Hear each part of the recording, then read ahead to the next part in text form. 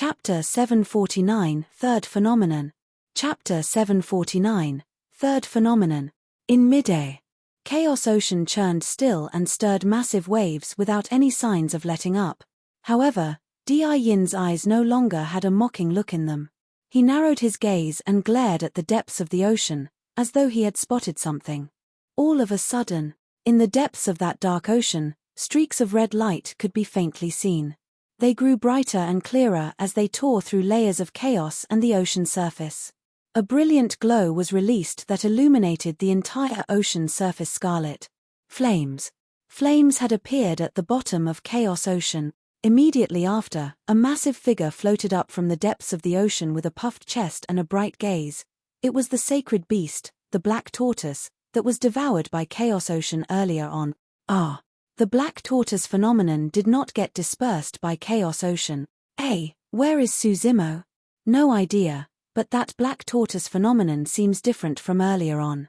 Suzimo's figure had vanished entirely. Instead, raring flames blazed on the shell of the black tortoise, massive and fiery. The flames were so immense that even Chaos Ocean could not extinguish them. All of a sudden, a bedazzling glow that intensified flashed from the right side of the skies. In that dark night, a blazing sun appeared and released a scorching heat. It illuminated the entire myriad phenomenon city like daylight. The skies on the left were still ink-black and silently cold. It was as though the skies had been split into two entirely different worlds. Day and night appeared at the same time. It was dark on the left side and bright on the right. Between the two worlds where darkness and light intersected, lightning flashed and thunder howled, releasing endless electric arcs that spread through the voids like spirit snake. The appearance of day and night together released two distinct lustres of yin and yang that coincidentally converged on the shell of the black tortoise. Yin and yang were interweaving. The mysterious patterns on the black tortoise's shell seemed as though they were triggered and released streams of resplendent lights. Swoosh! A blaze surged. All the cultivators present, including the 17 nascent souls above the clouds, were watching the battlefield fixedly with bated breath. Extinguish! Yin channeled his spirit energy and the green lotus swayed. Chaos Ocean howled as waves rose one after another to crash against the black tortoise. However, the black tortoise was unyielding and the flames did not extinguish. Perfected Lord Hunyi frowned and asked deeply, "What are those flames? How are they not extinguished by Chaos Ocean?" Monk Yuan Kong mulled with a bright gaze. The flames seem as though they possess the aura of the Tao of Buddhism. Before his words were finished, Sanskrit sounded in midair. Someone was chanting sutras and prostrating to Buddha in that intense battle with a voice that resounded like a bell. It was loud and reverberated through one's ears. Every single word possessed a mysterious, noble power. The voids trembled. "That's Mister's voice." Little Fox broke out in tears with joy. She had been by Suzimo's side for 20 years at the bottom of the Dragon Burial Valley, coiled up in his ankles. She would often fall into slumber listening to Suzimo's voice as he recited sutras. Little Fox could not be more familiar with those Sanskrit words. Suzimo isn't dead. It seems like things are going to change once more. Cries of surprises came from the crowd. But, where is he? More than shock, the eyes of the 100,000 cultivators were filled with questions. Above the battlefield, the green lotus swayed and Chaos Ocean churned. The black tortoise stood steady in the ocean with its limbs as a flaming light burst into the air on its shell, but there was no trace of Suzimo. The Sanskrit became louder as time passed. Right in front of everyone's eyes, a jade-like pristine green lotus grew from the blazing flames. It was flawless and shone with a pure glow. It's the world-cleansing green lotus again. Suzimo has also comprehended the world-cleansing green lotus. Even without the reminder of the 17 nascent souls above the clouds, the 100,000 golden cores present recognized that phenomenon right away. Just then, the Sanskrit stopped. A calm voice sounded from the shell of the black tortoise. Yin, sorry to disappoint you. I don't possess a double phenomenon. Many cultivators were agape. As they looked at the green lotus on the black tortoise's shell, everyone came to a realization. With that world-cleansing green lotus, Suzimo had already cultivated 3 golden core phenomenons. No matter who it was, Di Yin or Suzimo, that won the fight today, both of them had accomplished unprecedented attainment. Although Di Yin's expression was grim, he sneered still. So what if you have 3 phenomenons? All 3 of them are trash. There's no way you can compete against my Chaos Green Lotus. Foo. Suzimo smiled lightly, not rebutting his words. His 3 phenomenons represented the Taoes of Immortal, Buddhism and Fiends. Furthermore, all of them were the top golden core phenomenons of their respective Taoes. In reality, back when Suzimo left the bottom of the Dragon Burial Valley, he had already cultivated the world-cleansing Green Lotus. Di Yin was able to realize that phenomenon after browsing through the mystic Dharmic Lotus Sutra for a month. How could Suzimo possibly gain nothing after spending 20 years laying dormant? Initially, the divine turtle and soaring serpent phenomenons were irreconcilable with their fire and water natures and were in constant conflict. The reason why the 2 phenomenons were able to fuse to become the black tortoise phenomenon later on was because Suzimo had cultivated Buddhism at the bottom of the Dragon Burial Valley and accomplished the world-cleansing Green Lotus. However, Suzimo was unable to fuse the 3 phenomenons together. It was only after he ascended the Myriad Phenomenon Peak that he obtained a true resolution. Suzimo experienced the marks and auras of many ancient phenomenons on the Myriad Phenomenon Peak. Those phenomenons were a representation of the ancient era, the most glorious civilization period of the Immortal, Buddhist and Fiend Taoes. Although Suzimo could not comprehend the thousands of ancient phenomenons, he could appreciate the intent of the Immortal, Buddhist and Fiend Taoes behind them. The turtle and snake intertwined, fire and water fused while passive and activeness were harmonized. Day appeared with night, light stacked upon darkness and yin and yang intersected. When the multiple sources of power were used on the back of the black tortoise, the obscure and mysterious runes on its back were activated and the true power of the black tortoise was released. The existence of that power was the reason why the black tortoise was not drowned by Chaos Ocean. The flames on the back of its shell were left behind by the Saraka flower. That was a divine flame of the Buddhist Tao. Chaos Ocean was not able to extinguish it. The Saraka flower possessed the power of life. With the help of the Saraka flower, Suzimo fused the world-cleansing Green Lotus into the black tortoise phenomenon perfectly and an eternal green lotus blossomed from the blazing flame. In fact, the green color of the lotus was purged away by the raging flames and dazzling streaks of golden light were gradually released. Within the terrifying flame ocean, an indestructible golden lotus was born and shone brilliantly. One after another, golden petals blossomed and gradually revealed a golden lotus seat within. A figure sat on the lotus seat with his palms clasped together. His head was lowered in a dignified manner and he was shrouded by an endless golden glow, resembling a Buddha that sat on the lotus seat with absolute authority. Everyone focused their attention. It was Suzimo who had vanished earlier on. Within Chaos Ocean, the black tortoise broke out. Day and night appeared together and lightning flashed as thunder crackled. The sea of flames was massive and shone with a golden glow as the entire world shook. Chapter 750 Attack of a Perfected Lord. Chapter 750 Attack of a Perfected Lord. The black tortoise disregarded the raging tides and moved against the current with the golden lotus on its back. Day and night appeared together while lightning flashed as thunder crackled. The 2 heads of the turtle and serpent reared and roared into the skies, sweeping their divine might through the 9 heavens in a majestic manner. An intense clash broke out between the 2 great golden core phenomenons in midair. Bang! Bang! Bang! Incomparably strong air currents darted wildly, causing the voids to quake and scorching heat waves were released one after another from the center of the 2 great phenomenon. Pest! What a tremendous power! The nascent souls above the clouds were shocked. All of them felt threatened by the power released from the clash of the 2 great golden core phenomenons. Without hesitation, everyone retreated far away from the battlefield, afraid that they would be implicated. Perfected Lord Hun Yi, Monk Yuan Kong, Perfected Lord Tian Ming and the others were alarmed and furious. Their gazes were grim as they looked at one another. All of them could see the killing intent in the other's eyes. This lad must not survive. The power released by that golden core phenomenon was enough to kill them.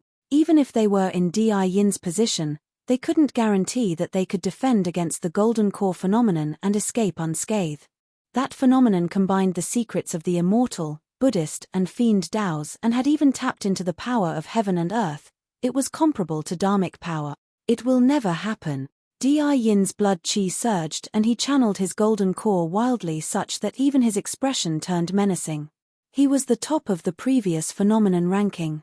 He was the number one perfected being. His attainments in his golden core phenomenon had already surpassed the human emperor. He was definitely going to leave his name in history and dominate over Tianhuang mainland. He must not lose here. A defeat would erase all his past glory instantly. His glory would be the stepping stone of this green-robed cultivator before him. The green lotus swayed and released streams of pure, flawless light, causing raging tides to surge forward one after another in chaos ocean. Boom! It was yet another deafening sound. Immediately after, a massive object tore through the waves and arrived at the front with the might of heaven and earth, slamming violently towards Di Yin. Swash! The chaos green lotus shone and stood in the black tortoise's path. Bang! The chaos green lotus collided against the black tortoise. The world changed. It was as though everything was frozen at that moment. Everything went silent. Although the green lotus remained intact, its glow dimmed completely without any greenness in it, as though it had withered. A series of cracks appeared on the black tortoise's body as it stopped for a moment before dispersing. On the surface, it seemed as though Di Yin had the advantage. However, his expression was extremely grim at the moment. That was because Su Zimo's golden core phenomenon was not completely destroyed yet. Although the black tortoise was gone, the golden lotus that was born in the blazing flames was still present. Break it! Su Zimo descended like a divine being and roared. He strode forward with the golden lotus in his hands and smashed it on the chaos green lotus before him. Boom! The two lotuses collided and bright Buddha lights filled the surroundings. The true form of the golden lotus was a world-cleansing green lotus. However, yin and yang intersected while lightning and thunder fused. Soaked in seawater and refined under raging flames, it evolved into an everlasting golden lotus. Gold was indestructible and eternal. It could last as long as heaven and earth and shared the brilliance of day and night. Crack! Crack! Crack! The chaos green lotus cracked. Di Yin jerked and his eyes grew dim as blood drained from his face. The chaos green lotus was fused from two great phenomenons and was even able to threaten nascent souls. It was obvious how immense the burden of that toll on Di Yin's body was. Now that the chaos green lotus was shattered, the rebound of the power caused Di Yin severe injuries instantly. Di Yin fell over, coughing huge mouthfuls of blood. Ah! A series of exclamations broke out from the crowd. Di Yin was defeated. Nobody expected that outcome from this earth-shaking battle. This was a battle that was filled with ups and downs.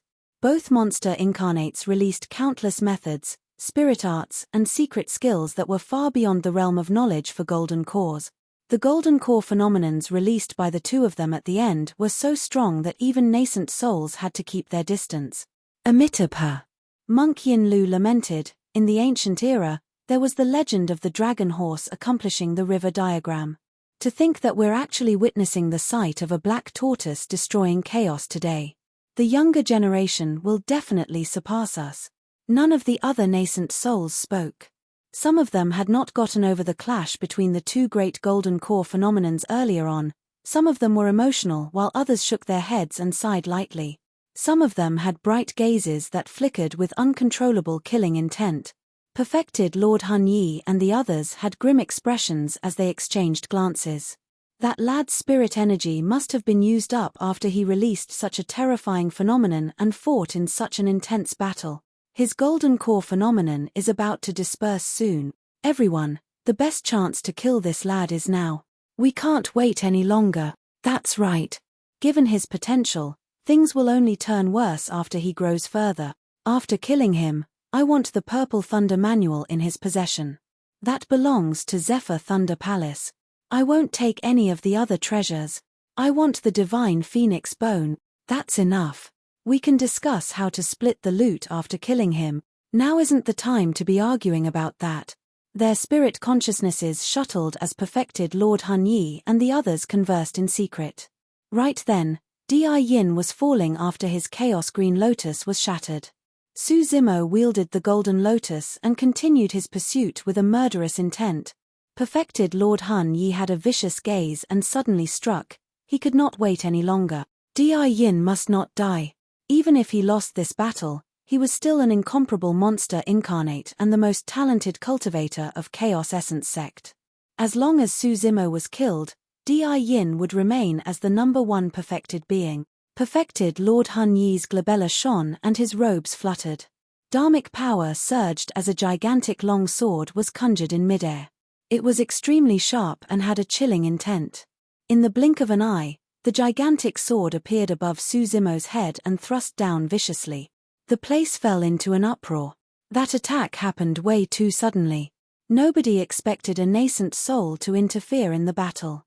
Furthermore, his attack came without any warning. It was more like an ambush. How dare you? Perfected Lord Yu Jun's expression changed starkly as he roared and struck instantly. However, his reaction was already a step slower. It's over. Lin Xuanji exclaimed internally when he saw that. Even bystanders could not react to it. How could Su Zimo, who was wholeheartedly focused on Di Yin in the battlefield, avoid that killing move? Furthermore, it was clear that Su Zimo's spirit energy was depleted and he was at his limits after his fight with Di Yin. A golden core was almost definitely doomed in an ambush by a nascent soul. Many cultivators could have already envisioned the image of Su Zimo's corpse. Right in front of countless gazes, Su Zimo, who was about to catch up to Di Yin, suddenly froze in his tracks as though he was possessed. In a flash, he twisted and propped the Golden Lotus in his hands above his head. Clang! The moment the Golden Lotus was lifted above his head, the gigantic sword descended and struck the Golden Lotus, causing sparks to fly along with the jarring sound of metal clashing. Chapter 751 Uncontrollable Situation. Chapter 751 Uncontrollable Situation. What swift reactions! The crowd gasped. Even perfected Lord Yu Jun was a step slower in stopping perfected Lord Hun Yi's ambush. To think that Su Zimo could stop in time and shield his head with the Golden Lotus. That was the benefit of cultivating the mystic classic of the 12 demon kings of the Great Wilderness. Even without seeing or hearing it, he could still detect danger. However, detecting danger was one thing. Whether or not he could defend against the power of a nascent soul was another. A blinding light burst forth when the gigantic sword collided against the Golden Lotus, sending resplendent streaks of light everywhere. A heat wave burst forth and almost flipped all the golden cores in the vicinity over. The gigantic sword was repelled high into the air. The Golden Lotus exploded right away. Finally, that earth-shaking golden core phenomenon was shattered into pieces after being ground down by Chaos Ocean, relentlessly coupled with the attack of a nascent soul. There was a boom. Su Zimo crashed down onto the ruins of the collapsed stone platform and was buried beneath the stone slabs, vanishing from sight. Many cultivators shook their heads when they saw that. Su Zimo's spirit energy was probably used up completely after his intense battle with Di Yin. It was clear that the power of his phenomenon had also deteriorated.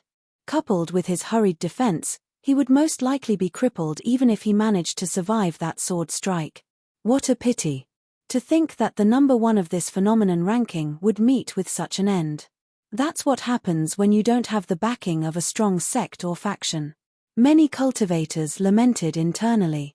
Hun Yi, what are you trying to do?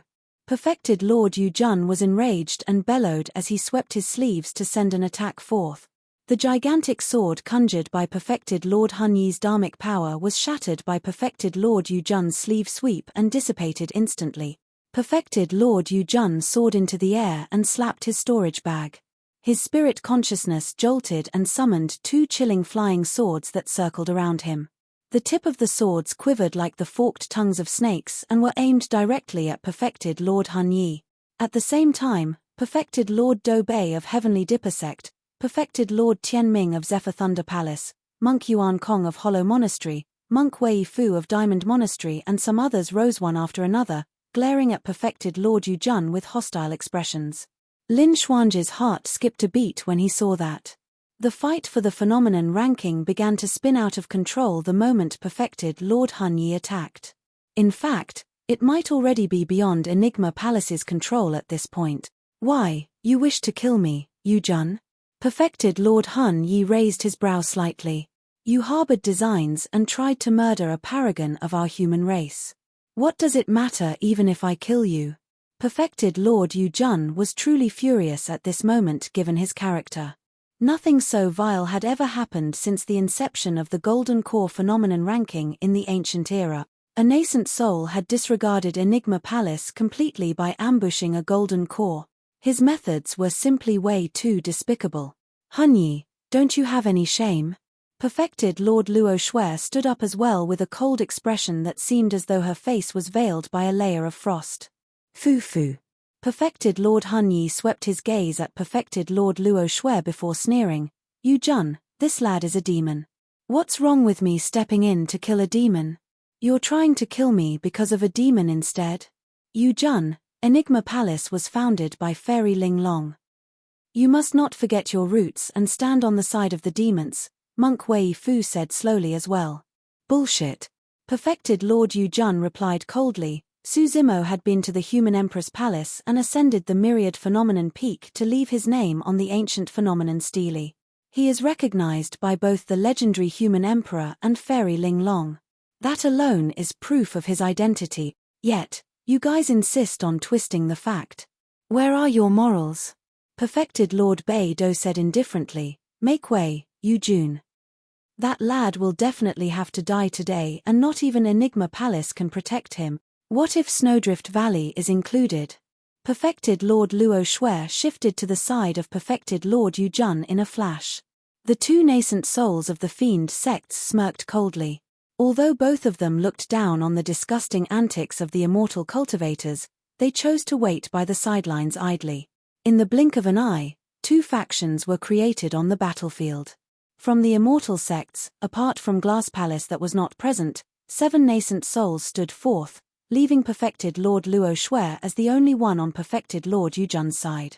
From the 6 Buddhist monasteries, Hollow Monastery and Diamond Monastery took the lead and 5 of the monasteries stood on the side of Perfected Lord Hun Yi. Why are you guys doing this?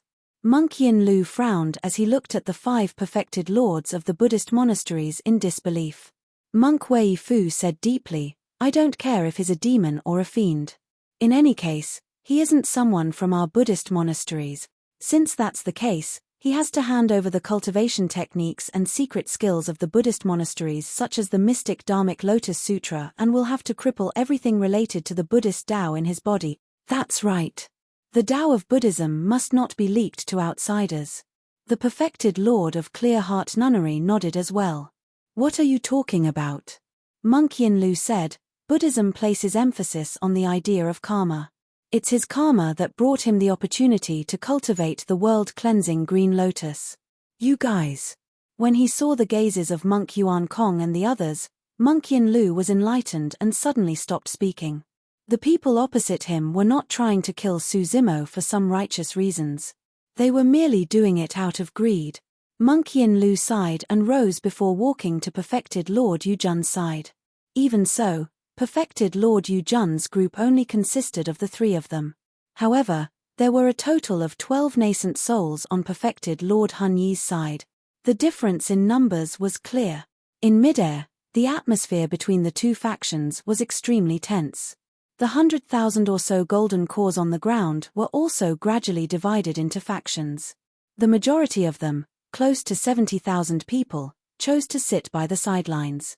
Many cultivators from immortal sects were gathered, led by Chaos Essence Sect and Zephyr Thunder Palace.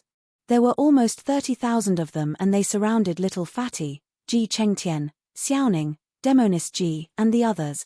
Xu Cheng and Hang Qiuyu from the immortal sects and Monk Jian Kong and Monk Ju Chen of the Buddhist monasteries were among them as they glared at Little Fatty and the others greedily.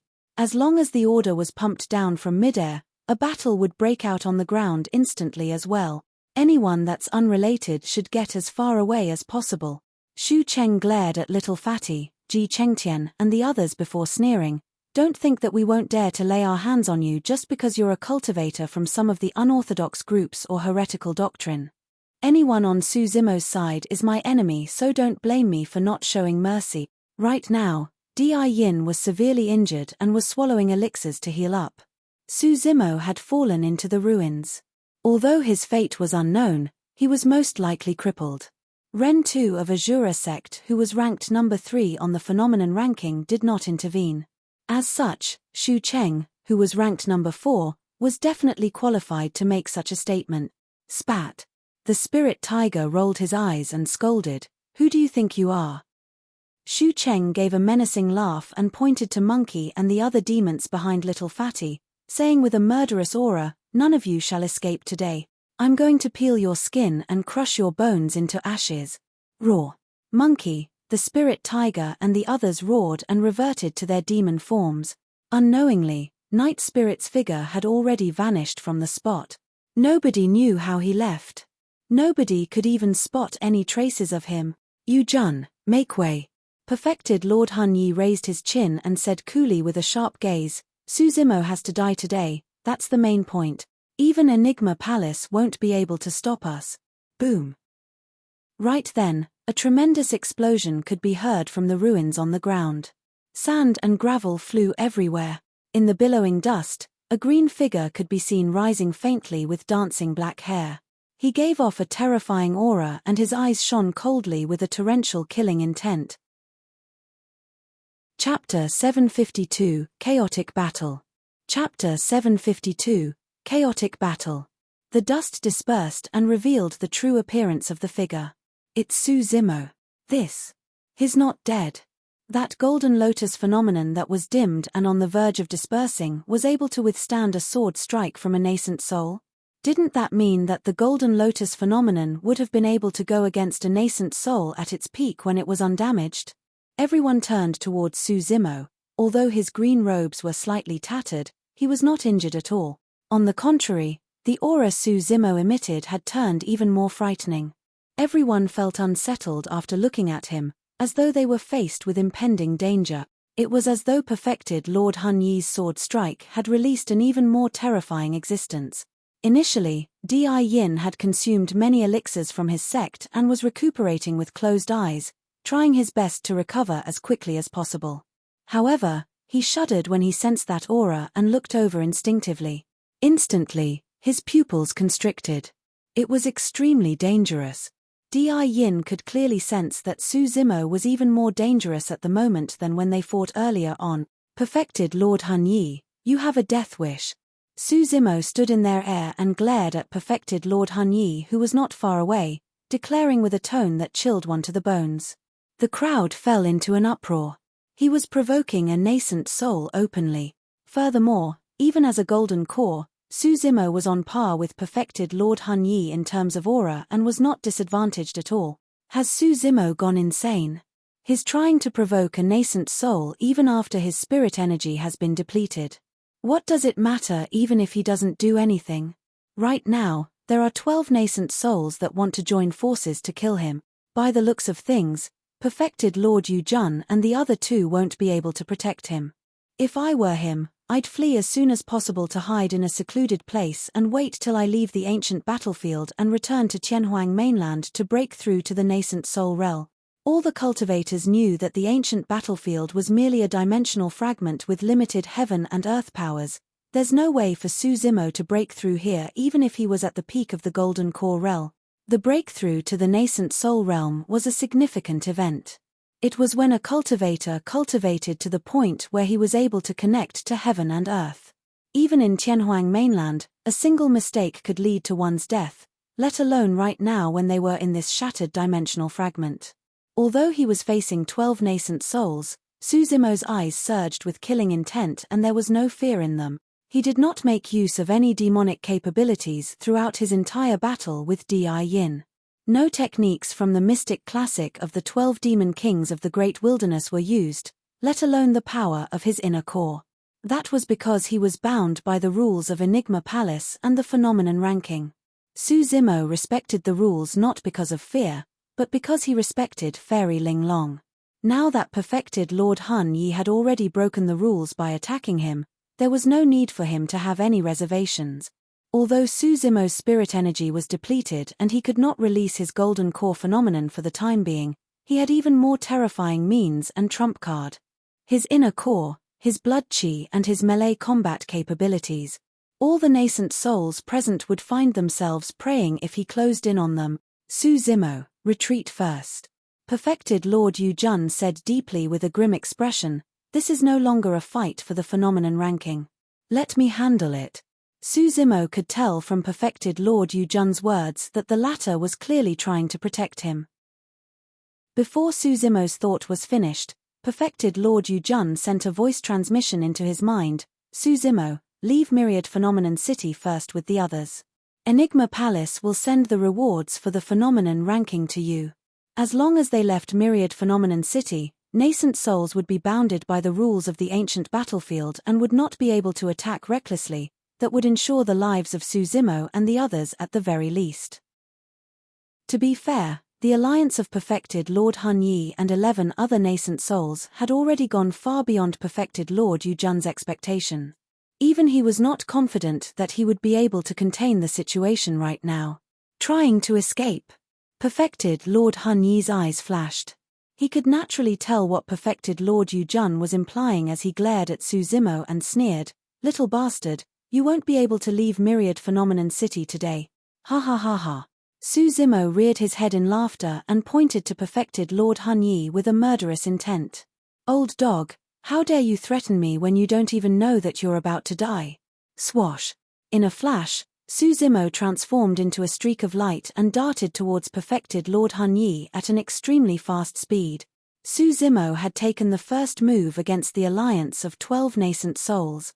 Bastard, you're courting death. You truly don't know what's good for you.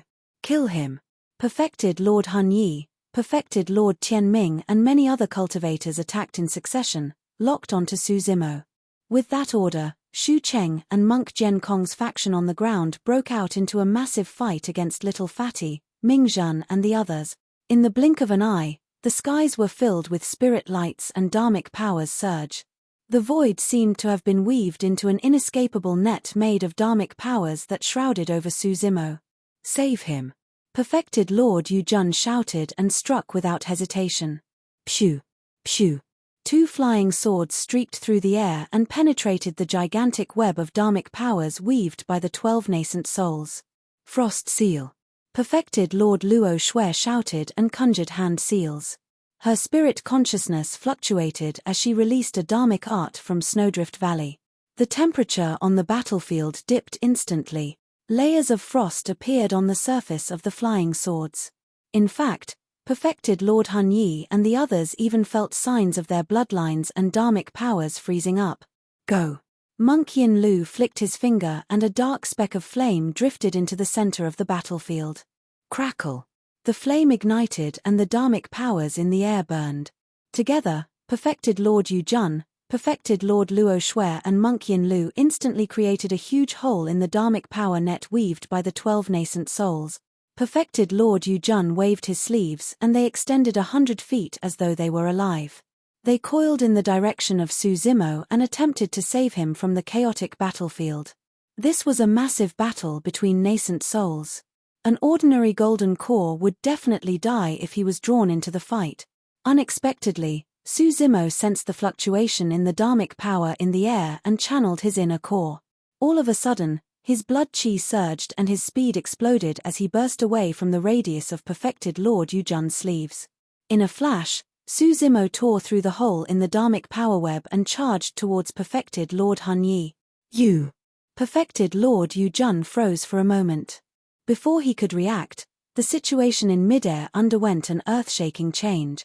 Suzimo relied on the help from Perfected Lord Yu Jun and the other 2 to break free from the obstruction of the 12 nascent souls, and he was now less than 30 feet away from Perfected Lord Hun Yi. Perfected Lord Hun Yi's expression changed starkly as he fled in retreat without hesitation. At the same time, his glabella shone and his hands shifted rapidly to conjure a dharmic seal that gathered at his fingertips.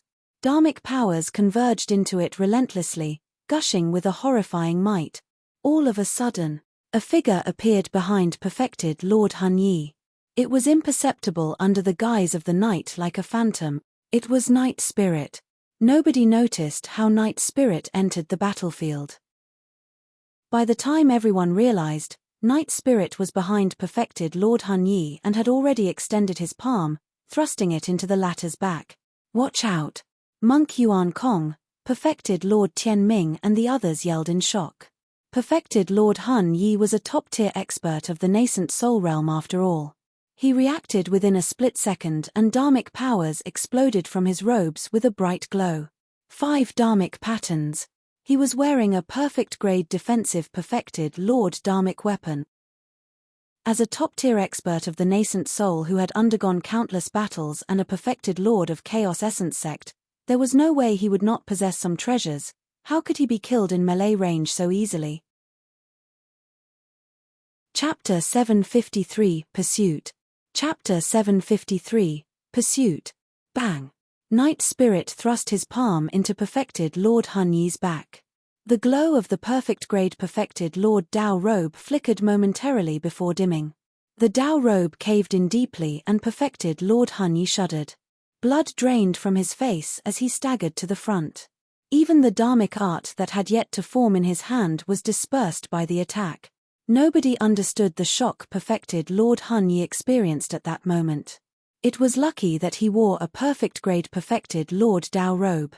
If it was any other supreme-grade dharmic weapon, his organs might have been ruptured by Night Spirit's attack.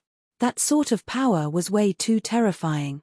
Perfected Lord Hun Yi did not dare to linger at all and fled into the distance. He had the perfect-grade perfected Lord Dao robe with him.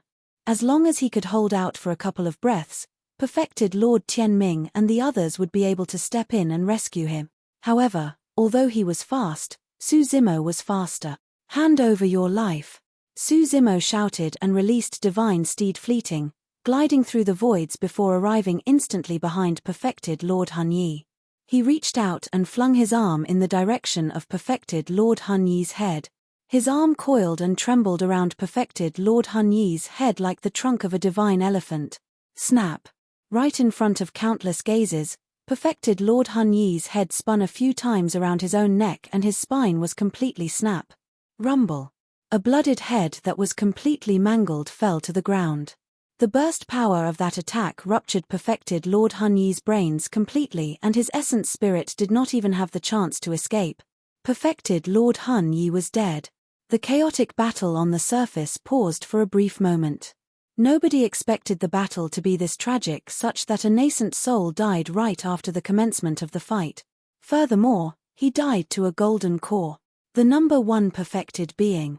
This was the true number 1 perfected being.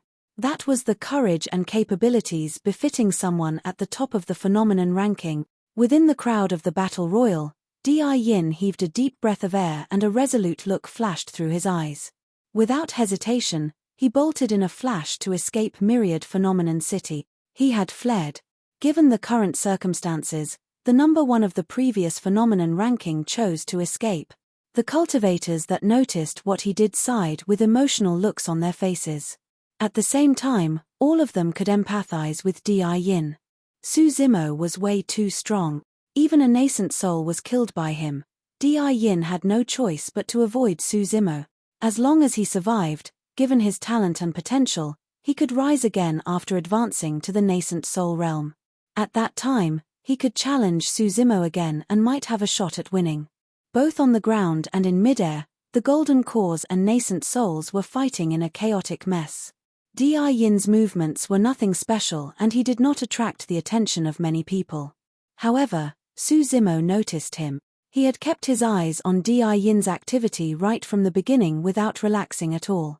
In his heart, Di Yin was a greater threat than perfected Lord Tianming and the others. If he missed this opportunity, it would be too difficult to kill Di Yin once they returned to Tianhuang mainland with the protection of a massive faction such as Chaos Essence sect. Su Zimo made his decision the moment he thought about that. Night Spirit, stay here and take care of Xiaoning and the others. I'll go and kill Di Yin. Su Zimo left that statement and burst forward in a flash, charging in the direction where Di Yin disappeared. Trying to run? Leave the Purple Thunder manual behind. Perfected Lord Tianming, perfected Lord Beidou and the others stood out in succession to block him. Naturally, there was no way perfected Lord Yu Jun, perfected Lord Luo Shui and Monk Yin Lu were going to stand by idly as they released many dharmic arts and secret skills to defend against most of the attacks. Monk Wei Fu managed to break free from Monk Yin Lu and appeared in front of Su Zimo in a flash. Amitabha. He let out a long Buddhist proclamation and extended his palm, gripping it into a fist. Blood chi surged and his arm shone with a blinding light as though it was covered with a layer of gold. Boom. He threw a punch out. Dharmic powers surged and the voids trembled. Monk Wei Fu had a burning gaze as he glared into Su Zimo's eyes, shouting, "Demon, where do you think you're going?" With that, Monk Wei Fu released 2 secret skills and a dharmic art of Diamond Monastery. The secret skills were none other than the Enraged Diamond Gaze and Lion Roar. The dharmic art was Monk Wei Fu's punch. Known as the Diamond Fiend Suppression Punch, it was the ultimate technique that supported Diamond Monastery. Every single punch contained a ton of power and could subdue evil and fiends, as though one was imbued with diamond. However, Monk Wei Fu's visual technique could not affect Su Zimo at all. Su Zimo cultivated the mystic classic of the 12 demon kings of the Great Wilderness regularly and was superior to Monk Wei Fu in terms of visual prowess. Furthermore, Su Zimo cultivated Illumination Eye daily with an unwavering resolve. The Enraged Diamond Gaze could not push him back at all. Get lost. Su Zimo was in a rush to catch up to Di Yin and did not wish to be stopped here as he released a tremendous roar. It was the secret skill, Thunderclap Kill. The power of his lungs was way too strong. The roar engulfed Monk Wei Fu's Lion Roar instantly like a sudden thunderbolt.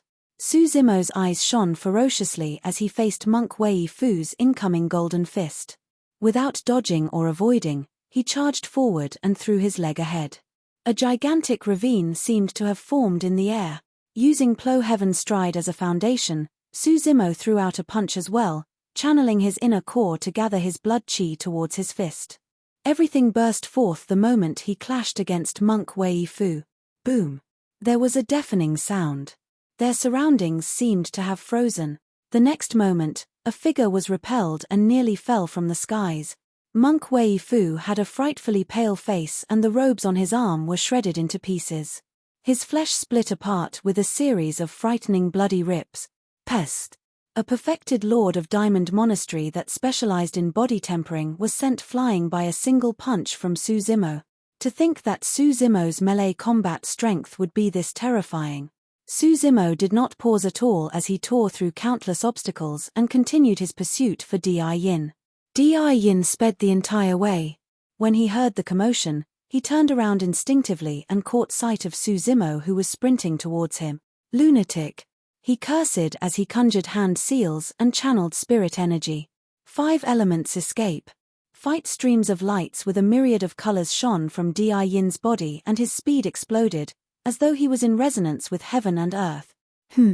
Su Zimo narrowed his gaze and slapped his storage bag, grabbing a handful of elixirs to stuff into his mouth. The elixirs in his storage bag were all at perfect grade. The moment they entered his tummy, the elixirs were converted into rumbling spirit energy that cruised through his limbs before converging in his dantian. Su Zimo was invigorated and a pair of gigantic wings spread behind him. Ethereal wings. Coupled with Su Zimo's blood chi and the burst of his body, a green streak of light bolted by at a terrifying speed when he flapped his wings. The 2 monster incarnates rushed out of Myriad Phenomenon City one after another.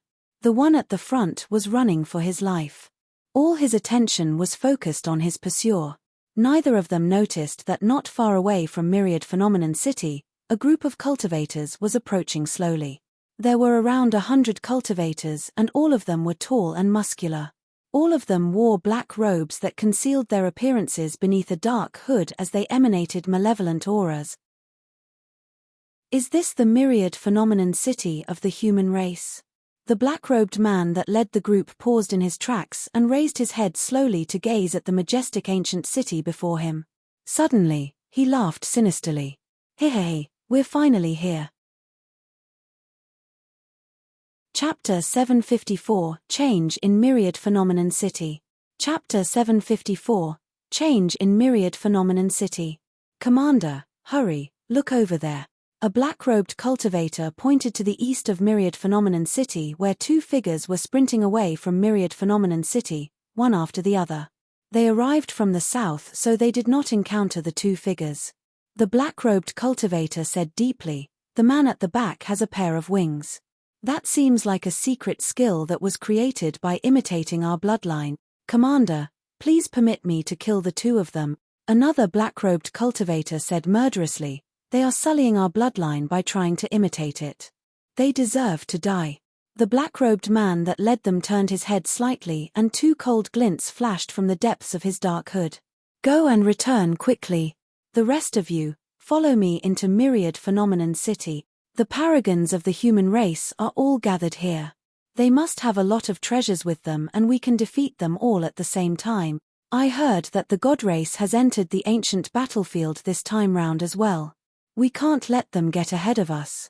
"Understood." The black-robed cultivator bowed and was about to chase after the two figures in the east.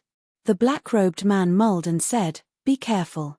Judging from their speed, those two should be top-tier paragons of the human race.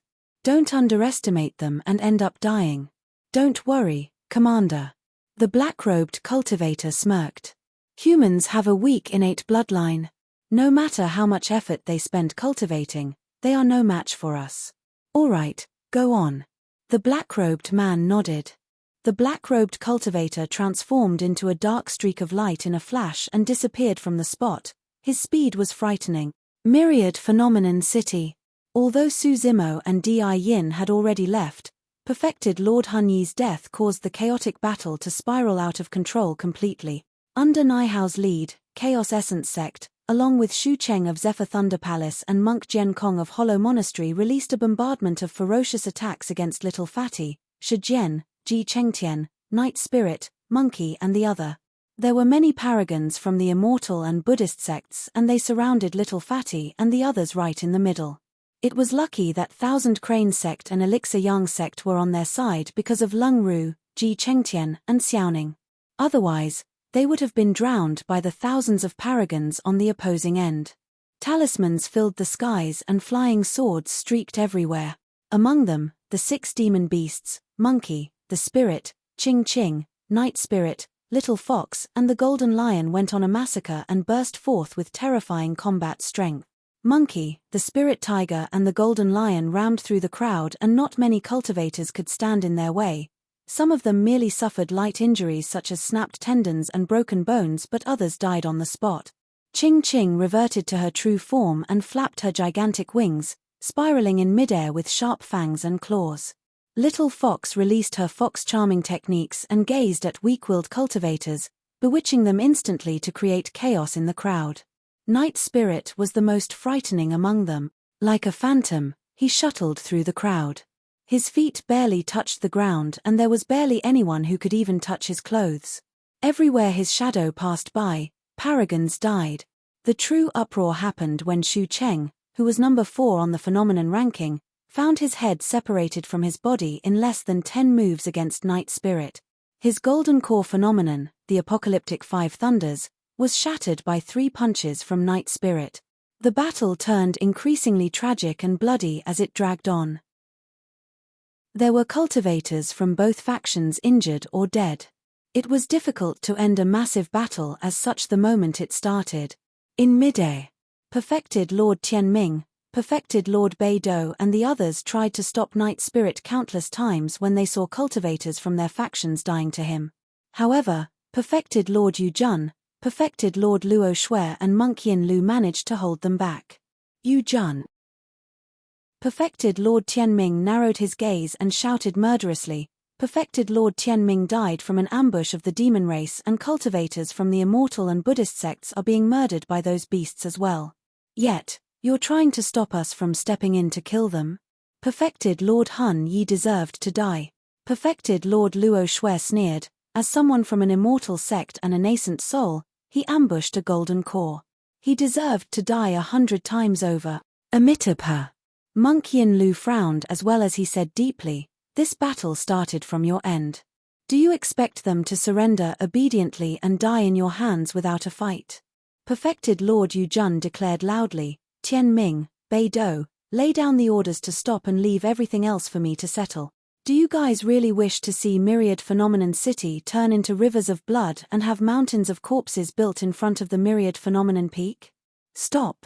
Perfected Lord Tianming laughed menacingly. We'll talk about stopping after the group of them and their beasts pay with their lives. Ha. The perfected Lord of Overlord Palace, who was watching by the sidelines, clapped and said gloatingly, Fight. All of you from the Immortal and Buddhist sects love to preach about your self-righteousness. Yet, you guys look nothing more than disgusting and pathetic right now. Perfected Lord Chu Yu of Azura sect was watching coldly by the sidelines with crossed arms as well. However, he frowned slightly. He. Right then, a sinister laughter sounded, and it actually overwhelmed the chaotic noises of the massive battle and echoed in every single corner of Myriad Phenomenon City. Puny ants indeed. The voice was erratic and sounded as though it came from everywhere. Its origin could not be determined. Even the perfected Lord of Overlord Palace knitted his brows tightly with an indeterminate expression. His glabella shone as he spread his spirit consciousness all around in a continuous search. Perfected Lord Chu Yu of Azura sect seemed to have detected something as he spun around and gazed to the south. On the long street in the south, a group of black-robed cultivators approached. There were around 100 of them, and they were all unusually bulky and tall.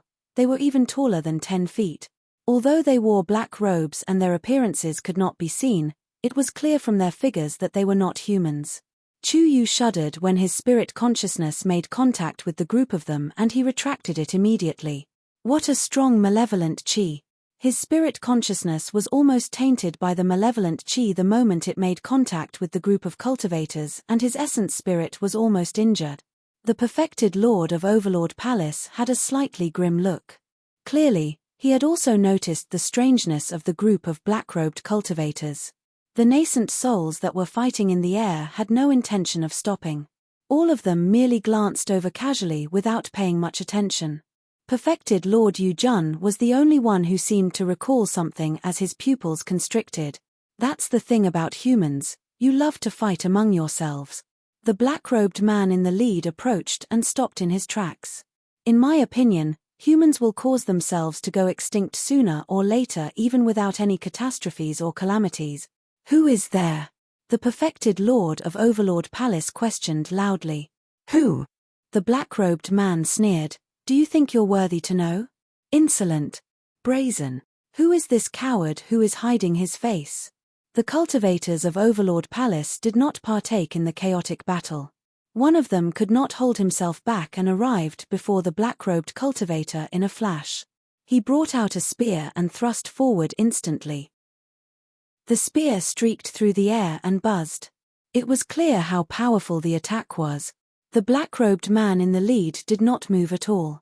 Behind him, a black-robed cultivator flickered and bolted forward in a flash. His black robes covered everything as he dragged the cultivator along with the spear into them instantly. In the blink of an eye, the black-robed cultivator reappeared on where he was. It was as though he had never moved. However, the cultivator of Overlord Palace was gone. Before everyone could recover from their surprise, a series of weird sounds came from beneath the cultivator's black robes. Crack, crack, rip, rip.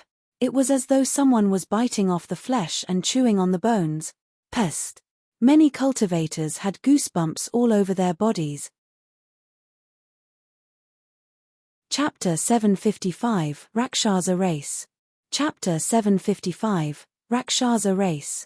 A thick blood stench emanated out. One after another, lumps of flesh fell beside the feet of the black-robed cultivator. A golden core of Overlord Palace was eaten alive by that black-robed cultivator. Any cultivator that could arrive in Myriad Phenomenon City had witnessed deaths and have killed others as well. However, they were still shocked nevertheless when they witnessed a cultivator eaten alive mouthful by mouthful. Some of the female cultivators turned pale and their tummies churned. Unable to control themselves, they vomited on the spot. Night Spirit, who was initially in a massacre in the battlefield, suddenly stopped as though he sensed something. His ears twitched as he sniffed in the air and his expression changed. In a flash, he disappeared into the crowd and vanished. Brother Zhao. The fiend heir of Overlord Palace, Pang Yu, was enraged when he saw that as he let out a tragic cry. Without a second word, he brought forth a spear and charged towards the black-robed cultivator on the other end. He, another person who wishes to die. A black-robed cultivator in the crowd laughed and moved. Leave this one for me to eat. The moment he said that, he vanished from the spot. Pang Yu felt his vision blur as though a shadow passed by. Not good. He lamented internally. It was too fast. That speed was much faster than he could see with his eyes. Swoosh. It was as though someone was blowing at the back of his neck. A chilling intent rose from the bottom of his feet and his hairs stood on end. Pang Yu did not hesitate and released his golden core phenomenon right away. Boom. The power of phenomenon churned in midair. Spirit energy circled Pang Yu continuously and converged rapidly to form a terrifying, pitch-black spear. The spear crackled with lightning and quivered slightly. Even the voids cried in its presence. Overlord Palace's legacy phenomenon, heavenly thrusting spear. Too late.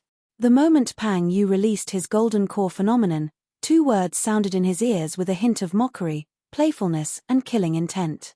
Immediately, he felt a chill down his throat. It was a chill that he could not be more familiar with. It was the coldness of a sword's blade. In less than a single breath, an outcome between their fight was decided. Right in front of many cultivators, Pang Yu charged forward and the black-robed cultivator vanished. The moment Pang Yu released his golden core phenomenon, a phantom-like shadow appeared behind him, gripping a cold, curved saber and swinging it towards his throat. A paragon who was on the top 10 of the phenomenon ranking could not survive a single attack from the black-robed cultivator. Just as everyone thought that Pang Yu's head was going to be severed from his body, a series of spear shadows streaked through the air densely towards the black-robed cultivator at an extremely fast speed. The spear shadows possessed a wisp of heaven and earth's might. It was a dharmic art. The nascent souls had attacked. Many cultivators turned over. The perfected lord of Overlord Palace glared deeply at the group of black-robed cultivators with a grim expression. He shuffled his fingers to create hand seals and the dharmic power in his body surged. He was the one that produced the dense spear shadows. Damn it!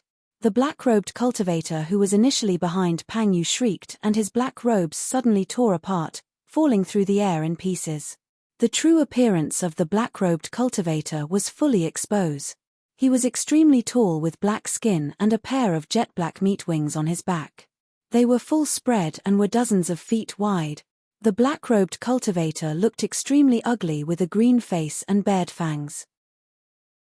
His nose was pointed to the skies and his fingers and toes had sharp, curved nails that shimmered coldly. That was no human, it resembled a malevolent ghost from hell. The green-faced malevolent ghost sensed the pressure behind him and could not pierce Pang Yu's throat in time. He revealed his true form and flapped his wings, transforming into a dark streak of light. Pshoo! Pshoo! Pshoo! The streak of light was extremely fast and surpassed the sensory reactions of every cultivator present. He shuttled through the dense spear shadows with unusual nimbleness and dodged through everything before reappearing behind the black-robed man. The crowd was shocked. On the one hand, they were shocked at the repulsive and ugly appearance of the creature. On the other hand, they were shocked at his capabilities. There was no dharmic power fluctuation from the green-faced malevolent ghost. In other words, he was only at golden core realm at the very most. However, he was able to escape fully unscathed from a nascent soul's killing move by relying on his terrifying speed, and he was only a golden core.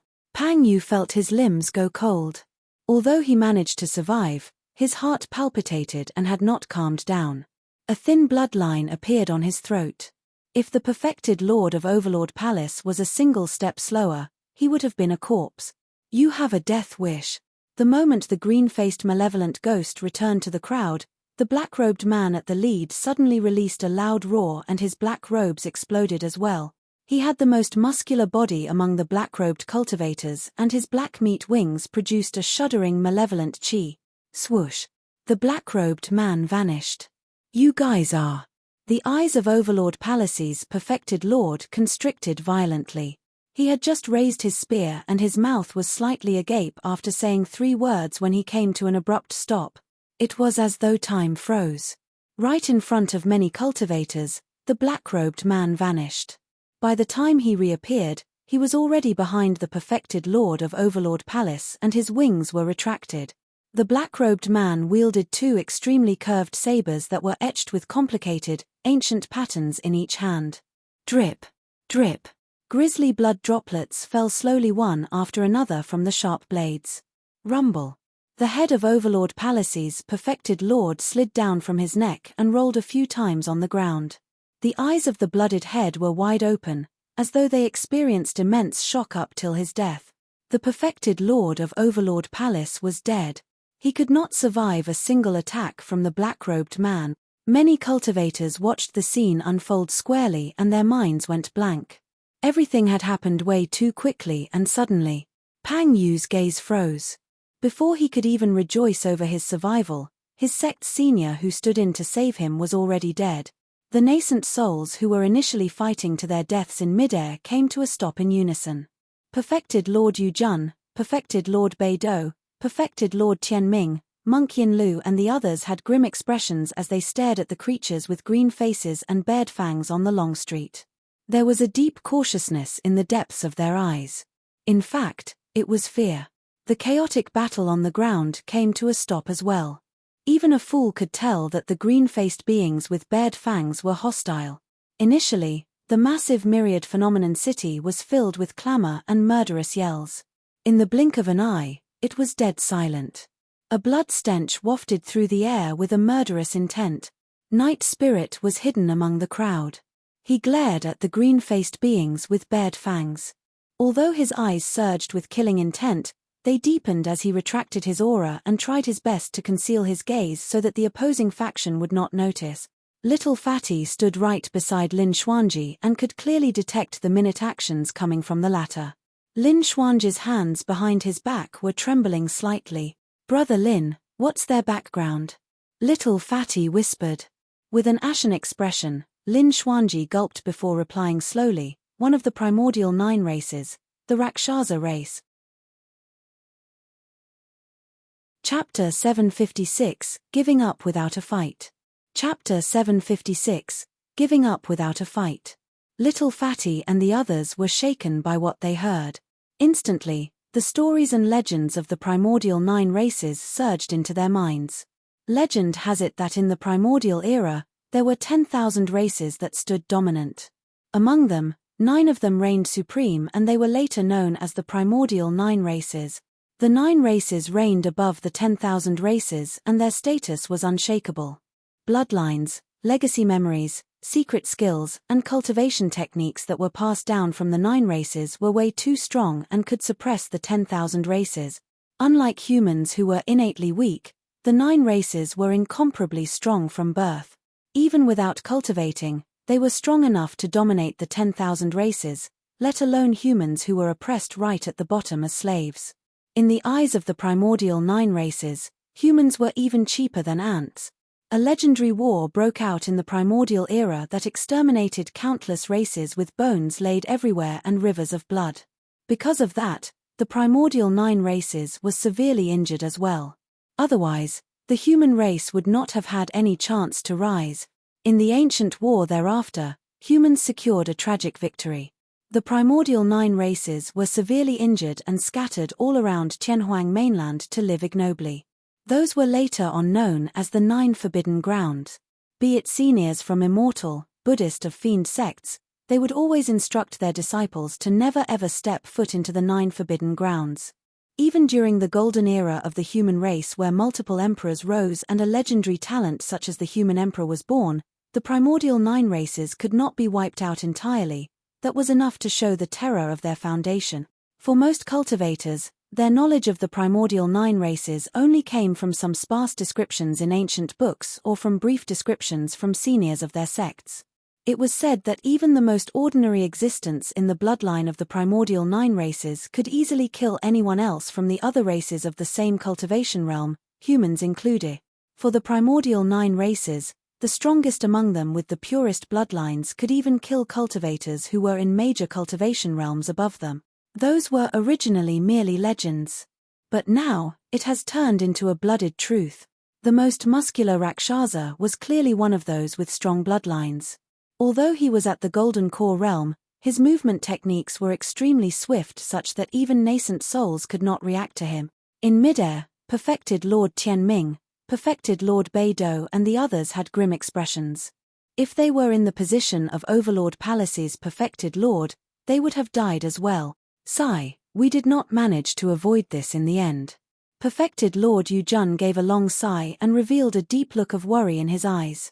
The reason why the phenomenon ranking was pushed forward for more than a month this time round was because he had caught wind of news that clansmen from the primordial 9 races had entered the ancient battlefield. After the ancient war, clansmen from the primordial 9 races rarely appeared in Tianhuang mainland. However, each time they did, there would be a bloodbath. 10,000 years ago, an earth-shaking catastrophe was even created that resulted in the annihilation of 2 supersects and a great empire that lasted for 10,000 years. This time round, perfected Lord Yujun received news that one of the primordial 9 races, the God race, had appeared in the ancient battlefield. The God race definitely had a motive for entering the ancient battlefield, but he did not know exactly what it was. However, in order to avoid any clashes with them, perfected Lord Yujun chose to push the fight for the phenomenon ranking forward. To think that they could not avoid it eventually. Furthermore, judging from the current situation, the circumstances were worse than he had imagined. The Rakshasa race had already entered Myriad Phenomenon City before the God race appeared. They waged a massacre the moment they attacked. They were hostile. The Rakshasa race was the most violent among the primordial 9 races. With meat wings behind their backs, they were extremely swift and ate people. Furthermore, they loved to consume flesh and bones. Among the Rakshasa race, the men were extremely hideous with dark skin, red hair, green eyes, and faces with bared fangs. They looked absolutely terrifying. However, the women were beautiful, charming, and looked no different from humans. The Rakshasa race also possessed the fastest speed among the primordial 9 races. Perfected Lord Yujun glared at the tallest and most muscular Rakshasa leader before asking deeply, "Why has the Rakshasa race visited Myriad Phenomenon City that belongs to our human race? We're naturally here to eat some humans." The Rakshasa leader laughed sinisterly and revealed a pair of blooded and sharp fangs. Oh. The Rakshasa clansmen behind him became extremely excited and peeled off their black robes. Each of them spread their black meat wings and revealed their true appearances, smacking their lips as though they wanted to charge forward immediately. Perfected Lord Yujun's face flashed with rage before slowly calming down. However, perfected Lord Tianming, perfected Lord Beidou and the others had shimmering gazes as they glanced out of Myriad Phenomenon City from time to time in deep thoughts. Perfected Lord Yujun said coldly, "Everyone of the Rakshasa race, Myriad Phenomenon City is a sacred place for the human race and there are more than 100,000 human paragons gathered here right now. There's only slightly more than 100 of you. If we truly break out into a fight, how many of you can manage to scrape out alive?" His tone was murderous and robust. As the successor of Enigma Palace, no matter how cautious he was in his heart, he could not retreat. Furthermore, there were many paragons of the human race in Myriad Phenomenon City. If they banded together, they would be a force to reckon with and the 100-odd Rakshasa clansmen might not be able to win. Human paragons? The Rakshasa leader extended a grisly red tongue and smacked his lips before snickering. "I love to eat the flesh and drink the blood of paragons." The moment he said that, his figure vanished. The expressions of perfected Lord Yujun and the others changed starkly. Immediately after, the Rakshasa leader's voice sounded. It was erratic and his exact location could not be determined, but his voice spread through the entire Myriad Phenomenon City. "There's so much fresh meat here. Kill them." More than 100 Rakshasa clansmen soared into the air and transformed into streaks of dark light that bolted into the crowd for a massacre. "How dare you!" Perfected Lord Yujun was enraged and summoned his destiny flying sword immediately. It hovered in front of his chest as he shouted, "Everyone, don't panic. As long as we stick together." Before he could finish his sentence, he was interrupted by another voice. "Cultivators of Zephyr Thunder Palace, heed my orders and swiftly follow me to leave Myriad Phenomenon City." Perfected Lord Tianming's voice sounded and lightning crackled around him as winds howled. He had released his sect's secret skill, Zephyr Thunder Escape, to flee out of Myriad Phenomenon City. Cultivators of Heavenly Dipper sect, heed my orders. All of you, get out of this place. Perfected Lord Bei Do's figure flashed as he fled out of Myriad Phenomenon City with a panicked expression without hesitation. Immediately after, monks Yuan Kong and Wei Fu pumped down similar orders. There were more than a dozen nascent souls, but in the blink of an eye, half of them chose to flee without fighting. The many golden cores present were undecided in their flusters to begin with. When they heard the voices, many cultivators fled away from Myriad Phenomenon City instinctively. Instantly, the long street was in chaos. There were screams and tragic cries. You guys! Perfected Lord Yu Jun's eyes were widened as chills ran down his body. Initially, their only shot at survival was if they joined forces and let go of bygones to stand together against the Rakshasa race. But now, Zephyr Thunder Palace, Heavenly Dipper sect, Hollow Monastery, and some other sects chose to escape without fighting. That was equivalent to them giving up their final opportunity. Escape.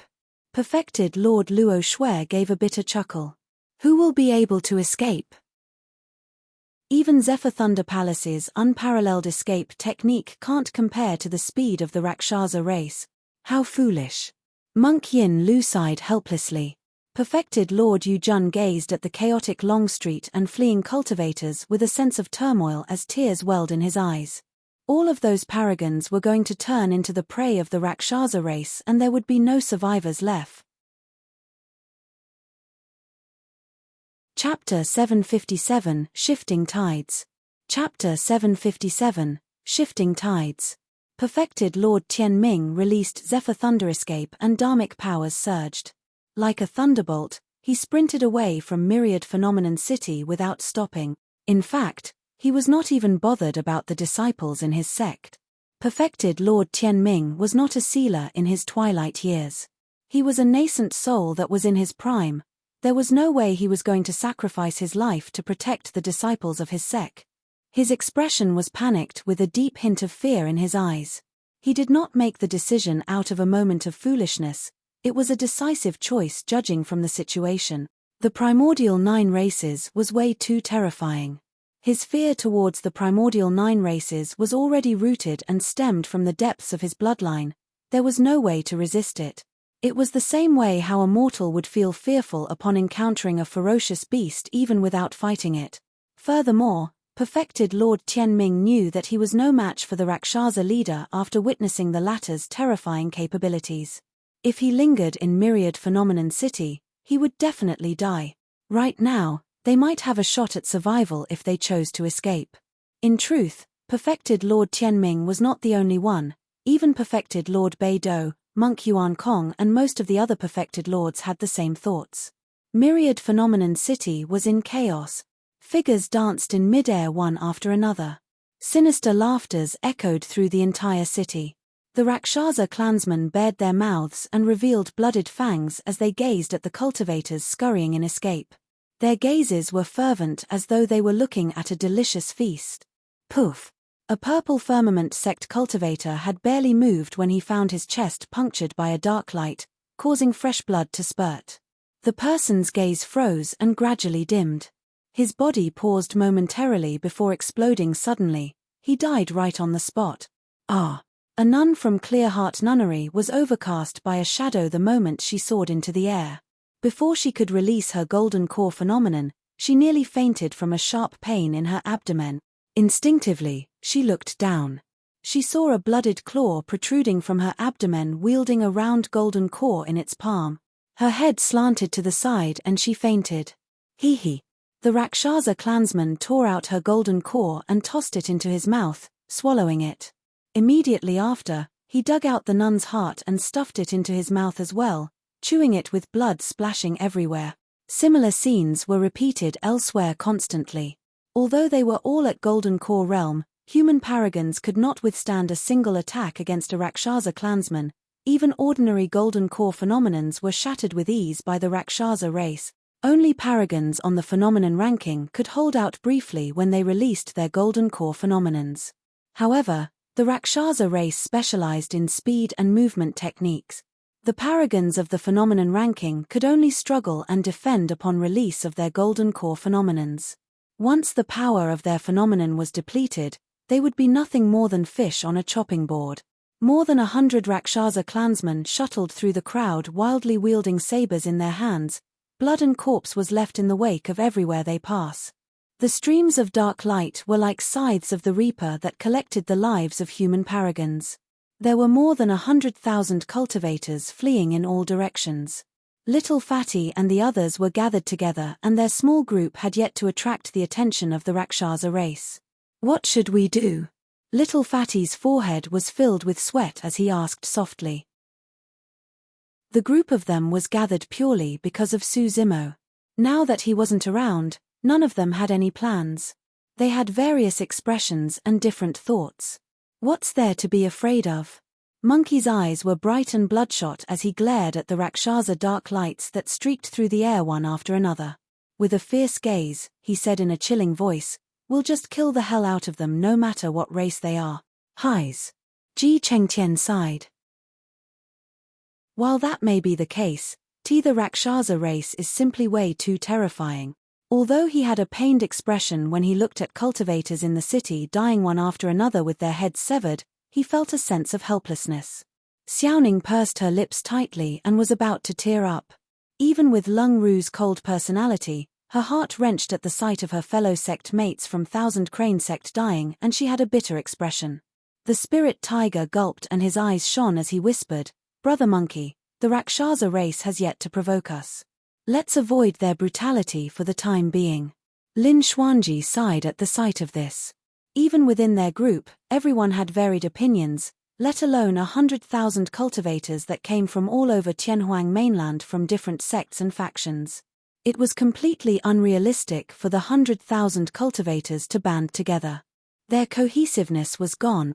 It was going to be difficult for the human paragons to escape from today's calamity, notwithstanding Little Fatty and the others. Even the demon beasts on Suzimo's side such as Little Fox, Ching Ching, the Golden Lion and the Spirit Tiger were flustered with fear in their eyes. Monkey was the only one with a prideful gaze and sustained ferocity. Night Spirit was expressionless as he followed behind everyone with a cool gaze. Nobody could read his thoughts. "Night Spirit, what do you think?" Monkey turned to ask. "We'll take advantage of the chaos to escape." Night Spirit spoke with a deep voice, "If we get into a fight, it'll be difficult for us to escape unscathed." Monkey calmed down and gathered his thoughts. Even if he was confident in his unparalleled combat strength, he would only be able to take on up to 2 Rakshasa clansmen at best. The group of them merely consisted of slightly more than 10 people. However, there were more than 100 from the Rakshasa race. Furthermore, there was an even more terrifying Rakshasa leader who could kill nascent souls. If a fight were to break out, the majority of them would not be able to avoid the slaughter of the Rakshasa race. Let's flee from Myriad Phenomenon City first. The tides are no longer on our side. Right then, Lin Xuanji's voice sounded with a hint of fatigue and exasperation. Since they had a decision, the group of them no longer hesitated. "Let's leave too." Monkey beckoned and the group of them followed the crowd to flee out of Myriad Phenomenon City. In midair, perfected Lord Tianming sprinted the entire way with lightning speed. Hot on his tails was a sword light that traveled at an extremely fast speed. "You Hua, get lost." Perfected Lord Tianming caught sight of the sword light from the corner of his eyes and his expression changed as he hollered. The sword light was perfected Lord Yu Hua from Sword Sect who had released Sword Escape. Perfected Lord Tianming knew that if 2 nascent souls were gathered together, they would become a greater target and attract the attention of the Rakshasa race more easily. "Why don't you scram further instead?" Perfected Lord Yu Hua was not willing to relent and rebutted instead. Before his sentence was finished, both Perfected Lord Tianming and Perfected Lord Yu Hua felt a chill down their spines. An evil gust of wind blew and a dark light tore through the air. It was too fast. The Rakshasa leader had actually caught up to them in a flash. Perfected Lord Yu Hua was fully focused on escaping and reacted a tad too late. A bloodlight flashed and the next moment, his head was severed from his body. A tiny man that glowed flew out of perfected Lord Yuhua's glabella with a flustered expression. After leaving the body, it trembled all over, clearly unable to withstand the killing intent and bloodlust shrouding around myriad phenomenon city. The essence spirits of nascent souls were way too fragile. The moment the essence spirit of a perfected Lord leaves his body, it is extremely susceptible to irrecoverable damage and might even die. However, at that moment, perfected Lord Yuhua could not afford that many considerations. Yet, the moment his essence spirit escaped, it was gripped by a pitch-black muscular palm. Caw, caw. The Rakshasa leader's laughter sounded. I've yet to experience the taste of a perfected Lord's essence spirit. I'll savor it today. He stuffed perfected Lord Yuhua's essence spirit into his mouth and crushed it within a few chomps. Perfected Lord Tianming felt chills run down his spine at the sight of that. His limbs went cold and he almost fell from midair. Chapter 758 Arrival of the God Race. Chapter 758 Arrival of the God Race. The Rakshasa leader consumed perfected Lord Yuhua's essence spirit and shifted his gaze towards perfected Lord Tianming, who was not far away. He snickered and revealed a row of blood-stained and menacing fangs. It's over. Perfected Lord Tianming was devastated and had even given up on resisting entirely. How dare you, outsider race! Prepare to die. A series of deafening yells sounded from midair. It was perfected Lord Yu Jun, perfected Lord Luo Shui and Monk Yin Lu who had arrived just in time. They struck at the same time without hesitation and released the strongest secret skills of their sect. Instantly, dharmic powers surged and the weather changed. The Rakshasa leader could sense the terror of the power, although perfected Lord Yu Jun and the others were behind him. While the Rakshasa race was one of the primordial 9 races and he could kill nascent souls who were a major cultivation realm above him, it did not mean that his power was enough for him to take on nascent souls head-on. Furthermore, this was an attack from 3 top-tier perfected lords of Tianhuang mainland. However, the Rakshasa race's advantage was not in terms of strength, but in speed. They can shuttle through the air at an unfathomable speed. His movement technique was something that even nascent souls would have difficulty capturing. The Rakshasa leader scoffed coldly and chose not to fight perfected Lord Yu Jun and the other 2 head-on. In a flash, he transformed into a dark streak of light and vanished from the spot, delving into the voids. Perfected Lord Yu Jun and the other 2 were relieved when they saw the Rakshasa leader escape. Tianming, this Rakshasa leader is definitely not our match in terms of strength. Perfected Lord Yu Jun looked towards perfected Lord Tianming, who was still in a daze not far away. As long as we join forces and create a circular formation, we might be able to kill that Rakshasa leader. That's right. Monk Yin Lu nodded as well. That Rakshasa earlier did not dare to fight us head-on. This is our only chance. Perfected Lord Tianming gradually returned to his senses and realized that the reason he survived was due to the arrival of perfected Lord Yu Jun and the other 2. However, there was no fighting spirit at all in his eyes. He was scared out of his wits. He knew that perfected Lord Yu Jun's words made sense. However, they could not react to the Rakshasa leader's speed at all. What were their chances of winning even if they worked together? Perfected Lord Tianming did not wish to die. He wanted to get out of this place, get out of myriad phenomenon city, get out of this hell as soon as possible. You guys can work together if you want to, don't include me. Perfected Lord Tianming's expression changed and mulled for a moment. A determined look flashed through his eyes as he left that declaration before sprinting away without turning back. You! Perfected Lord Yu Jun was so furious that his arms trembled. Monk Yin Lu had a disappointed look in the depths of his eyes as he sighed. Everyone is only concerned about themselves, but at a moment as such, who can stand by idly? The 3 of you are the ones who want to join forces to kill me. Suddenly, a sinister laughter sounded beside their ears with a chilling intent. Not good. Perfected Lord Yu Jun and the other 2 felt chills run down their spines. A cold glint shone with the aura of death as it descended from above Monk Yin Lu's head, prepared to cleave him into 2. Hurry, retreat. Perfected Lord Yu Jun released a burst of power and jerked Monk Yin Lu away. A bloodlight flashed. An arm was flung into the air with blood spraying everywhere. Although Monk Yin Lu managed to survive, Perfected Lord Yu Jun lost an arm and blood spewed from his wound. Perfected Lord Luo Shui rendered assistance hurriedly and shielded Perfected Lord Yu Jun. With a wave of her hand, she laid down layers of ice crystals that reflected different light rays to distort one's vision, blocking the Rakshasa leader for the time being. Perfected Lord Yu Jun's face was extremely pale. The weapons of the Rakshasa race possessed an extremely evil type of power.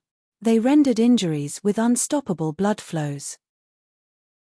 After losing an arm, his blood chi was severely depleted and his combat strength was almost non-existent by now.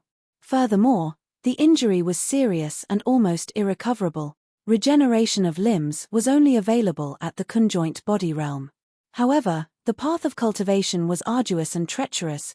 It was unknown whether he could even cultivate to the void reversion realm, let alone the Dharma characteristic and conjoint body realms later on. Perfected Lord Luo Shui rescued Perfected Lord Yu Jun, but the Rakshasa leader did not continue his pursuit of them. A dark light flashed. Monk Yin Lu's reaction was delayed because he was worried about Perfected Lord Yu Jun's wounds. Instantly, a massive cut appeared across his abdomen and his organs nearly spilled out. Ua! He grunted deeply. Monk Yin Lu knew that the Rakshasa leader had not gone all out. Otherwise, he would have been a corpse by now. Here! Sinister laughter echoed through the air erratically. A moment ago, it was at the front. The next moment, it appeared behind Perfected Lord Luo Shui's back. Watch out! Perfected Lord Yu Jun shouted to remind her, but he was still too late. A half-foot-long cut sliced down from the top of Perfected Lord's back. Any deeper and she would have been split into two. Due to the pain and immense loss of blood, Perfected Lord Luo Shui could no longer control her body as she fell from midair along with Perfected Lord Yu Jun and Monk Yin Lu. The three of them smashed to the ground in a wretched state, stained with blood and mud as their faces turned increasingly pale. Yes, delicious. In midair, the Rakshasa leader held Perfected Lord Yu Jun's arm and was chewing off its flesh, chomping down in huge mouthfuls. Perfected Lord Luo Shui felt her stomach churn at the sight of it and nearly vomited. Perfected Lord Yu Jun's body shook in rage and flames of anger spewed from his eyes. He was grinding his teeth so badly they were almost crushed. The life essence from your flesh is even richer and rarer. I'll keep your lives for now. If I kill all of you now, your flesh won't remain fresh. Here. The Rakshasa leader laughed menacingly. Right then, as though he sensed something, he spun around furiously and glared towards the west. 8 figures streaked through the air from the west of Myriad Phenomenon City. There were men as well as women. The men were handsome and the women were gorgeous. Among them, a woman's hands and legs were bound and she looked fatigued. However, the other 7 of them glowed with a faint light. Perfected Lord Yu Jun and the other 2 turned around instinctively as well. In midair, 4 nascent souls were speeding towards the west. One of them was Monk Wei Fu from Diamond Monastery and the other was Monk Jian Kong from Hollow Monastery. The other 2 people were the Perfected Lords of Purple Firmament Sect and Clearwind Temple. The 4 nascent souls encountered the incoming 8 figures. Scram! Monk Wei Fu was busy trying to escape and could not be bothered with the 4 people before him. He shouted and his blood chi churned to release the Buddhist sect's Lion Roar and Diamond Fiend Suppression Fist right away. Fu. The leader of the 8 people was a man with golden hair and blue eyes. He was extremely tall and handsome with a deep gaze. As he looked at the incoming Monk Wei Fu, he merely smiled faintly. The golden-haired man did not avoid or dodge and charged forward instead. Get the hell back. His blood chi churned and gave off a golden glow. As his bloodline channeled, there were even sounds of tsunami. It was as though a golden ocean was hidden within his body. The golden-haired man extended his arm similarly and threw out a punch as well. Bang! The 2 fists collided. Time seemed to have frozen. Monk Wei Fu looked like he was in endless pain and the sound of bones cracking could be heard from his arm. Poof! He spat out a mouthful of fresh blood and his gaze dimmed as he fell from midair. His arm was ruptured. Pest! The cultivators that were fleeing were scared out of their wits when they saw that. The god race is here as well. Perfected Lord Yujun's eyes were filled with despair as he lamented tragically, "Are our human paragons truly going to endure such a calamity in Myriad Phenomenon City?" Chapter 759 Rivers of Blood, Catastrophe of Paragons. Chapter 759 Rivers of Blood, Catastrophe of Paragons. The god race was one of the primordial 9 races, but they were unlike the Rakshasa race. If the Rakshasa race was well known for their speed, the god race would be feared for their bloodline. The bloodline of the god race was not red, but golden. Beings of the god race possessed extremely frightening power of blood chi, physique and melee combat capabilities. Monk Wei Fu of Diamond Monastery specialized in body tempering. However, he could not endure a single blow from the leader of the god race, and his arm was ruptured by a single punch. Thereafter, the god race leader caught up to him with a couple of steps and stomped his body into pieces, destroying his essence spirit in the process. If even Monk Wei Fu could not win in melee combat, there was no hope for the other nascent souls. The god race had a noble bloodline and proclaimed themselves to be the god of all 10,000 races back in the primordial era. Their lifespans were in union with heaven and earth, and they shared the brilliance of day and night. Their bloodlines were similar to the spirit chi of heaven and earth, and they could manipulate spirit chi and dharmic powers with ease. Beings of the god race were adept in learning spirit arts and secret skills. Not only that, the power of the skills would be amplified when it was released by them. The Rakshasa leader did not dare to take on the human nascent souls head-on and could only rely on his movement techniques and speed. However, the strength of the god race leader was enough to suppress human nascent souls head-on. The descent of the god race was absolutely devastating for the humans who were struggling to survive from Myriad Phenomenon City. The god race leader's sudden attack caused golden blood chi to shroud around him. As though he was encircled by a golden ocean, he shone brilliantly like a divine being. "Nobody is allowed to leave without my permission." Although his tone was calm, it was unquestionable. The golden hair of the god race leader danced and his eyes shone brightly. He single-handedly held back Monk Yuan Kong and the perfected lords of Purple Firmament Sect and Clear Wind Temple. Even as a golden core, he was strong enough to fight against 3 nascent souls. That was the terror of the god race. Among the remaining 6 clansmen of the god race, one of them suppressed the woman with her hands and legs bound personally. The other 5 charged into the group of human paragons who were fleeing and killed on a whim. Galaxy Vortex. The paragon of Heavenly Dipper sect saw that the city gate was right before him and knew that he could escape from Myriad Phenomenon City the moment he rushed through it. He gathered his courage and released his golden core phenomenon to welcome the attacks. Insignificant strength. Break. The god race clansman opposite him did not avoid or dodge, and his eyes were filled with deep disdain.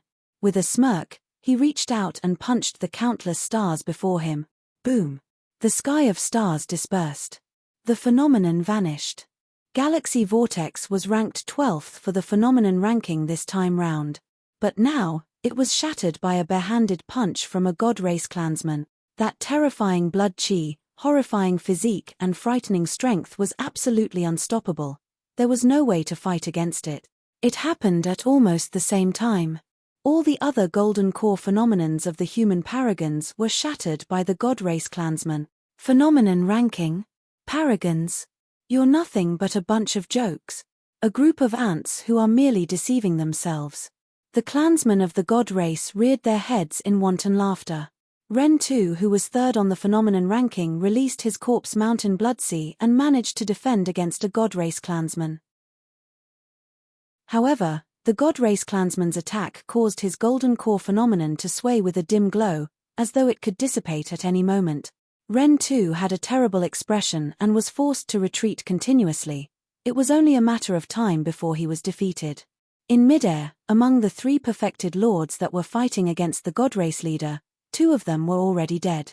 Monk Yuan Kong, who was remaining, was also at the end of the road.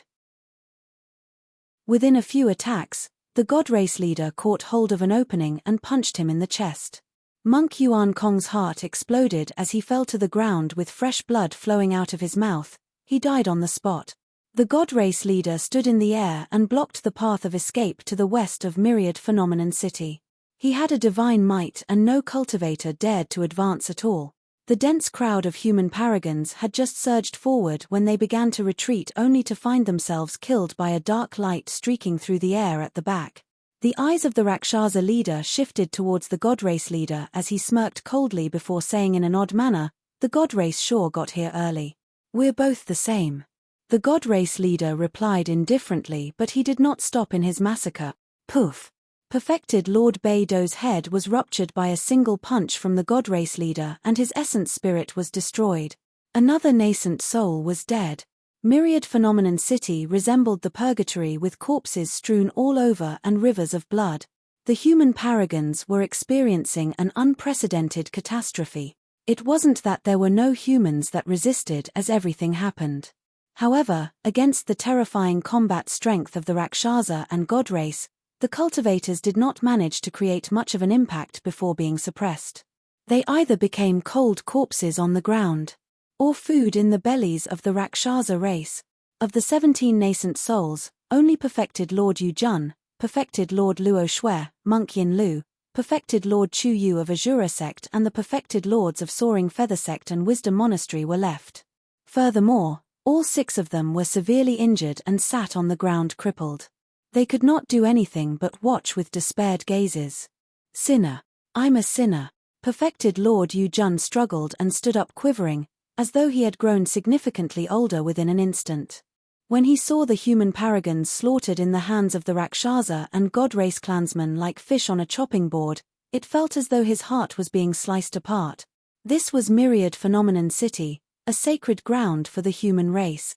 In the ancient era, the golden era with the birth of the human emperor alongside multiple emperors, how could any other race dare to step foot into the city? The ancient phenomenon Stele was here. There were marks left here by countless predecessors. In fact, the shadows of the ancient emperors existed here. Yet, after countless years, although they were similarly beneath the foot of the myriad phenomenon peak in the same old ancient city, human paragons were being slaughtered helplessly by other races. I've let down Fairy Ling Long. I've let down the predecessors of the human race. Perfected Lord Yu Jun's face was frightfully pale due to immense blood loss as he knelt on the ground and kowtowed repeatedly towards the ancient phenomenon Stele with a sorrowful expression. Highs. Monk Yin Lu sighed. Although Buddhism believed in the concepts of karma and reincarnation such that he no longer had many attachments towards life and death, he felt his heart wrench at the moment as well. May the heavens take pity on us. Past emperors, if you're able to see this with your spirits, the human paragons are undergoing a catastrophe. Can anyone save them? Perfected Lord Luo Shui was dispirited as she gazed at the grey, hazy skies above her. 2 clear streams of tears flowed from the corners of her eyes, turning into crystals instantly as she murmured softly. The arrogant laughter of the Rakshasa and god race echoed throughout Myriad Phenomenon City in a piercing manner. However, countless human paragons could only howl helplessly in a heart-wrenching manner. Regardless of gender, immortals, or fiends, at that moment, the lives of the human paragons were cheaply and mercilessly reaped by the Rakshasa and god race. Their blood flowed for thousands of miles and their miserable cries could be heard everywhere.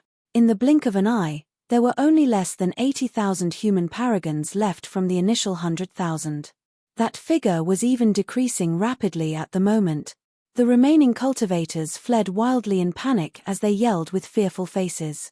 Some of them even gave up on escaping and knelt outright on the ground, begging the heavens to spare them. Myriad Phenomenon City had been relegated to an endless hell. Chapter 760, Protection Dharmic Weapon. Chapter 760, Protection Dharmic Weapon. Perfected Lord Tianming sprinted the entire way and was drenched in sweat.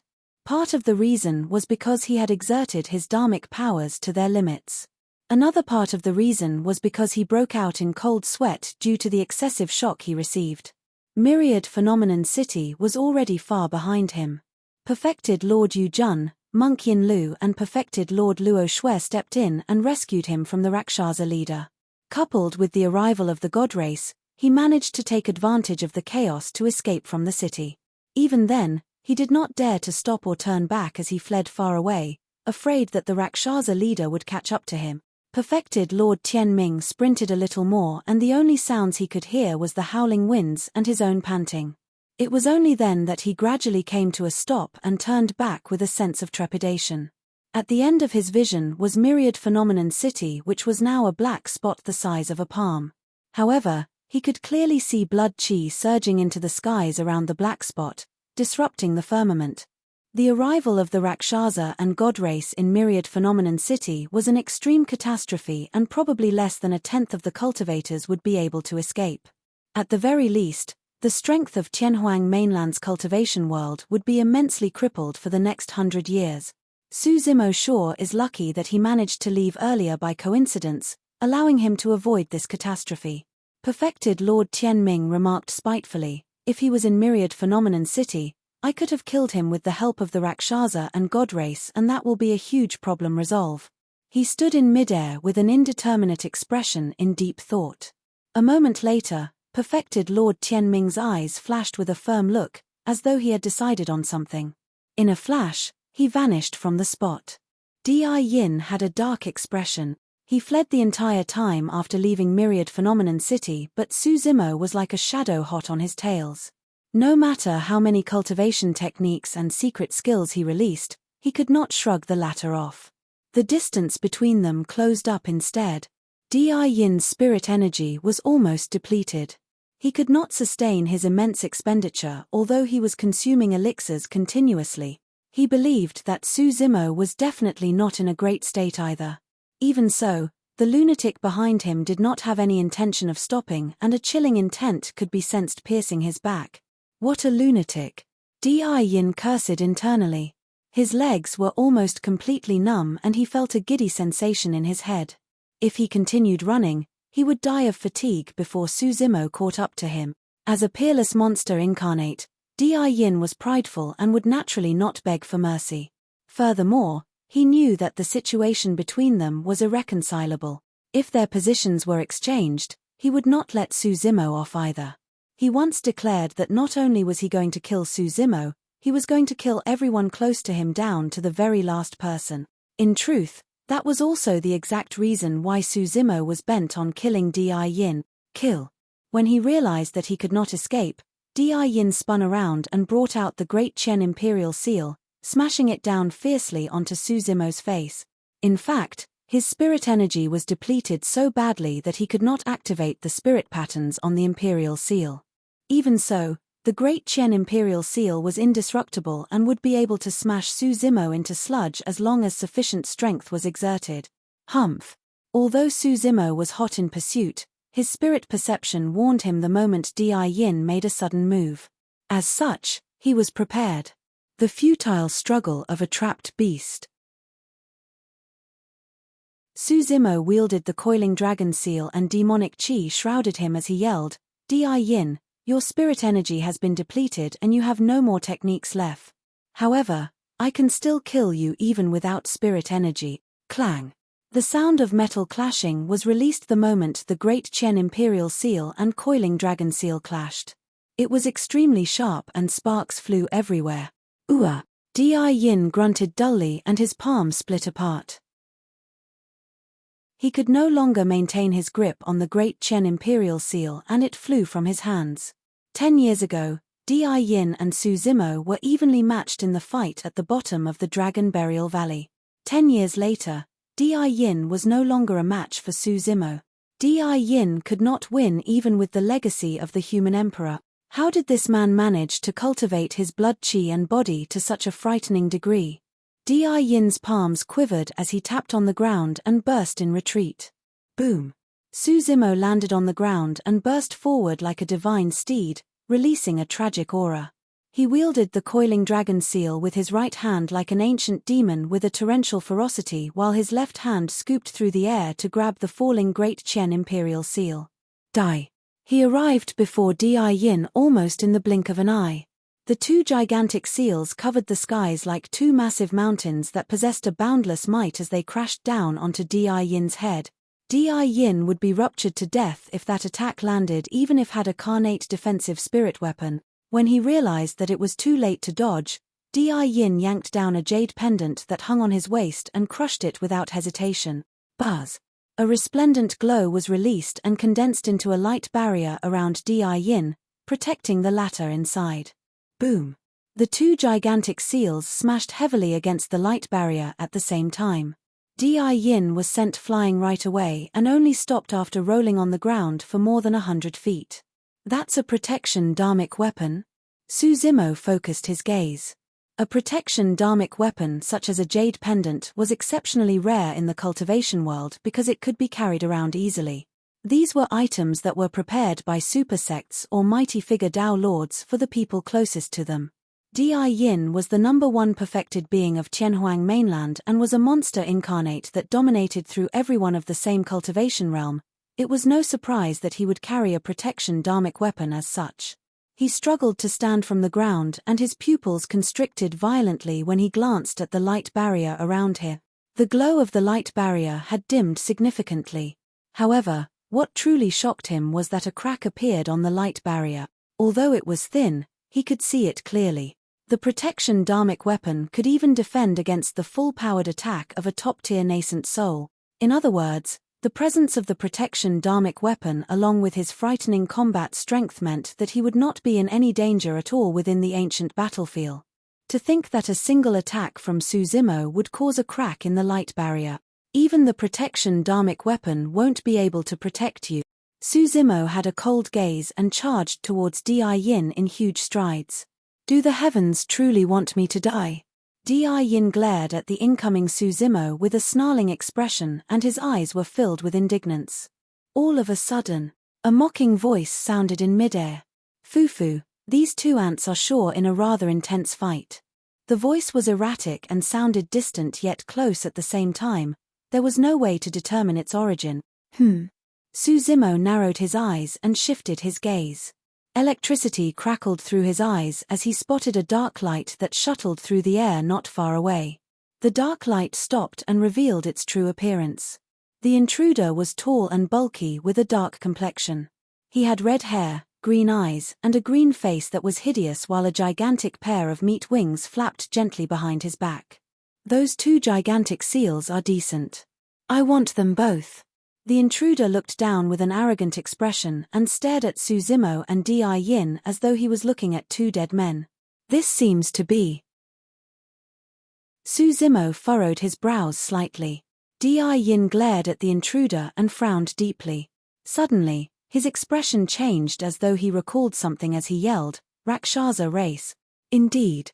Suzimo's gaze turned cold. In the ancient books at the bottom of the Dragon Burial Valley, he had read partial descriptions of the primordial 9 races. Yin's remark further verified his guess. Chapter 761 Escape. Chapter 761 Escape. Upon the arrival of the Rakshasa race, Yin's eyes first flashed with shock. Thereafter, he gradually realized something and was delighted. The heavens are on my side. Yin was way too smart and realized before long that this might be his only shot at escaping. Suzimo did not have much of an impression towards the primordial 9 races. After all, that was an era long forgotten. In Suzimo's opinion, there were good, bad, kind and evil people from every race. That was the case even among the human race. However, the Rakshasa before him targeted his Great Qian Imperial Seal and Coiling Dragon Seal from the get-go, that ignited Suzimo's killing intent. It was clear that this intruder was hostile and wanted to kill for his treasure. Suzimo was expressionless and put the Great Qian Imperial Seal and Coiling Dragon Seal away in his storage bag.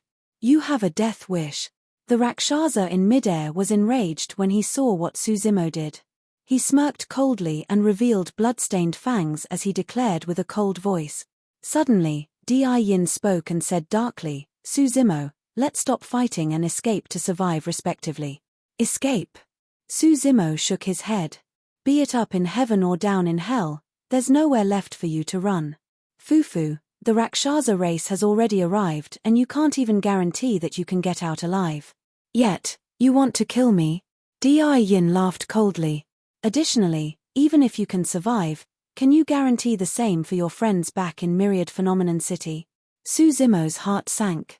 In truth, the moment the Rakshasa appeared, he thought about how many of them there were. If this was not the only one, where were the other Rakshasas? The god race that abducted Nyan Chi had not shown themselves as well. Where were they now? Could the appearance of the Rakshasa and god race in the ancient battlefield be the reason why the phenomenon ranking was brought forward this time round? Uneasy thoughts bubbled in Suzimo's mind. Suzimo, I'd advise you to hurry back to Myriad Phenomenon City as soon as possible to check up on your friends and spirit beasts. You might be able to salvage their corpses if you get back earlier, Yin said as he retreated. Suzimo's expression darkened instantly and a furious glint flickered through his eyes. He strode forward and said coldly, I'll make sure I kill you before I return. How dare the two of you ants ignore me? The Rakshasa in midair widened his eyes and shrieked, feeling as though his dignity had been challenged severely. There was no way he knew that the two people before him were the top two of the phenomenon ranking. They could be considered as the strongest paragons of this generation and rare monster incarnates of history. Even Yin's first reaction upon seeing the Rakshasa was not to escape, let alone Suzimo. Yin believed that if he was in peak condition, he was definitely strong enough to defeat this Rakshasa before him. What truly threatened Yin was Suzimo still. Yin retreated rapidly while Suzimo chased hot on his heels. The two monster incarnates ignored the Rakshasa completely. Phew! A dark streak of light tore through the air. Before it arrived, Suzimo already felt his scalp prickling. The Rakshasa had attacked. He was furious that Suzimo ignored him and put away the Great Chen Imperial Seal and Coiling Dragon Seal. As such, his first target was Suzimo. How fast? Suzimo's heart skipped a beat. Even if he was in peak condition, he might not be able to reach that level. However, Suzimo cultivated the mystic classic of the 12 demon kings of the Great Wilderness and possessed the ability of precognition. The cicada senses autumn coming before the wind even starts to blow. His body flattened and he was almost stuck to the ground like an anaconda. While he dodged the dark light, he slithered through the grass in Yin's direction without a decrease in speed. In Yin's view, Suzimo had vanished from sight and was hidden in the grass. Click, clack, click. The grass swayed, as though an ancient anaconda was slithering through it with a ferocious aura. Pest! Yin's expression changed and he felt his scalp prickle. Without hesitation, he punched in reverse violently. Suzimo's body suddenly turned soft against that incomparably tough attack. He propped both arms onto Yin's body and wrapped around him. He released Anaconda Coil right after avoiding Yin's punch. Yin was petrified and hissing sounds echoed beside his ears, as though a massive wind box was being pulled constantly. It was Suzimo opening his mouth to breathe in. Suzimo's body expanded at a visible speed and blood chi surged as he released a terrifying pressure to constrict Yin's body continuously. That was a killing move from the mystic classic of the 12 demon kings of the Great Wilderness. The number one perfected being of the North region, Shi Wuyar of Glass Palace, died in Suzimo's hands from this technique as well. Today, Suzimo was going to murder the once number one perfected being of Tianhuang mainland using Anaconda Coil as well. Crack, crack, crack. A jarring sound echoed from the light barrier around Yin and it flickered as though it could shatter at any moment. There was no way he would be able to defend against the constrictive power if the light barrier shattered. All of a sudden, a cold glint flashed and sliced towards the throat. This was a rare opportunity to kill Yin and there might not be another chance as such if this was missed. Although he sensed the danger, Suzimo's body continued wrapping around Yin's body while exerting strength. At the same time, he struck towards the cold glint with his left hand. You must have a death wish. The voice of the Rakshasa sounded. Clang. A metallic sound could be heard. The cold glint froze and revealed its appearance. It was a chilling saber that curved with a shocking degree. Right now, Suzimo grabbed the curved saber in his palm. However, his palm was perfectly fine without any wound at all. Suzimo's left hand was equipped with the Carnate-grade spirit glove he obtained from the Glass Palace Paragons and would naturally not get injured. The Rakshasa was momentarily stunned. However, He broke out of his stupor instantly and sliced again with a cold gaze towards Suzumo's throat at an extremely fast speed. With no other choice, Suzumo withdrew Blood Quencher with the back of his hand and slashed forward. Clang! The blades of the sabers collided.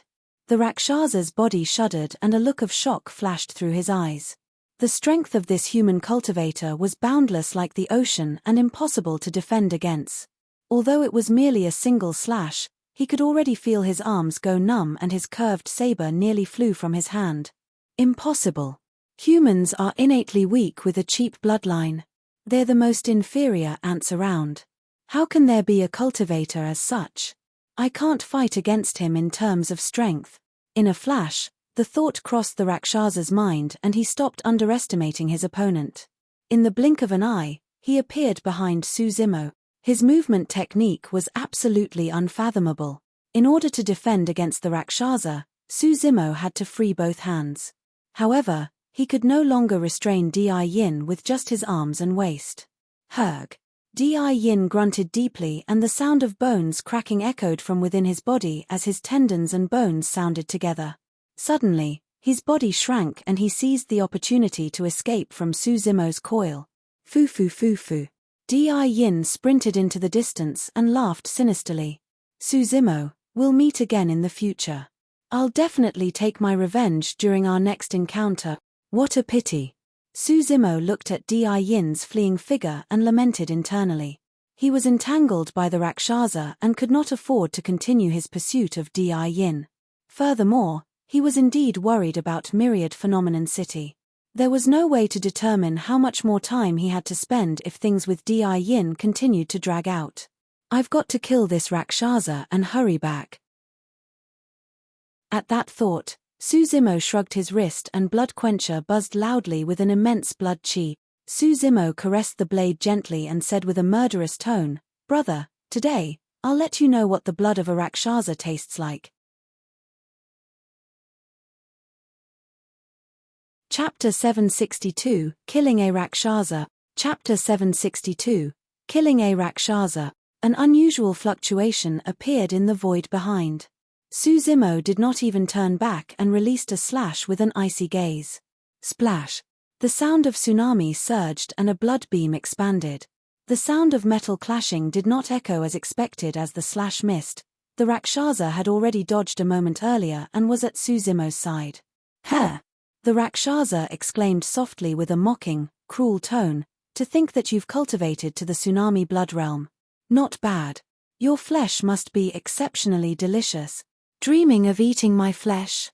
You truly don't know what's good for you." Suzumo sneered. "Ant, I think even at this point, you've yet to notice who your opponent truly is." The Rakshasa shrieked, "I'm from the noblest race of the primordial era, the Rakshasa race of the primordial 9 races.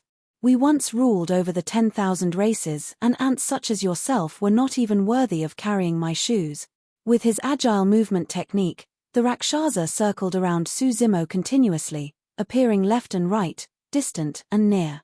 His movement technique was unpredictable like a phantom. Suzumo changed his saber technique continuously, tough and resolute for a moment and soft and fluid for another. However, the Rakshasa refused to fight him head-on and separated at every single touch. "Hehe, ant, you can't even touch my sleeves." The Rakshasa laughed gleefully. Suzumo stood on the spot and frowned slightly. If he was in his peak condition, he could definitely match the speed of the Rakshasa by channeling his golden core and inner core at the same time to release his blood chi and a burst of his body. However, his spirit energy was almost entirely depleted after his massive battle and pursuit of Di Yin. He truly could not catch up to the Rakshasa with just his inner core, blood chi, and burst of his body. "I don't mind telling you something else." The Rakshasa harumphed coldly. "The spirit wings that you cultivated was a secret skill created after you humans observed the movement techniques of our Rakshasa race. Unfortunately, humans are way too stupid to comprehend even a fraction of the obscurity of our Rakshasa race's movement technique.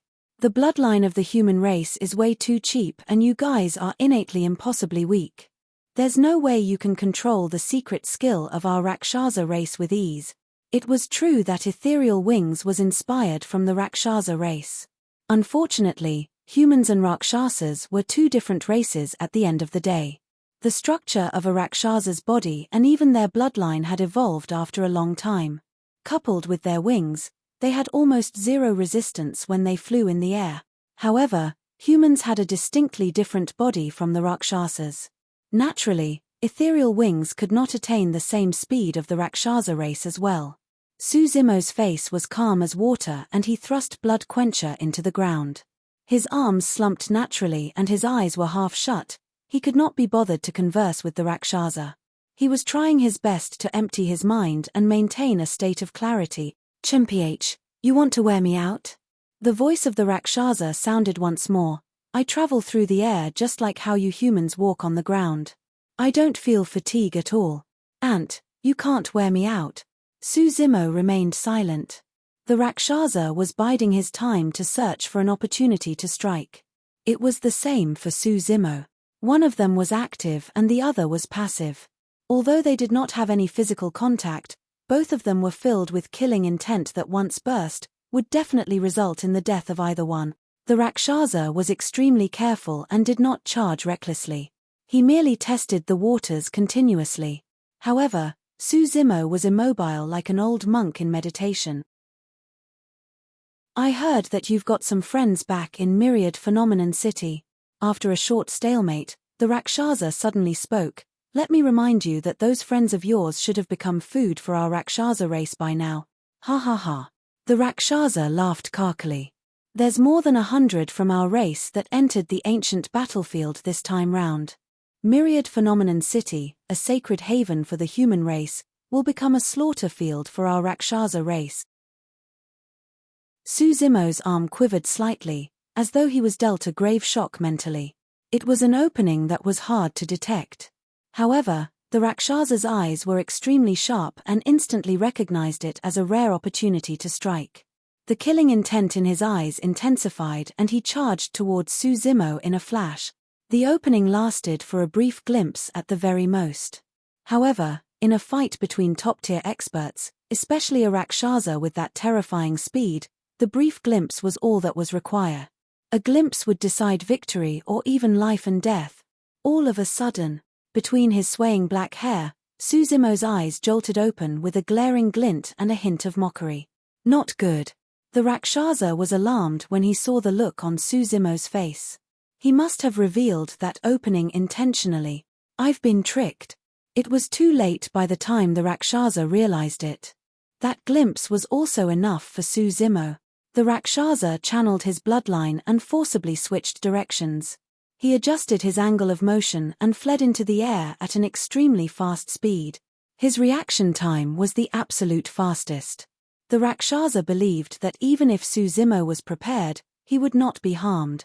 However, his expression changed starkly the next moment when he saw what happened from the corner of his eye. Suzimo did not chase and merely stood motionlessly on the spot. Unknowingly, a gigantic moon-colored bow that shone with 6 spirit patterns had appeared in his hands. He pinched a dark gold-colored arrow with 2 fingers and it shone with 6 spirit lights as well. The moon concealment bow and black gold arrow. 2 carnate spirit weapons.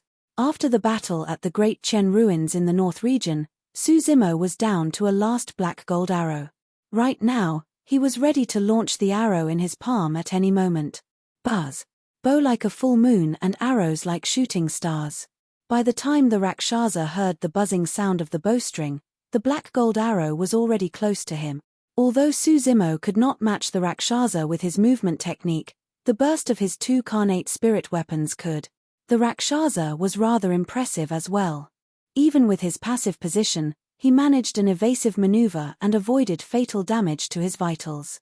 The black gold arrow tore through the Rakshasa's meat wing and created a hole of blood the size of a bowl. Those were not any ordinary bow or arrow. Those were carnate spirit weapons.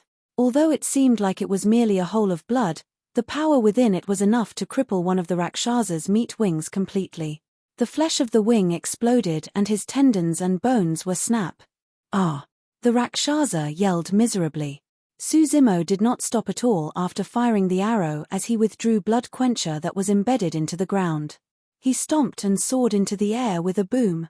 His motion was fluid as water and the Rakshasa had no time to react at all. He released a thunderous roar that sounded almost at the same time as the Rakshasa's yells.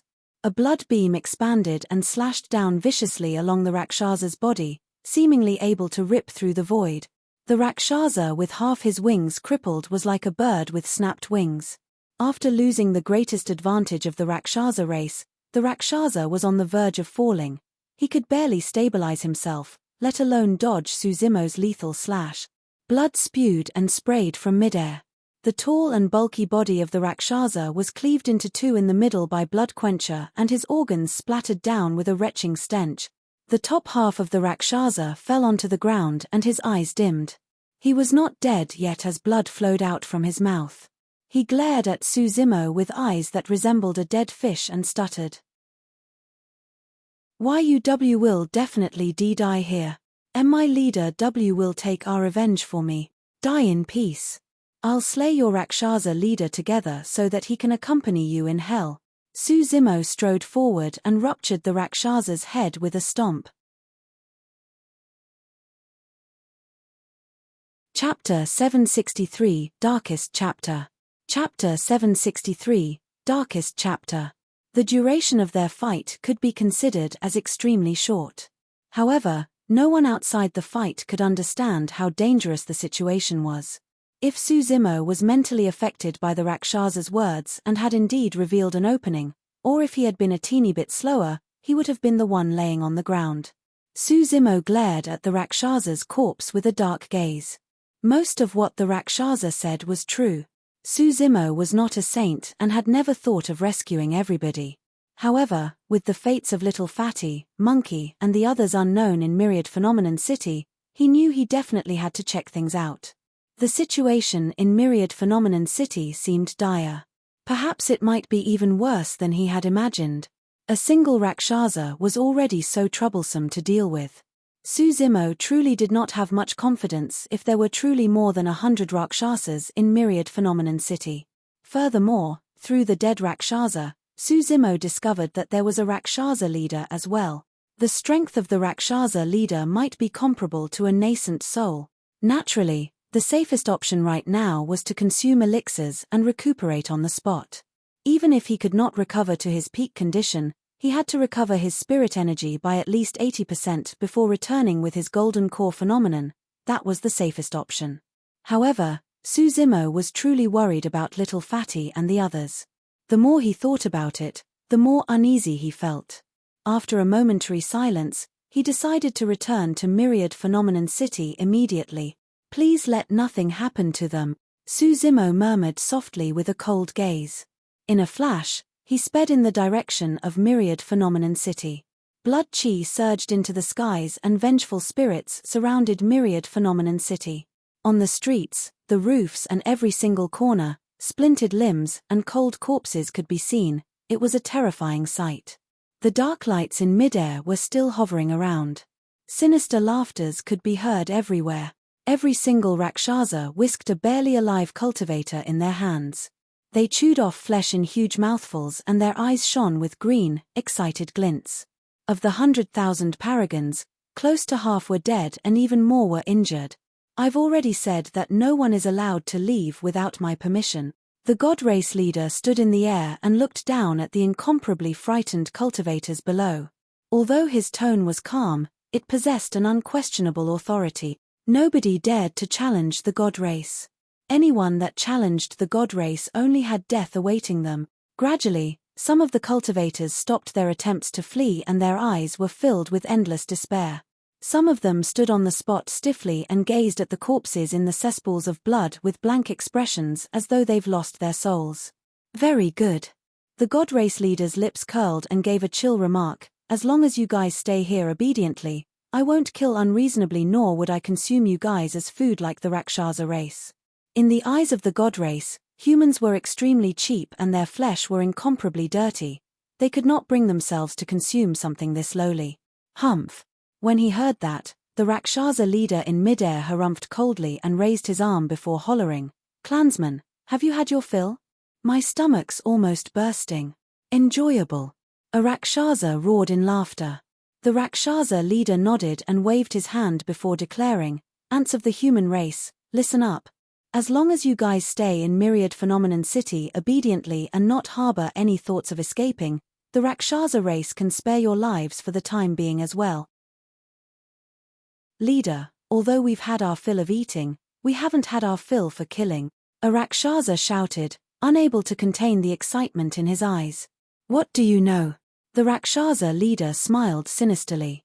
"If we kill the humans, their flesh won't be fresh anymore. I intend to rear them in Myriad Phenomenon City as food for us in the future."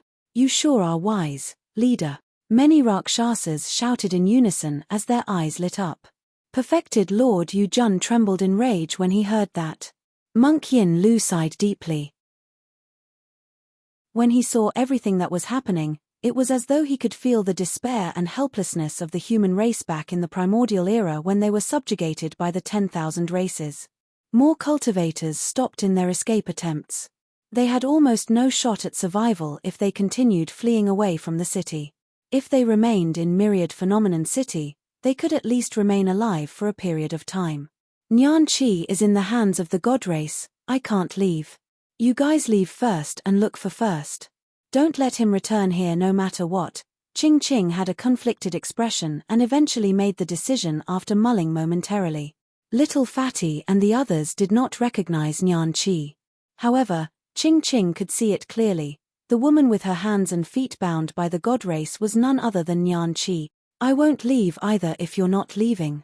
The spirit tiger suppressed his fear and thumped himself on the chest with a firm look on his face. "Don't worry, Hubatian will be here with you. These intruders from other races will have to get by me before they can get to you." Ching Ching was touched and looked at the spirit tiger with reddened eyes. "We're not leaving either." Monkey's scarlet eyes flickered as he said calmly, "Brother Monkey, there's no need for that. We're sworn siblings, so we naturally have to go through thick and thin together." "That's right. Thick and thin." The golden lion nodded as well and gripped his fists. Little Fatty scratched his head and turned to look at Lung Ru and Lin Xuanji in an undecided manner. Lin Xuanji gave a bitter chuckle. "There's no way I'm going to leave." Myriad Phenomenon City was established by Enigma Palace. As the current generation's disciple of Enigma Palace, this has to be my burial ground even if I have to die. Ji Chengtian's eyes shone brightly as he said in a dark manner, "Let's stay here as well." Right now, most of the cultivators have chosen to stay in Myriad Phenomenon City and only few are fleeing out. If we make any reckless move, we'll definitely become a target for the Rakshasa and God race. "All right." Everyone agreed. "Everyone, gather around these three nascent souls." The Rakshasa leader looked at Perfected Lord Yujun and the other two and said in a mocking tone, "Why are you moving so slow? Do you have a death wish?" A cultivator who was severely injured and staggered was chided by a Rakshasa. Instantly, his head was sliced off and he was killed on the spot. The remaining cultivators were horrified and made haste. Everyone from the god race stood with arrogant expressions with their hands behind their backs. There was no pity in their eyes as they watched coldly from the sidelines. Before long, the cultivators in the city were gathered together in a dense group. With the support of Perfected Lord Luo Shui, Perfected Lord Yujun struggled to stand up and looked down. There were more than 100,000 human paragons in this place just yesterday. Now, there were only around 50,000 left. Half of the cultivators had turned into cold corpses that were in eternal slumber. Tragic. Half of the remaining 50,000 cultivators were injured as well and would end up as food for the Rakshasa race. Nobody will be spared. Tears streamed down the face of Perfected Lord Yujun as his lips quivered. After a moment, he chose to remain silent and his voice was converted to a deep sigh. The Myriad Phenomenon Peak was behind them. The mountain peak was established here in the ancient era and had witnessed the birth of countless paragons and monster incarnates as well as the rise of the human race. It witnessed the fights and clashes of the ancient emperor. But now, the mountain peak was made to witness the massacre of 100,000 paragons by intruders of a foreign race. This day would eventually become the most humiliating and darkest chapter of the history of the human race. Chapter 764, Unyielding Humans. Chapter 764, Unyielding Humans. Gooey fresh blood seeped between the gaps of the stone slabs in a grisly manner. More than 100 Rakshasas circled around the remaining cultivators, and their massive feet left behind blooded footprints on the stone slabs in a frightening manner. The tall and massive bodies of the Rakshasa and their pitch-black meat wings exerted immense pressure. Within the group, many cultivators shivered with lowered heads. They did not dare to face the menacing faces and green eyes of the Rakshasa race. The atmosphere was turning extremely repressive. In fact, many cultivators were wary about how they breathed, afraid that they might draw the attention of the Rakshasa race with any activity. Ha ha ha ha. The Rakshasa leader was delighted when he saw that and reared his head in laughter. So, these are the so-called paragons of the human race. How worthless. Nobody refuted him. Lin Xuanji and the others had cold expressions. Although their hearts were blazing with rage, they repressed their emotions. The god race leader stood in the air and swept his gaze across the cultivators gathered beneath indifferently. Most of the cultivators here can't be considered as paragons. He paused for a moment before changing the topic, smirking in a carefree manner. I heard that there's a total of 108 spots on the phenomenon ranking of the human race. Only those that are able to get a spot on the phenomenon ranking can be considered as true paragons of the human race. Heh! The Rakshasa leader grinned. His gaze fluttered as he declared loudly, "Who are the paragons of the phenomenon ranking? Stand up and let me take a look at you." He placed emphasis on the word paragon and his tone was murderous. Everyone could hear the killing intent in the Rakshasa leader's tone. Originally, a listing on the phenomenon ranking was an immense honor for cultivators and they would gain fabulous rewards as well.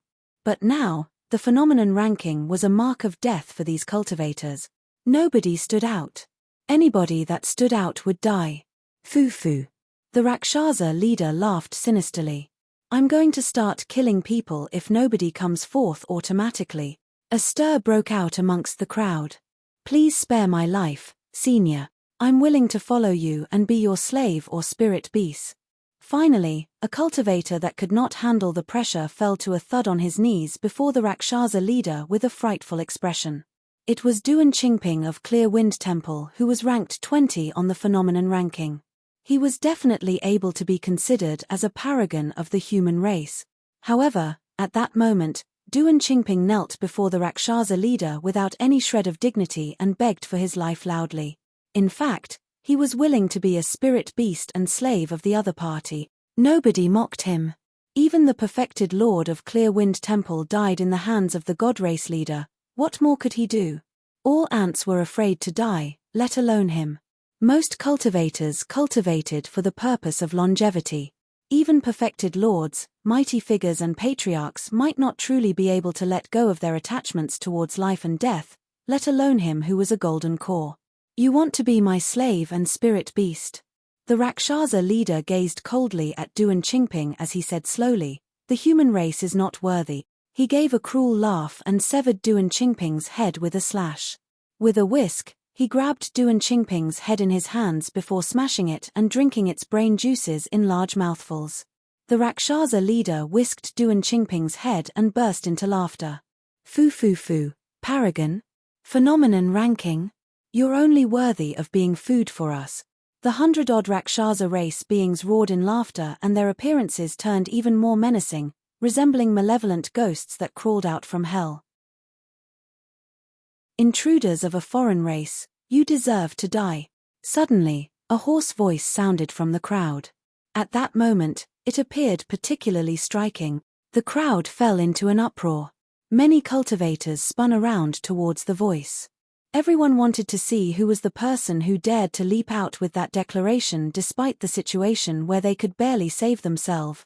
The laughter of the Rakshasa race came to a sudden stop as well. The Rakshasa leader's face turned ashen immediately. A figure walked out slowly from within the crowd.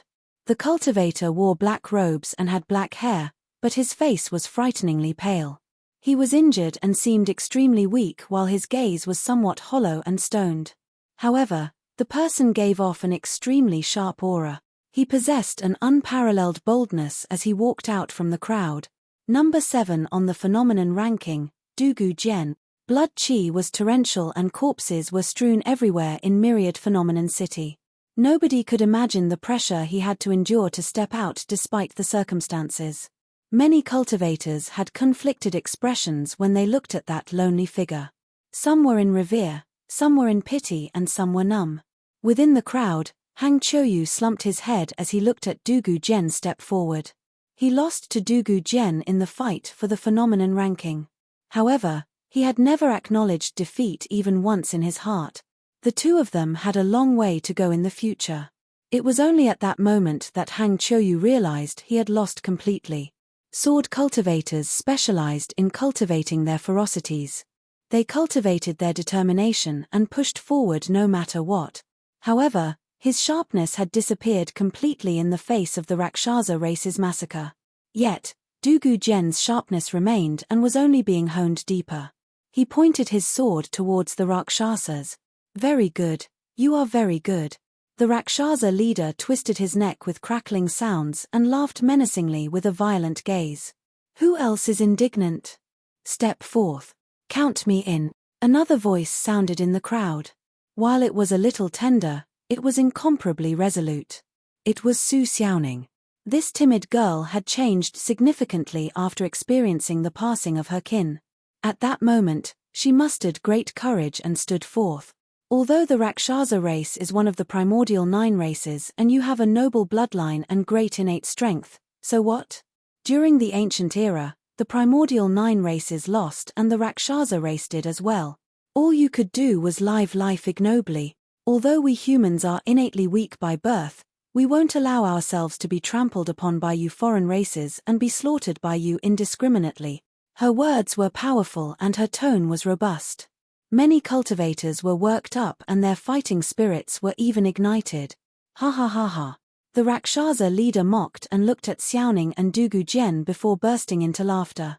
"Two mere ants and you think that's enough to form a rebellion? Count me in." Lin Xuanji stood out with grit teeth. "Rakshasa race, this is a sacred place for the human race. Every single tile here was crafted effortlessly by Fairy Ling Long. Even if I have to give up my life, I'll guard this place and never back down." "Me too." Demonis G stood forward. "Me as well." Little Fatty shrugged his rotund body and squeezed his way out. "Count me in. Count me in." Shi Jian, Ji Chengtian, Leng Ru and the others stood forward. Voices sounded within the crowd one after another. Perfected Lord Luo Shui's eyes reddened. Monk Yin Lu's eyes turned damp as well. Perfected Lord Yu Jun was emotional and his body trembled. Those were true paragons. Those were the hopes for the future of the human race. During the ancient era, it was precisely because paragons stood out one after another to fight against the 10,000 races. Every single generation preceded the previous and they fought against the primordial 9 races, creating the current status quo. The human race was unyielding and would fight. Even if they might not be able to win, they would not yield. That was the spirit of the human race, their soul. Core. Monkey's inner core circulated and his body expanded. Demonic chi shrouded around him as he thumped his chest furiously with a raring battle intent. He burst into laughter with a scarlet glint in his eyes. "Rakshasa race? What nonsense. I've had it with your ugly faces for a long time." Roar. The spirit tiger and golden lion let out roars one after another as well and walked forth from the crowd. Chapter 765, Hidden Night Spirit. Chapter 765, Hidden Night Spirit. Night Spirit did not speak nor did he revert to his true form. He merely stood out in silence and stood behind Xiaoning expressionlessly. His pitch-black eyes revealed a conflicted emotion. It wasn't fear.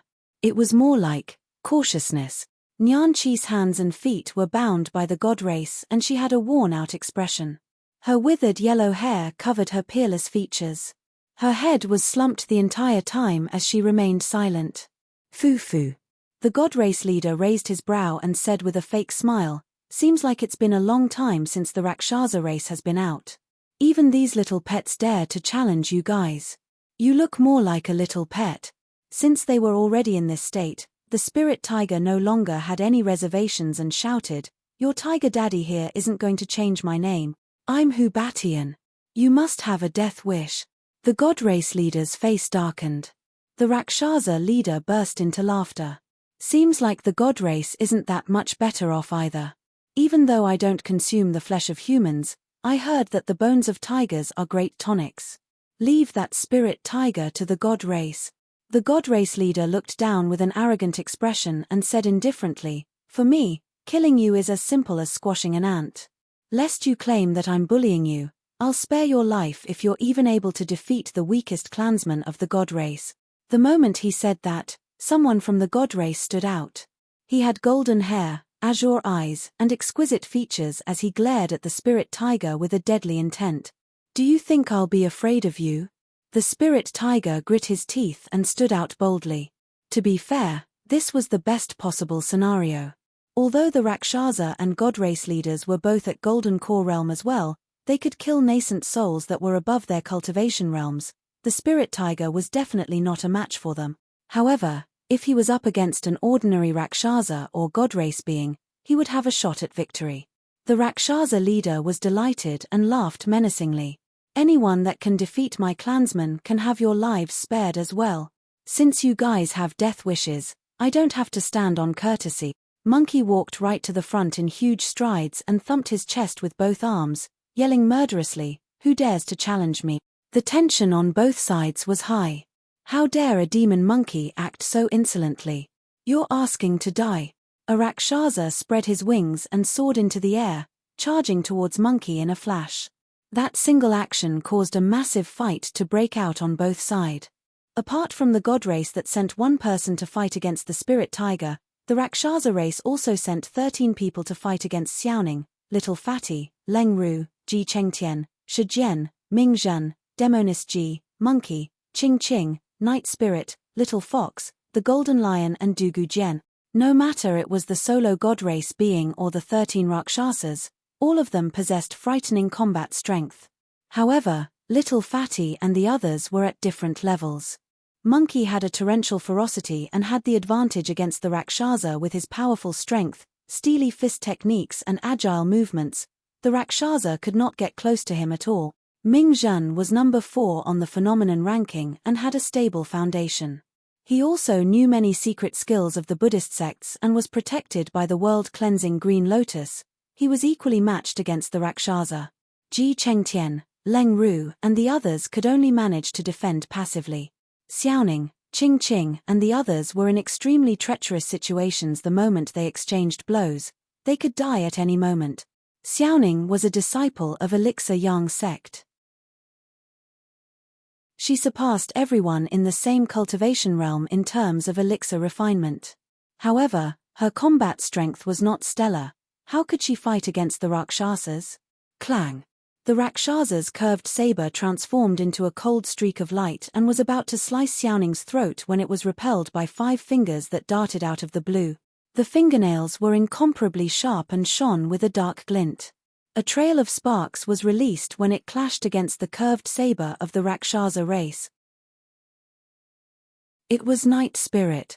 Night Spirit broke free from the attacks of a Rakshasa behind him and had unknowingly appeared beside Xiaoning to rescue her. "Stand behind me." He wasted no time to elaborate and left that remark before shielding Xiaoning behind him. The Rakshasa that was initially chasing after Xiaoning was enraged when his prey that he was about to get his hands on was taken away from him.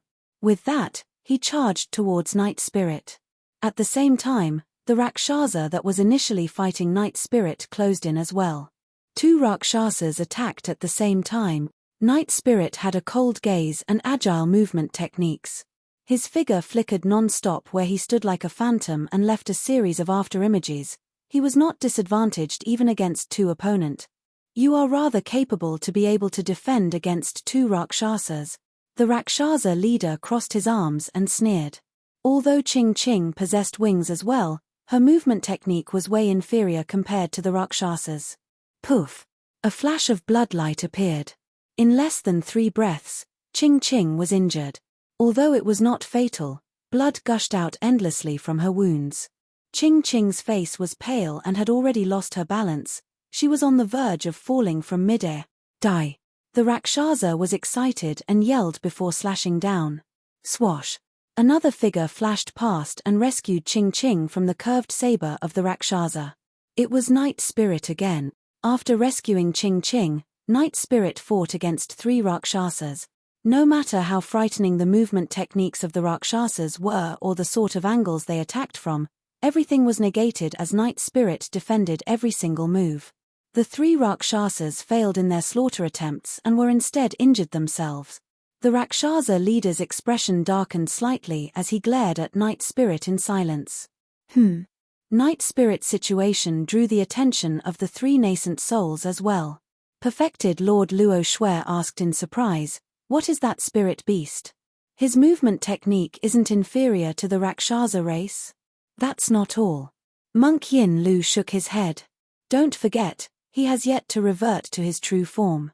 In other words, he is not at the peak of his combat strength right now." Perfected Lord Yu Jun frowned slightly without saying anything. He was thinking about the reason why. Why was Night Spirit not reverting to his true form even at this point? What was he trying to hide? What were his considerations? Suddenly, an exclamation sounded from the crowd. Little Fox had failed to bewitch a Rakshasa and was almost killed when Night Spirit rescued her. The bloodline of the Rakshasa race is noble and possessed an extremely frightening memory of their legacy as well as secret skills and cultivation techniques. There was no way a Rakshasa could be bewitched by Little Fox so easily. At that moment, Night Spirit was already fighting against 4 Rakshasas single-handedly. In less than 10 breaths, 3 people were defeated. Furthermore, the situation of the others was not looking good either. They could die at any moment. Although Ji Chengtian was on the phenomenon ranking, his rank was close to the end. Finally, he could not withstand the relentless attacks of the Rakshasa anymore and his phenomenon shattered. A cold light flashed. By the time Ji Chengtian reacted to it, the light was already close to him. It was too fast. Ji Chengtian closed his eyes and sighed internally. Clang. The sound of metal clashing echoed. "Brother Ji, back down. I'll help you." Lin Xuanji waved the folding fan in his hand and repelled the Rakshasa's curved saber to rescue Ji Chengtian. His blood chi and spirit energy was released completely as he fought against 2 Rakshasas. The disciples of Enigma Palace had never partaken in the fights for the phenomenon ranking. Nobody knew how strong they were.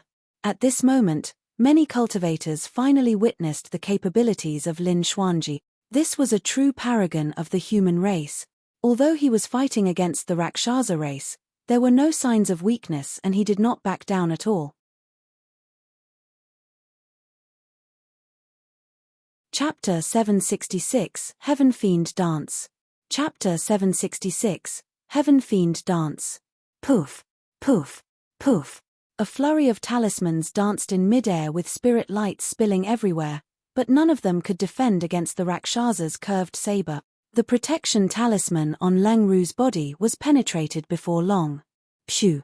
In a hair's breadth, a pink-colored ribbon tore through the air and rescued Leng Ru from the brink of danger. Demoness Ji was at the other end of the ribbon. Leng Ru's face was pale as she said softly, "Thank you. Demoness, you think that you're capable enough to fight 2 of us?" The Rakshasa that targeted Leng Ru shifted his cold gaze onto Demoness Ji. Boom! Demoness Ji's golden core phenomenon could not withstand the combined attack of 2 Rakshasas and dispersed immediately. Even for Ren Tu and Pang Yu, who were paragons that were on the top 10 of the phenomenon ranking, they could not defend against the Rakshasa race without the protection of their golden core phenomenon. Swish! 2 figures streaked through the air and Demoness Ji was flustered for a brief moment. However, she composed herself before long and a demonic glint shone in her beautiful eyes. Right in front of everyone, she displayed an extremely beguiling technique.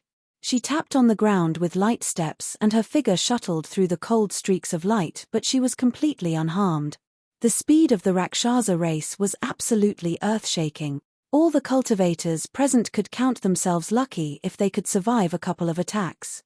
However, Demoness Ji managed to avoid the killing move of 2 Rakshasas with her movement technique. Not only that, She did not panic against the two Rakshasas, and there was an indescribable beauty in her movement. Her pink figure seemed like it was dancing on the blade of a sword and was incomparably charming. Her movement is a little odd. Perfected Lord Luo Shui said softly. Perfected Lord Yu Jun mulled for a moment before jerking his head to exclaim, "That's the Heaven Fiend dance." Ah! A series of exclamations could be heard at the mention of Heaven Fiend dance. Legend has it that the Heaven Fiend dance was the secret skill that brought Fairy Ling Long to fame. Although she was not rendered the status of an emperor, Fairy Ling Long was able to match the attacks of any emperor relying on that movement technique. There were even legends that said that emperors fell head over toes for Fairy Ling Long after witnessing her Heaven Fiend dance. That was the most renowned secret skill of the ancient era. Although Enigma Palace was established by Fairy Ling Long, that secret skill was not passed down. To think that the Heaven Fiend dance would reappear on Demonis G. There's no mistake. Perfected Lord Yu Jun said deeply, when the Human Emperor's Palace appeared 20 years ago, this pure maiden of the Fiend sects entered it as well. She must have learned the Heaven Fiend dance from the Human Emperor's Palace. It did not resemble a movement technique at all. It was more like she was truly dancing. Demonis G's figure was elegant and her feet were light. As her skirt fluttered, she displayed her figure perfectly and revealed a sensational charm. The sharp saber lights brushed past her body by a hair's breadth. As time passed by, Demonis G's movement became increasingly fluid and an invisible aura was formed around her. Her aura encompassed the two Rakshasas. Both of them looked flustered and their movement techniques became sluggish as though they had stepped into a swamp. Humph! The Rakshasa leader's expression turned grim as he harumphed coldly. Initially, he thought that his clansmen would be able to crush all the ants in less than 10 breaths. To think that they were having some issues. Do you need the God Race to give you a hand? The God Race leader tilted his head and asked with a smile. The Rakshasa leader grit his teeth. No. On the other side. The spirit tiger's massive body was sent flying by a single punch from the God Race being, and he rolled dozens of feet on the ground in a wretched manner. His head was spinning and he could no longer recall if this was the 5th or 6th time it had happened. At that moment, he was injured from head to toe. He was completely defeated in terms of strength and speed. He was not a match at all. If the spirit tiger did not fuse his palm with the 4 claws of the divine being of the tiger race back in the astral dragon sputum lair and underwent a complete transformation, his body would have been ruptured by the God Race being a long time ago. The spirit tiger felt that he was already at his limits to be able to survive till now. Roar. He growled deeply and attempted to struggle and stand up. However, he knelt onto the ground with a thud. It's over. The God Race being strode over in huge steps and reached out, thumping down onto the spirit tiger's massive head. If the hit landed, a bloody hole would definitely appear on the spirit tiger's forehead. All of a sudden, a dark figure that resembled a figure appeared out of thin air and punched out, colliding against the God Race being's fists. You're asking for death. The God Race being merely laughed in contempt without even making out who the intruder was. No matter who it was, anyone that tried to take the God Race head-on in melee combat to challenge their physique and blood chi merely had a death wish. The God Race being channeled his golden blood chi and he shone brilliantly like a divine being. His aura rose intensely and the sound of tsunami even echoed from the surface of his fists. Bang! The two fists collided. The moment the flesh and bones collided, a dull sound of defeat echoed. The expression of the God Race being froze and his initially disdainful gaze vanished immediately. He frowned and staggered 3 steps back, as though he was in considerable pain. A God Race being was knocked back by someone else. Everyone focused their attention and were dumbstruck. It was Night Spirit. Unknowingly, Night Spirit managed to break out of the focused attack from 4 Rakshasas and charged over to punch someone from the God Race and rescue the spirit tiger. You have a death wish. The God Race being was enraged and charged towards Night Spirit. At the same time, the 4 Rakshasas arrived. Right now, Night Spirit was fighting against 4 Rakshasas and a God Race being. However, there were still no signs of his defeat. The God Race leader narrowed his gaze and his eyes flickered. This was getting interesting. What was this thing that was able to match the Rakshasa race in speed and the god race in strength? Almost at the same time, the Rakshasa and god race leaders exchanged glances. The god race leader smiled gently and asked, "Can you tell what's the background of the man in black?" "I don't care what he is. At the very most, I'll step in personally to kill him once and for all," the Rakshasa leader replied coldly without any expression. "That's true." The god race leader nodded. "Although he is fast and has decent strength, he's far off when compared to us." Just as the two leaders were chatting idly, something changed on the battlefield. The golden lion finally failed to defend and was slashed across the back by a Rakshasa.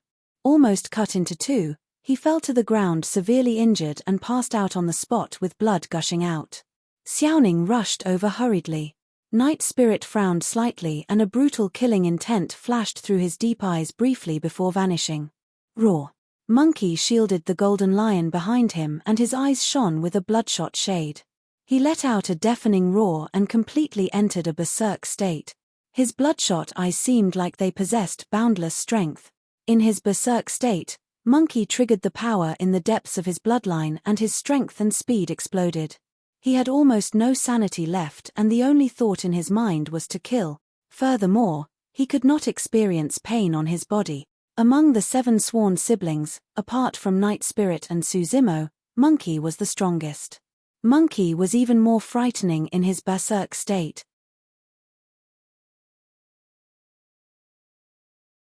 Chapter 767, Return. Chapter 767, Return. The curved saber of the Rakshasa punctured Monkey deep in the chest and was less than half an inch away from his heart. As though he could not experience any pain, Monkey's eyes were bloodshot and his ferocity was not diminished. He extended his thick arms and grabbed the Rakshasa before him.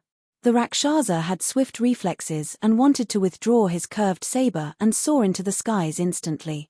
However, Monkey's flesh and bones hardened and caused the curved saber to be stuck for a moment. "Get down." That brief moment was all it took for Monkey to grab the Rakshasa's meat wings and yank the latter down from midair. Boom! There was a deafening sound. The Rakshasa smashed onto the ground heavily and created a gigantic pit with dust and gravel flying everywhere. It was a heavy smash and the Rakshasa let out a tragic cry. His blood chi was dispersed and his bones felt as though they were going to break. Gagaga! Monkey grinned and grabbed the Rakshasa's meat wing with one arm. With a whirl, he yanked the Rakshasa out of the pit and smashed the latter fiercely onto the other side. Bang! Bang! Bang! He repeated it thrice in succession. The Rakshasa was severely injured from the smashes and was barely breathing. The Rakshasa race had a frightening bloodline. If it was any other living being, they would have been smashed into sludge. A cold streak of light appeared stealthily. Another Rakshasa charged over. Although Monkey was in a berserk state and had lost his rationality, his reflexes were sharp. Instantly, his tall and mighty body curled into a ball. The shift was rather intuitive and he managed to avoid the fatal attack of the Rakshasa. Monkey's motions did not stop at all as his body suddenly spread open, pushing towards the Rakshasa as though he was offering an immortal fruit. That was a killing move from the mystic classic of the 12 demon kings of the great wilderness. Crackle! After Monkey's massive body curled up and unfurled, his tendons shuddered and his bones rang to release an unparalleled strength. Because the movement technique of the Rakshasa was too swift, it was already too late for him to avoid the move. Bang! Monkey's hands pushed up violently against the Rakshasa's lower jaw. Snap! The jarring sound of bones cracking echoed. The gruesome head of the Rakshasa was tossed back fiercely and his lower jaws were smashed. With a twist, Monkey chased forward and his arms sank down, thrusting his elbows into the chest of the Rakshasa like twin spears. The Rakshasa's body smashed onto the ground with 2 bloody holes in his chest. His heart was punctured and he died on the spot. The crowd fell into an uproar. Instantly, the tides on the battlefield had shifted. Nobody expected the 2 Rakshasas that initially had the advantage to wind up injured and dead. This was the first time that the Rakshasa race had been dealt such a blow since they entered Myriad Phenomenon City. Although none of the cultivators present dared to protest, all of them cheered in their hearts. Although there are more than 100,000 paragons, only few of them dare to step forth. They're not even comparable to these few demon beasts. What a tragedy. Perfected Lord Yujun lamented sorrowfully. It did not matter even if a Rakshasa was killed before them, the situation was not going to change. As long as the Rakshasa and god race leaders were to attack, they would definitely overwhelm everything in a domineering manner and nobody would be able to get out alive. Right at that moment, two figures that were clashing together suddenly separated. Dugu Jian staggered with a frightfully pale expression and was drenched in sweat. It was clear that he was thoroughly exhausted, at his limits and could no longer continue. The Rakshasa that faced him had a calm expression and stood on the spot motionlessly. A moment later, the glint in the eyes of the Rakshasa gradually dimmed. Everyone focused their attention. An eerie scarlet line appeared on the Rakshasa's glabella. It became increasingly clear and eventually, a drop of fresh blood oozed out of it. It was a fatal sword strike. The Rakshasa's head was sliced apart. The sword strike was so swift that the wound closed on itself instantly, resulting in the bizarre scene. Another Rakshasa was dead. In truth, Dugu Jian was injured to begin with and was suppressed by the Rakshasa the entire time. However, Monkey's intense battle earlier on distracted the Rakshasa for a brief moment.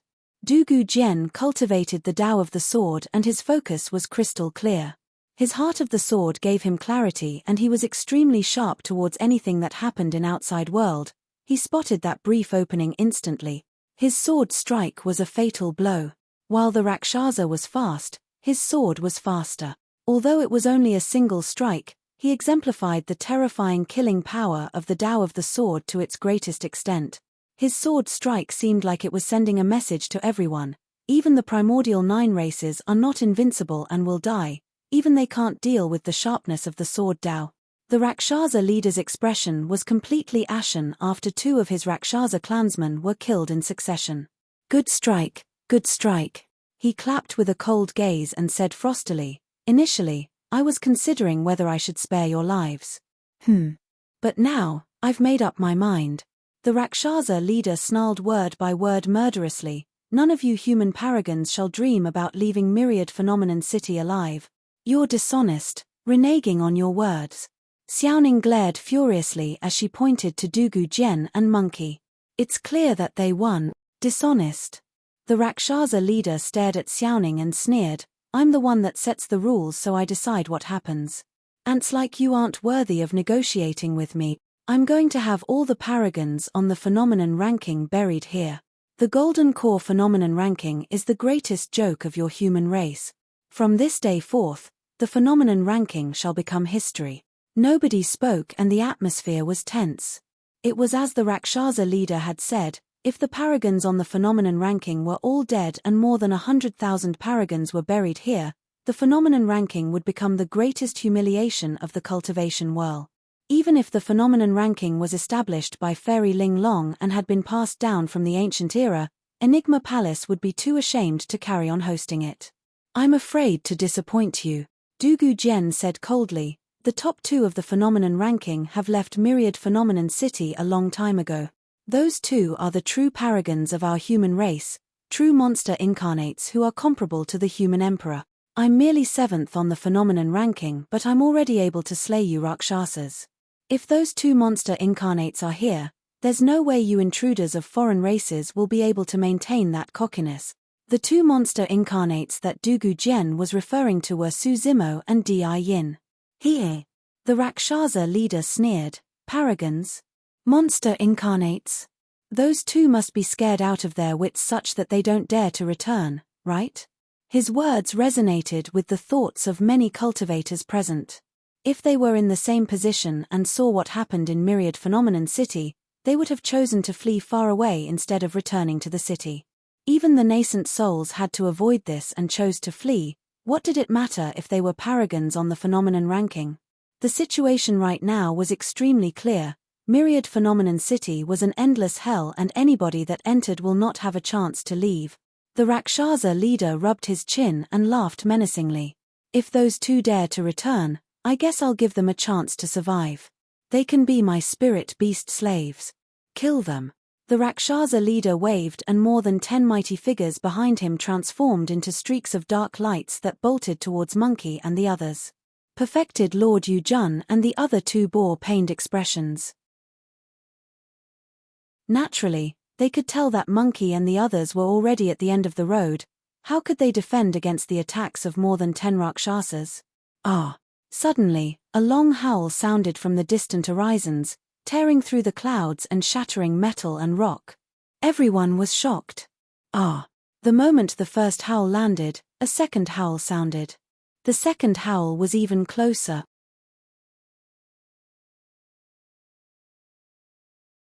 Chapter 768, How dare you? None of you shall be spared.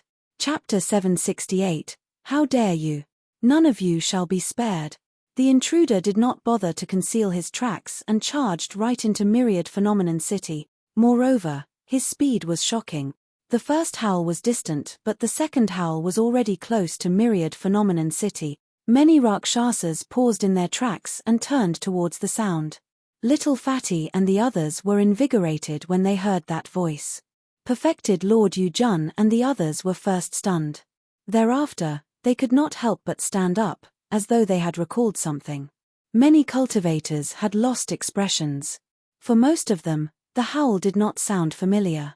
They truly could not understand how anyone would choose to barge into the Myriad Phenomenon City to their deaths given the circumstances. Could it be someone else from the primordial 9 races?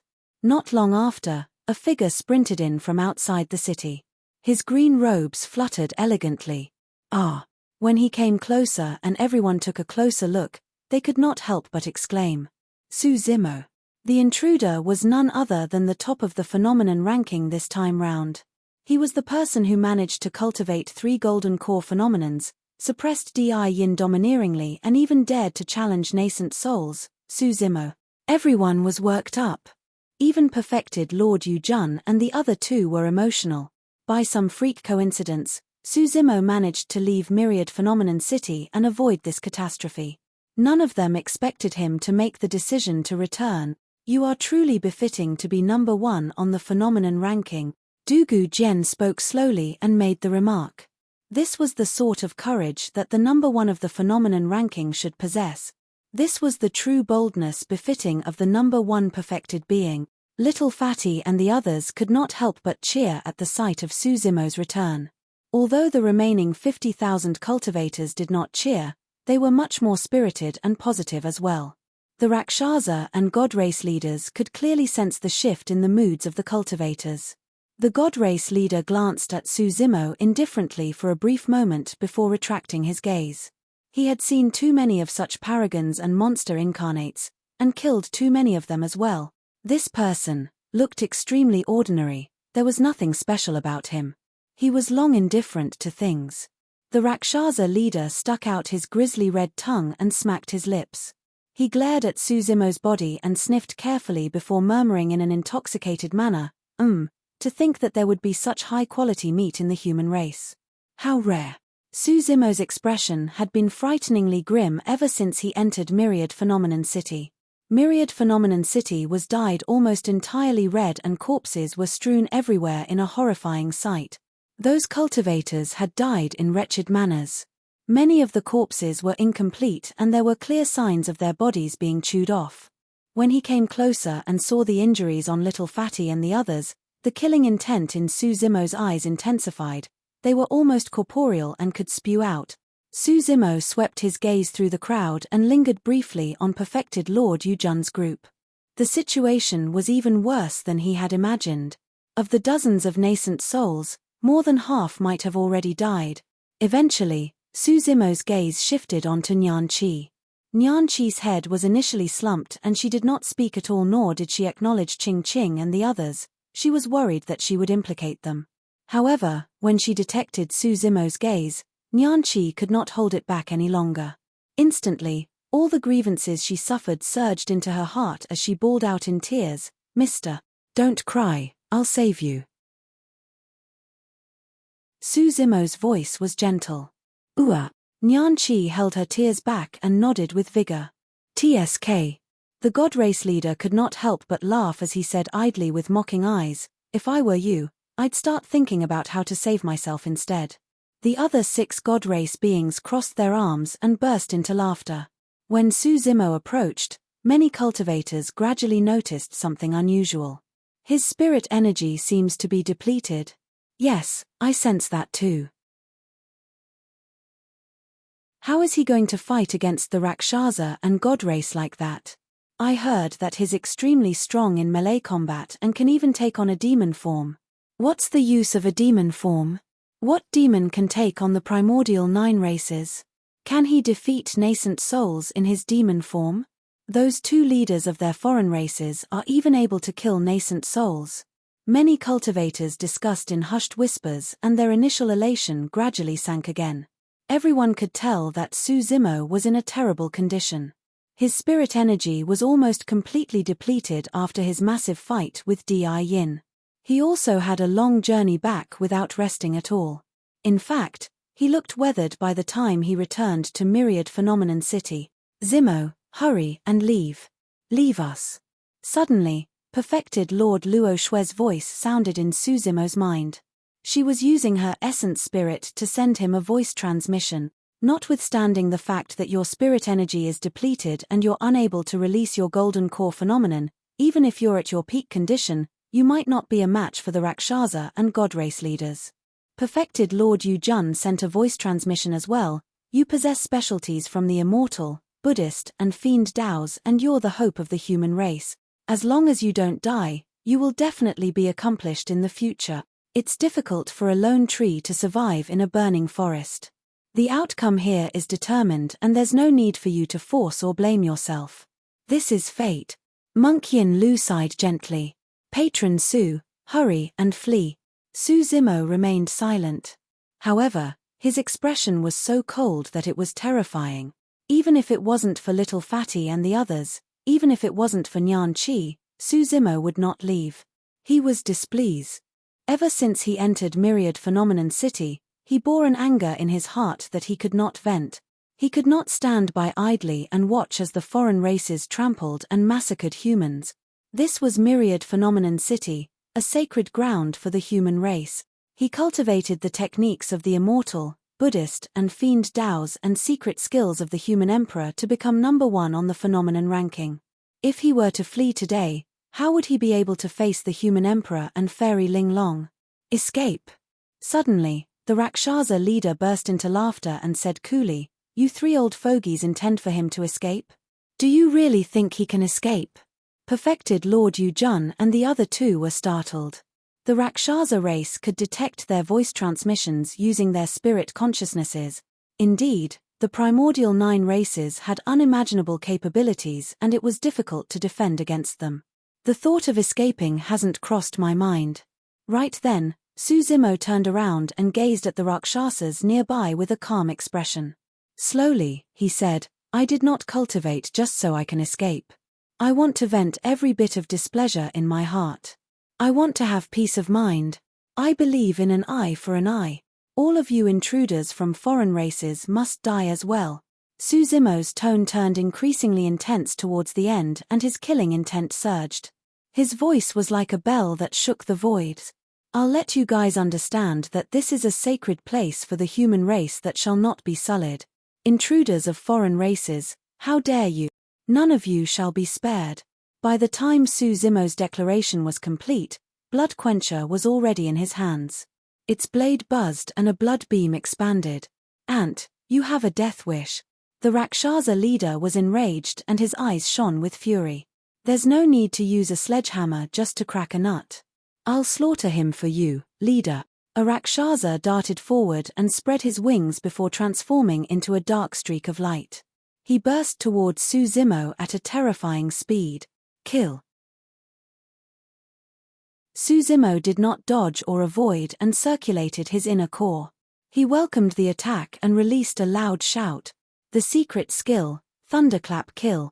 The energy of the sound wave exploded instantly. With the brief pause in the Rakshasa's movements, the blood beam shrouded over his head, there was nowhere for him to run. Clang! The curved saber and blood quencher collided violently. Suzimo's attack carried his wrath. As for the Rakshasa, His blood chi was almost completely dissipated after the burst of thunderclap kill. His strength was diminished and he was at his weakest. The difference between them was clear. Victory was determined with a single strike.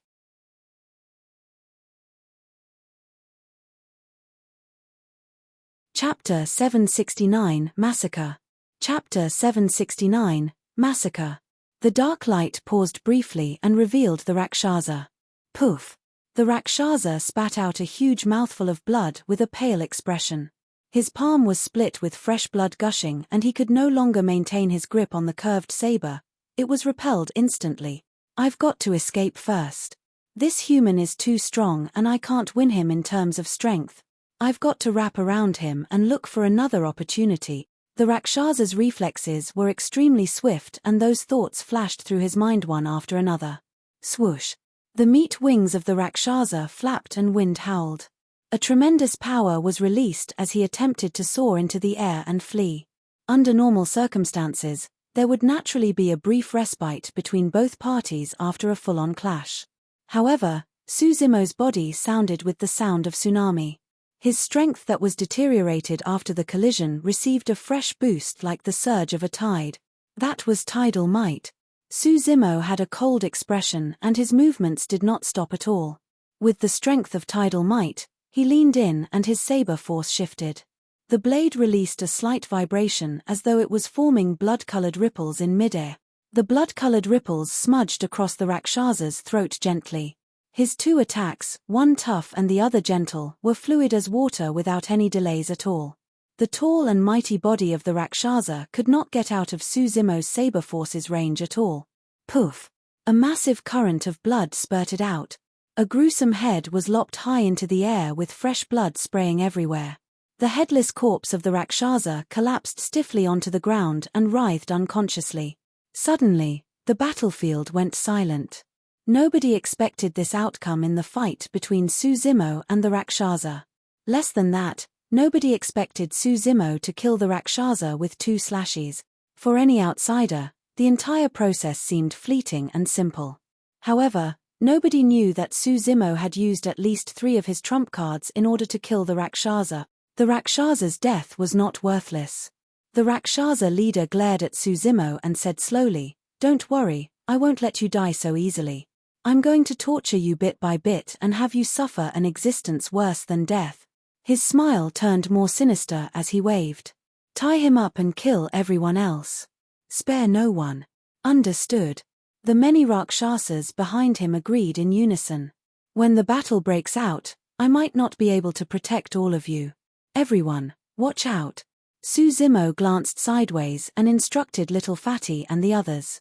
The dangers in this battle were unprecedented. Even Suzimo was not confident about it. Notwithstanding the Rakshasa and god race leaders who could kill nascent souls, even the 100-odd Rakshasas that were about to attack were difficult to deal with. Night Spirit's expression changed and his gaze flickered. A moment later, it was as though Night Spirit had made up his mind about something. "First, I'm going to fight together with you later." Night Spirit did not speak. However, his voice sounded inside Suzimo's mind. Night Spirit was a spirit beast that was only at Golden Core realm, yet he could utilize the secret skill of nascent souls to send voice transmission. Suzimo looked at Night Spirit deeply. He was almost completely certain that Night Spirit was hiding a secret. Furthermore, it was a secret that had to be hidden. Previously, Night Spirit was even able to fend off 5 Rakshasas in the battle earlier on. Now that Night Spirit said that he was going to fight together with Suzimo, it seemed as though he was implying something unusual. Kill. Many Rakshasas flashed and dozens of dark lights scattered throughout the voids in all directions, charging towards Suzimo instantly. Even a nascent soul might not be able to escape from such an attack unscathed. However, Suzimo had an unfazed expression as he swung Blood Quencher and released the saber techniques of the Sea Calming Manual and Azura Saber together. The saber forces were relentlessly tight and nothing could penetrate them. The Rakshasa race was smart and they were innately talented in combat. The moment they sensed Suzimo's immense strength, they naturally chose not to take him head-on and instead circled around him continuously. On the battlefield, Suzumo's figure almost completely vanished and he was shrouded by a blood beam around him that formed a blood-colored barrier. In the skies, streaks of dark lights danced and revolved while charging forward continuously. They attempted to destroy the defense of the blood barrier but to no avail. If this drags on, Suzumo is going to be disadvantaged. That's right, the saber technique released by Suzumo requires immense stamina and mental focus. He can't afford to be distracted in the slightest bit. However, the Rakshasas are merely dancing effortlessly in the air biding their time. Victory for them is almost guaranteed. Perfected Lord Yujun's group revealed worried expressions as they panicked. If Suzumo could not break out of this, he would die of exhaustion. On the other end, more than 30 Rakshasas lunged towards Little Fatty and the others. Everyone had grim expressions. Suzumo could defend against the combined attack of more than 10 Rakshasas. However, the most they could defend against were 2 Rakshasas. Furthermore, the spirit tiger was severely injured in his fight earlier on. Monkey's eyes were no longer bloodshot and his berserk state had worn off. The injury on his chest was deep and he was almost incapable of fighting any longer with his diminished strength.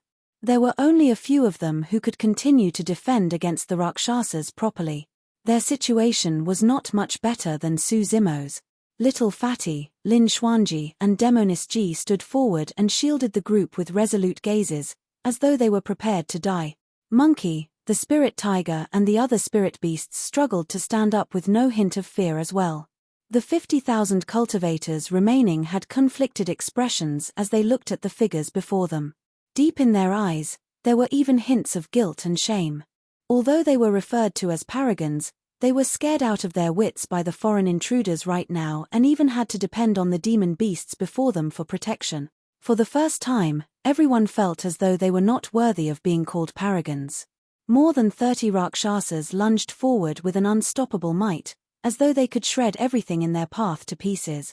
Against the pressure, Little Fatty and the other 2 were drenched in sweat and felt immensely tense. Even their arms were trembling slightly.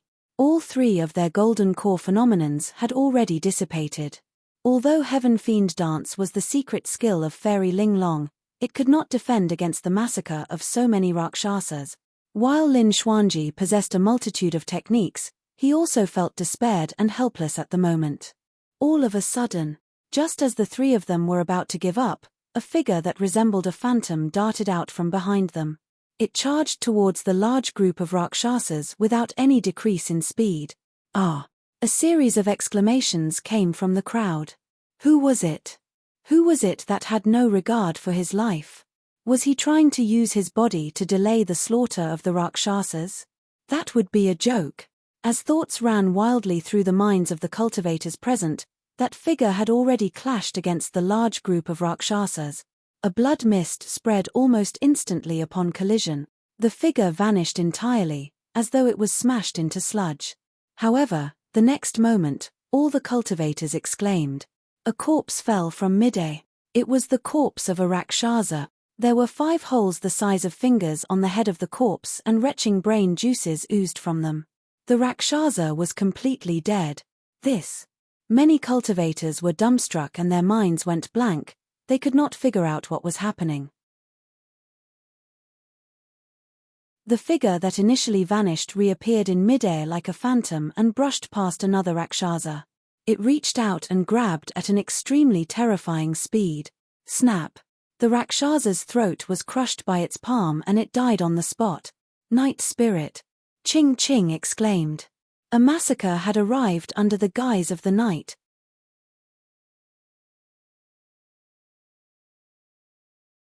Chapter 770, Heavenly Encompassing Formation. Chapter 770, Heavenly Encompassing Formation. In less than 3 breaths, 2 Rakshasas died in succession. Many cultivators watched with widened eyes and bated breaths in disbelief. The Rakshasa race was one of the primordial 9 races. They possessed a noble bloodline, a pair of meat wings and agile movement techniques. All the cultivators present had experienced the terror of the Rakshasa race. But now, 2 Rakshasas were dead just like that. Furthermore, the cause of their deaths was practically unknown. Even for Monkey, the the spirit tiger and the others who had watched Night Spirit grow up and were even sworn siblings with him now were shocked, let alone the other cultivators. While they knew that Night Spirit was strong, none of them expected him to be this frightening. More than 30 Rakshasas charged together at the same time, and briefly later, 2 of them were dead. His capabilities and combat strength were out of this world. It's no wonder why I lost. The Golden Lion murmured. He suffered a loss the first time he met Night Spirit. Initially, the Golden Lion wanted to cultivate harder and seek an opportunity to get even in the future. At this point, that thought had vanished into thin air. The 3 nascent souls exchanged glances. All of them could see the shock and bewilderment in the other's eyes. The others might not be able to see the fight clearly. However, the 3 of them possessed spirit consciousnesses and could vaguely see the entire process of Night Spirit's fight with the large group of Rakshasas. It was shocking, perfect, and frightening. Night Spirit was decisive and vicious without any bit of hesitation or stagnation. Every single strike was a killing attack. For the 3 of them, their first reaction towards the process was shock. Be it in terms of timing, angle, movement technique, speed, strength of burst or choice of target, Night Spirit's attacks were perfect. They were completely flawless. However, the more they thought about it, the more frightening it seemed. Even if the 3 of them were in peak conditions, they might not be able to defend against Night Spirit's attacks unscathed.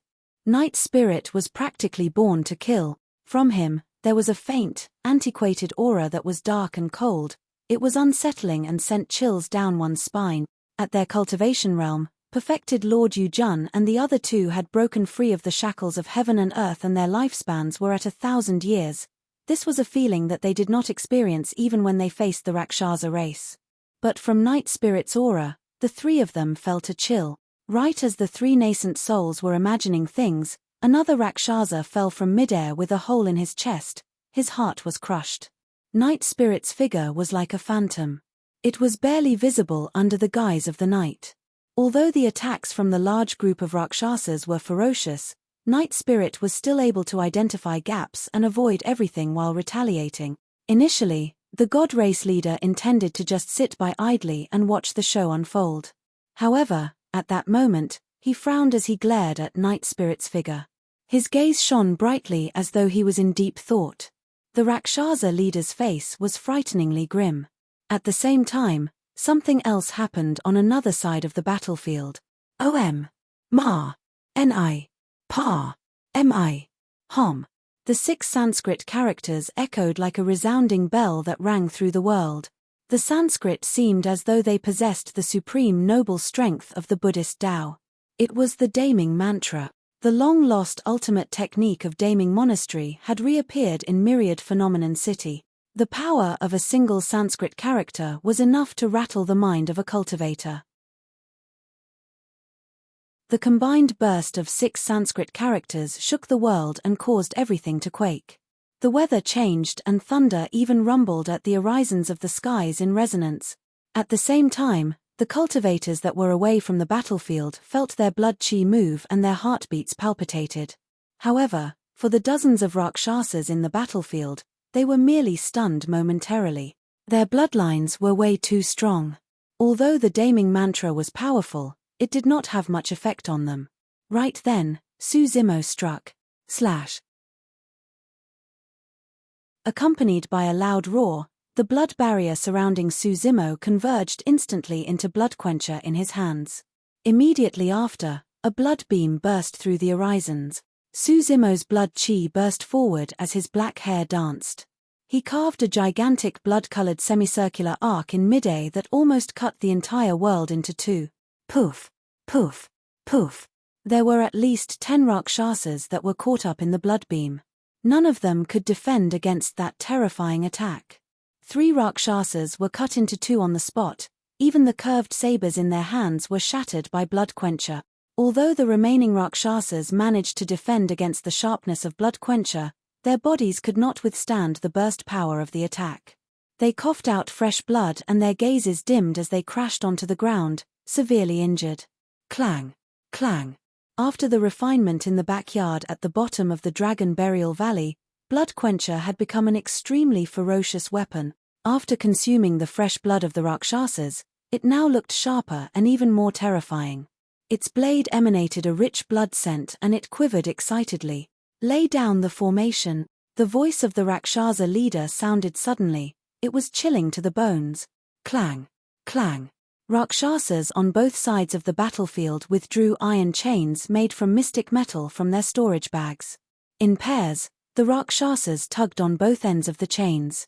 They made use of the speed of their movement techniques to circle and weave around Suzimo's surroundings.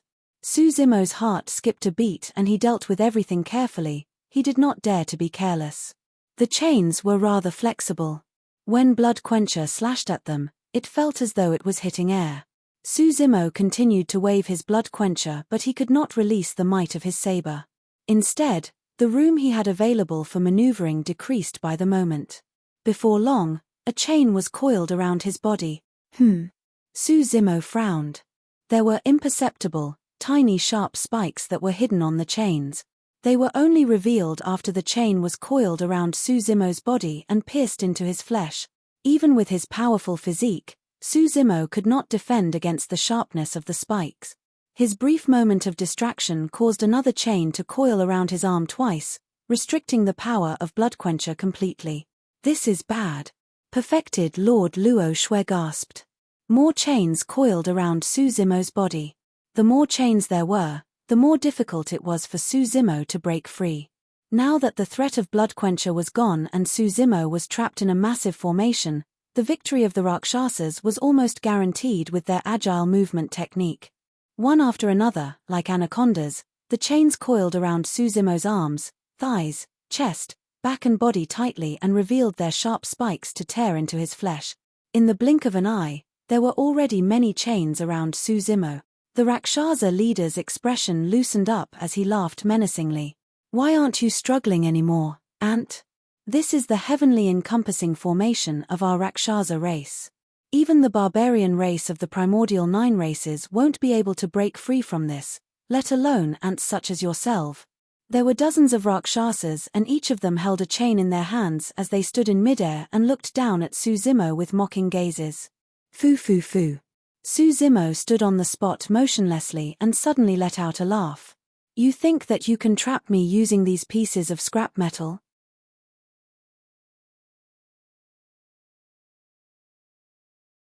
Chapter 771, Unmatched. Chapter 771, Unmatched. An inner core revolved slowly within Suzimo's chest and shone with a demonic glint. It illuminated his chest inside and outside, creating a blood-colored glow. Even his ribs and beating heart could be faintly seen. A terrifying aura began to spread. With each breath Suzimo took, a scarlet demonic chi would gush out from his nostrils and circle around him. It slowly became richer and purer. Against the shroud of that aura, even the cultivators present felt pressured, let alone the dozens of Rakshasas in midair. He actually has an inner core? The eyes of the Rakshasa leader shone. An inner core was equivalent to the golden core of cultivators and was the foundational basis for a demon beast strength, possessing all the essence of their entire cultivation. An inner core that was this pure was definitely a great tonic for any living being. Behave yourself. A Rakshasa yanked the chains and it clanged loudly. The chains were lined with spikes. His tug naturally caused the spikes to tear in the flesh and created a miserable ripping sensation in the body. Suzimo did not move at all and his gaze was ice cold. As though he could not feel the pain in his body, the ferocity in his eyes intensified instead. Lowlife, kneel. The dozens of Rakshasas had a tacit understanding. They exerted strength and flapped their wings at the same time, tugging at the chains. Instantly, dozens of chains became extremely taut and tense, creaking loudly. Many cultivators winced at the sight of that. This scene resembled a form of torture in the mortal world where someone was ripped into pieces by 5 horses. However, the 5 horses were now replaced by dozens of Rakshasas. The strength of a single Rakshasa was not comparable to Suzimo. However, there were dozens of Rakshasas exerting strength at the same time. Even nascent souls that specialized in body tempering would be torn apart, let alone Suzimo. Pest! Pest! Pest! Suzimo opened his mouth and started breathing. A terrifying air current surged through his throat and released a sharp wind howl, as though an ancient divine deity was tugging at a gigantic wind bock. "Break it!" Suzimo bellowed loudly. His bones and tendons sounded while his flesh expanded along with the bellow. Right in front of everyone, Suzimo's body, which was initially only 7 foot tall, expanded instantly.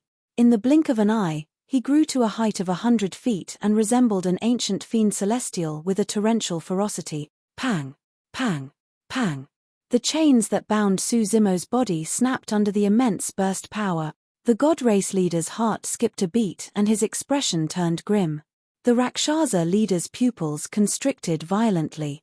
The many cultivators present gasped as they looked up and gazed at the fiend celestial demon king that had just appeared with agape mouths and horrified expression. What sort of a body was one that was 100 feet tall? Among the cultivators present, the tallest of them were only at the height of Suzimo's toes. Green veins bulged densely on that frighteningly massive body, resembling countless pythons that slithered on its surface. When he broke free from the shackles of the chains, Suzimo was also injured from head to toe due to the spikes. Although he was drenched in blood, he seemed indifferent to it and fighting spirit blazed in his eyes.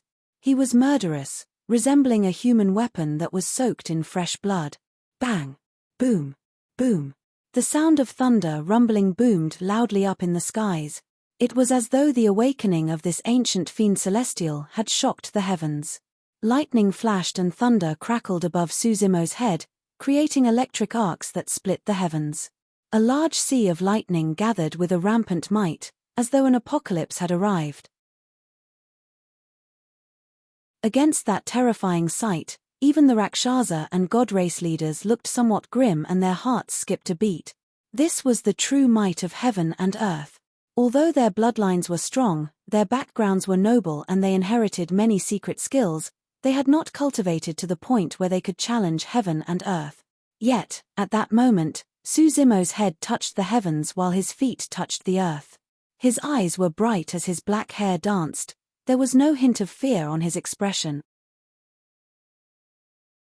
It was as though he was a divine being that ruled over the world. Snap! There was a deafening sound. An incomparably thick thunderbolt descended and struck Suzimo.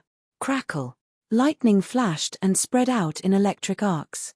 However, Suzimo's aura merely turned increasingly terrifying under the baptism of the frightening thunder.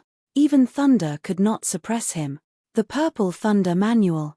This must be the Purple Thunder Manual. A figure was sprawled at the front of the city among the corpses, hiding his traces warily. When he saw that, he was shocked and could not help but exclaim. However, that person reacted swiftly and shut his mouth hurriedly to avoid attracting any attention from the factions in the city. In truth, everyone in Myriad Phenomenon City were totally drawn to the massive figure that was covered in electricity and demonic chi. There was nobody that would bother to look at the front of the city. Ah! Suzimo roared and his bloodshot, demonic eyes widened. He spread his arms and covered the skies, scooping through the air with his massive palms. Cling! Clang! More than 10 snapped chains were collected by Suzimo's hands. On the other end of the chains were Rakshasas that maintained their grip, unable to let go in time. The surging power of thunder traveled along the chains and burst into the bodies of those Rakshasas. Suzimo's flesh and body could withstand the baptism of thunder, but those Rakshasas couldn't. The Rakshasas in midair shuddered and their eyes blanked out as they convulsed uncontrollably.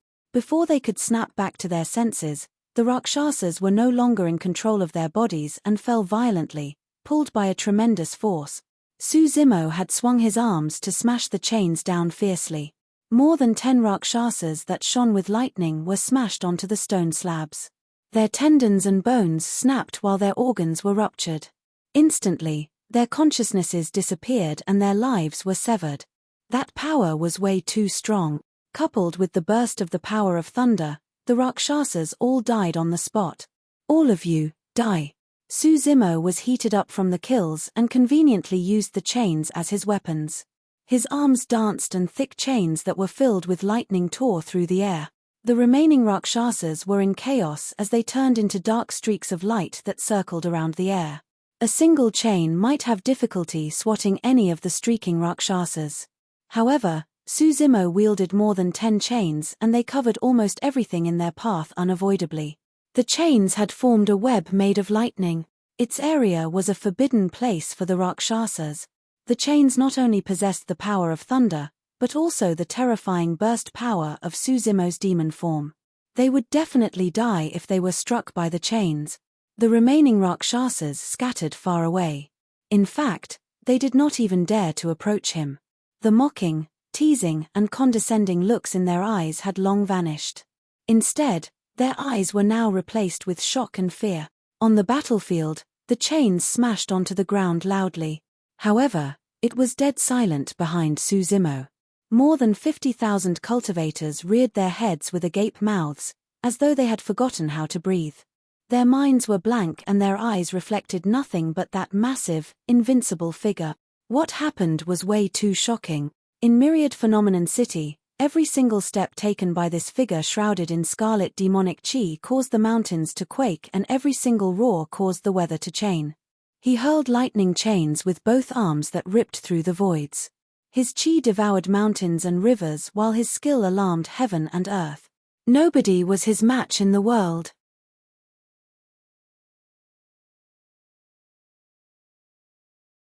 Chapter 772, The Emperors Are Not Here, But I Am.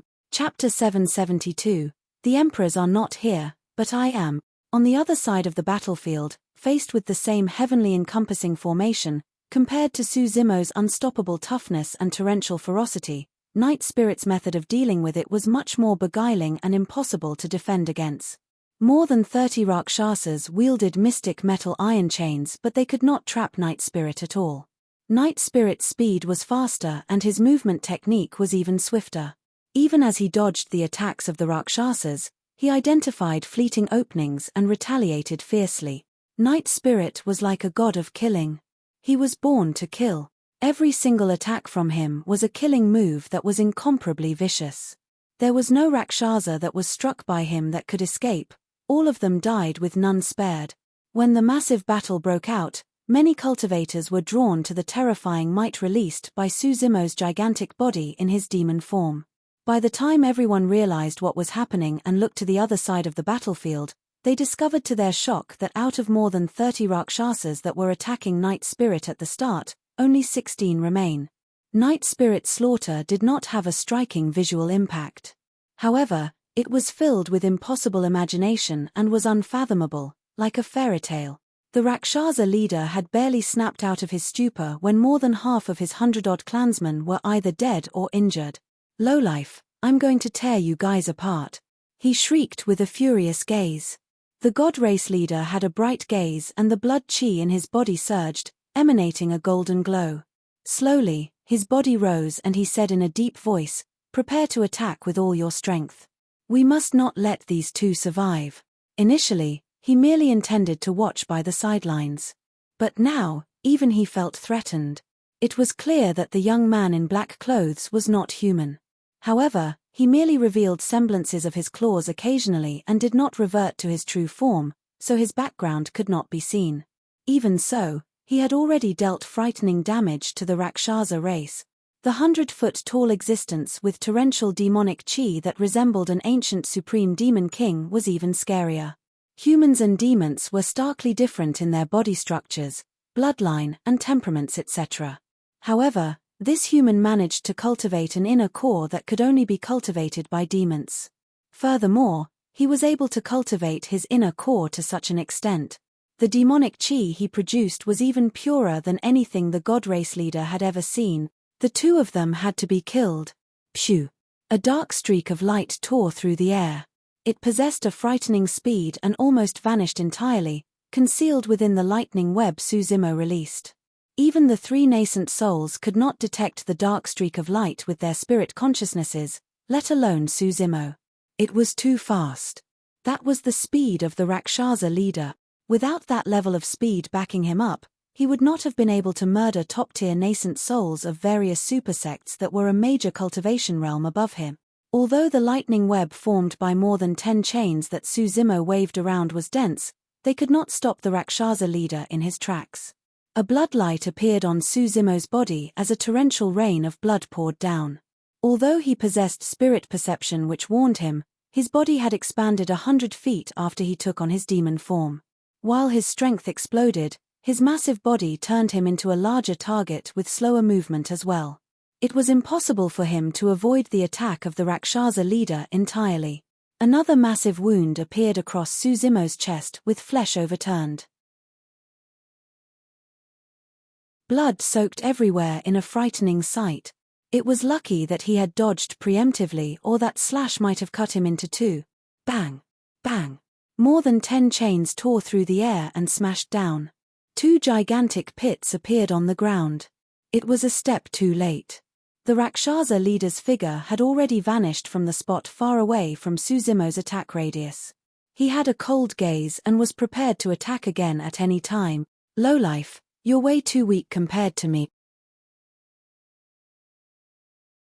The Rakshasa leader gave an eerie smile. I'm going to wear you down and torment you bit by bit. You can't even touch the hem of my clothes. Suzumo's blood chi surged and the blood flow around his wound slowed gradually. His body's regeneration capabilities were way too strong. Although the Rakshasa race's curved saber had the effect of tearing wounds to cause unstoppable blood flow, Suzumo's regeneration capabilities negated the negative effect. Even so, Suzumo was not entirely confident. He knew that the true test had just begun. It was difficult for him to defend against the speed of the Rakshasa leader. The only thing he could rely on was his unfathomable spirit perception. At the same time, Suzumo wanted to remove his demon form. He would stand a chance to fight by trading away some strength for agility and speed. On the other end, the God Race leader had already targeted him. That was not all. The God Race leader even instructed 5 other God Race beings to surround Suzumo, leaving only one God Race being to keep watch over Nyan Chi. The God Race had no intention of giving Suzumo any breathing space. The God Race leader had no intention to take on a fair fight either. It was clear that he wanted to use his full strength to murder Suzumo. If Suzumo were to dispel his demon form, his strength would be diminished and he would be disadvantaged against the God Race. He was in a predicament. As Suzumo hesitated, the Rakshasa leader scoffed coldly. It was clear that he recognized the circumstances as well. Swash! A dark light flashed once again. Suzumo had a great shock. If he were to dispel his demon form at that moment, he might be able to avoid the attack of the Rakshasa leader, but he would definitely receive a devastating blow from the God Race. All of a sudden, a black figure flashed like a phantom. Clang! A fearsome claw appeared in the void and held back the dark light. The dark light dissipated. The Rakshasa leader revealed himself and retreated swiftly, looking somewhat wretched. 5 scratches appeared across the robes in front of his chest. If he was a step slower earlier on, his heart would have been gouged out. Unknowingly, Night Spirit broke free of the entanglement from more than 10 Rakshasas and burst over at lightning speed to deflect the Rakshasa leader. First, leave the Rakshasa race to me. Deal with the God Race. Night Spirit said slowly, be careful, the God Race has a terrifying bloodline and boundless strength. They specialize in melee combat and the power of the secret skills and spirit arts they inherited is shockingly strong. Suzumo was instantly pumped with Night Spirit's help. All right, he declared loudly, today, the 2 of us brothers will take on those of the primordial 9 races. Let's see what's so noble about your bloodline. Back in the ancient era, experts of the human race were able to defeat the primordial 9 races and oust you guys to a corner in Tianhuang mainland. Today, I will do the same and suppress you lot.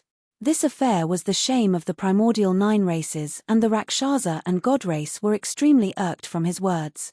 The God Race leader's eyes flashed with a momentary gloom. Foo-foo.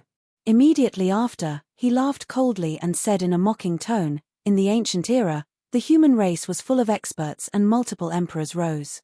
How dare a puny golden core compare yourself to the ancient experts? You're nothing compared to them.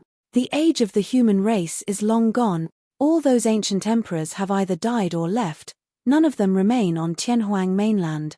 The God Race leader pointed with an overwhelming aura as he declared with pride and confidence, this world shall welcome a brand new age and new overlord.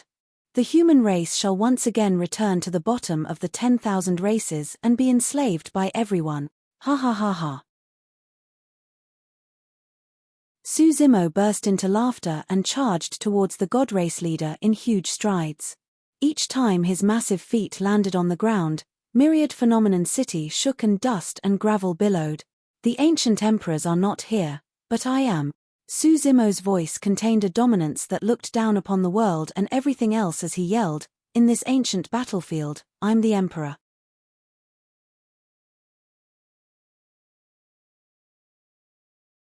Chapter 773, Bloodline Phenomenon. Chapter 773, Bloodline Phenomenon. The emperors are not here, but I am. In this ancient battlefield, I'm the emperor. Those sentences reverberated throughout myriad phenomenon city for a long time. The bloods of the cultivators present were ignited. His vigor is torrential. Perfected Lord Luo Shui could not help but praise. Anyone else wouldn't even dare to dream of saying something as such. There's no wonder why he's the number one of the phenomenon ranking and the strongest monster incarnate in history. Perfected Lord Yujun could not conceal the admiration in his eyes either. His bearings and boldness are truly inspiring. This lad has a limitless future. Everything depends on the outcome of this battle. Monk Yin Lu said softly with a worried expression. This lad was already exhausted when he arrived here.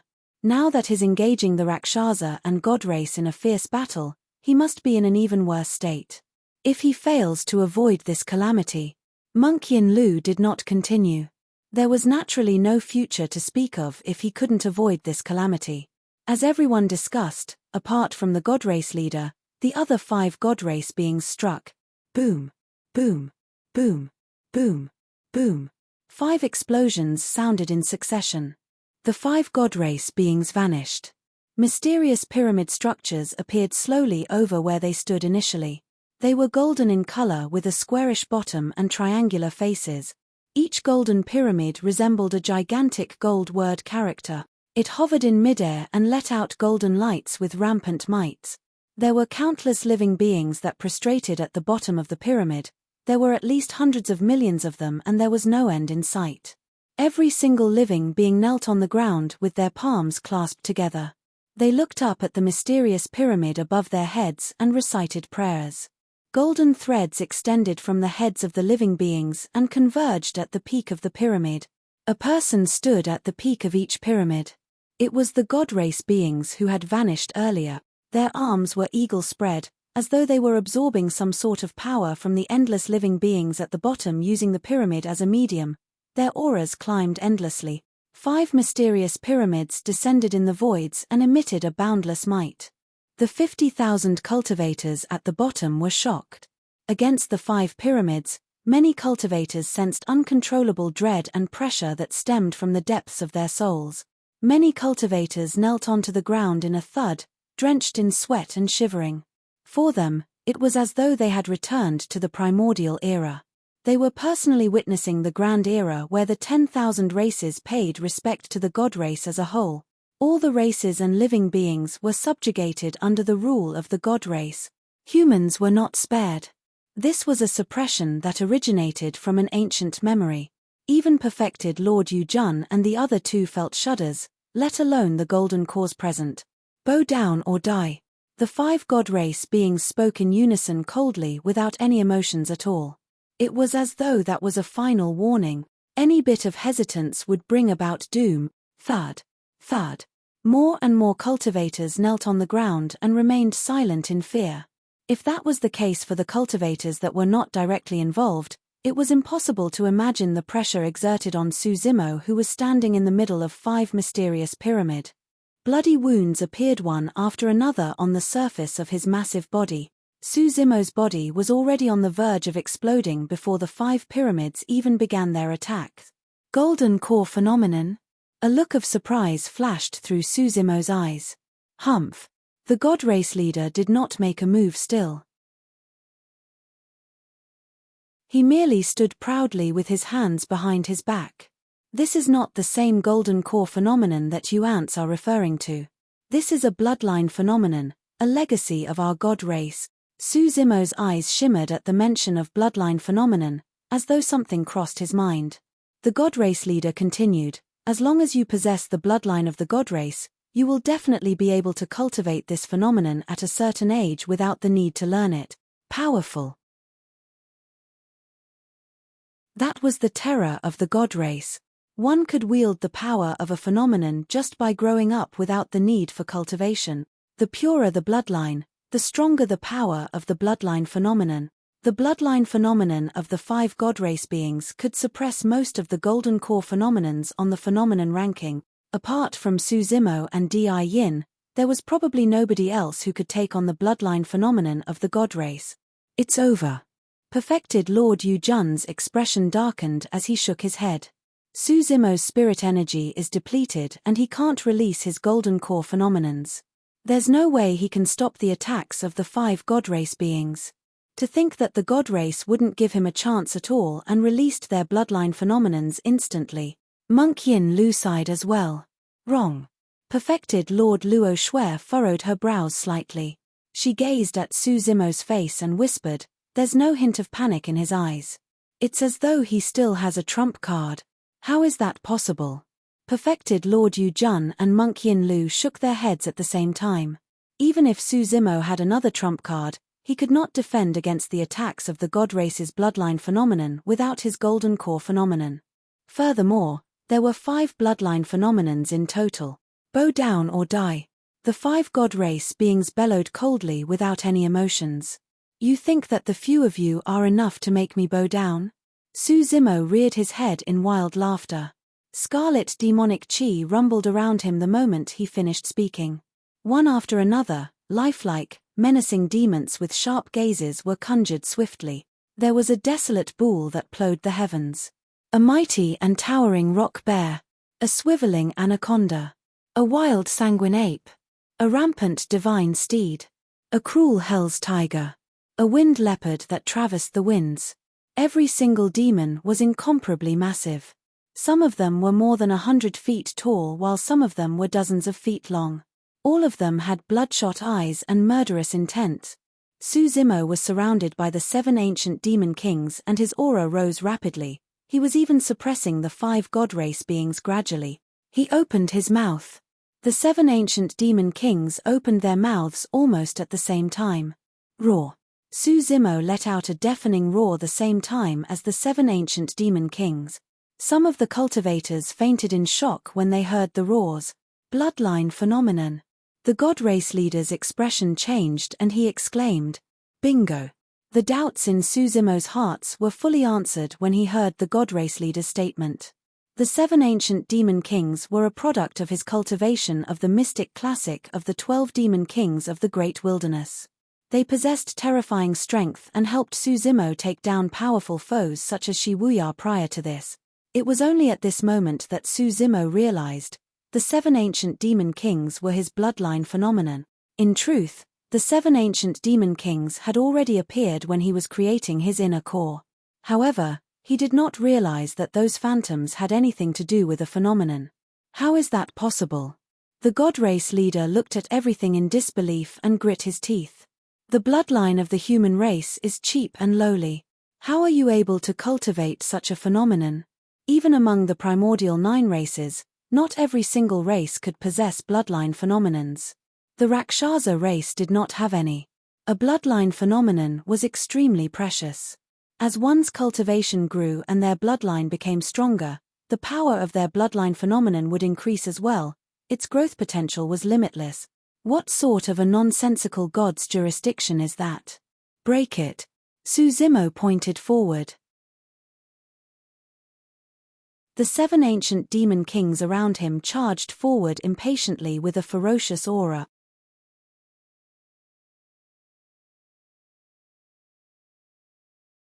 Chapter 774 Reappearance of the Butterfly Phantom. Chapter 774 Reappearance of the Butterfly Phantom. Normally, even bloodline phenomenons could not challenge a god's jurisdiction. However, the expressions of the god race beings present changed when the 7 demons appeared around Su Zimo. They sensed pressure from the 7 demons. They even had an urge to bow down in their heart. How could this be? A look of disbelief appeared on the handsome face of a god race being as he murmured softly, "It's merely a lowlife with a cheap bloodline. How am I experiencing such a sensation?" There was no way the god race being could know that the 7 demons were conjured from Su Zimo's cultivation of the mystic classic of the 12 demon kings of the great wilderness. Every single one of those 7 demons were once notorious demon kings of the great wilderness. All of them were Dai Yu's most important helpers that fought together with her. Although they were merely phantoms, there was no way they would fear the god race. 5 demons charged towards 5 god race beings. On the other hand, the Hell Tiger and Wind Leopard demon kings charged towards the god race leader who was not far away. Su Zimo had released his bloodline phenomenon against the encirclement of the god race and launched a full-blown counterattack. The wild bovine demon king rammed straight ahead and dust billowed in the wake of its muscular body. It panted with a lowered head as it smashed its gigantic horns into the pyramid. Boom! A deafening noise echoed. Cracks appeared one after another on the surface of the pyramid, expanding swiftly to spread through the entire pyramid. The phantom of the wild bovine demon king dimmed considerably as well. Once again, the wild bovine demon king lowered its head and thrust forward. Boom! The pyramid collapsed violently. On the vast land, the many living beings that were praying to the god's jurisdiction dissipated into thin air as well. The blow from that mighty smash caused the figure of the wild bovine demon king to dissipate too. Boom! Boom! Boom! Boom! Almost at the same time, the rock bear demon king's gargantuan body leaned onto a pyramid. The anaconda demon king coiled around a pyramid and hissed into the skies. As though it wanted to devour the blazing sun, its dozens of feet-long body constricted continuously and exerted pressure on the pyramid. The eyes of the sanguine ape flashed scarlet as it swung both arms like stone hammers to launch a flurry of punches on a pyramid.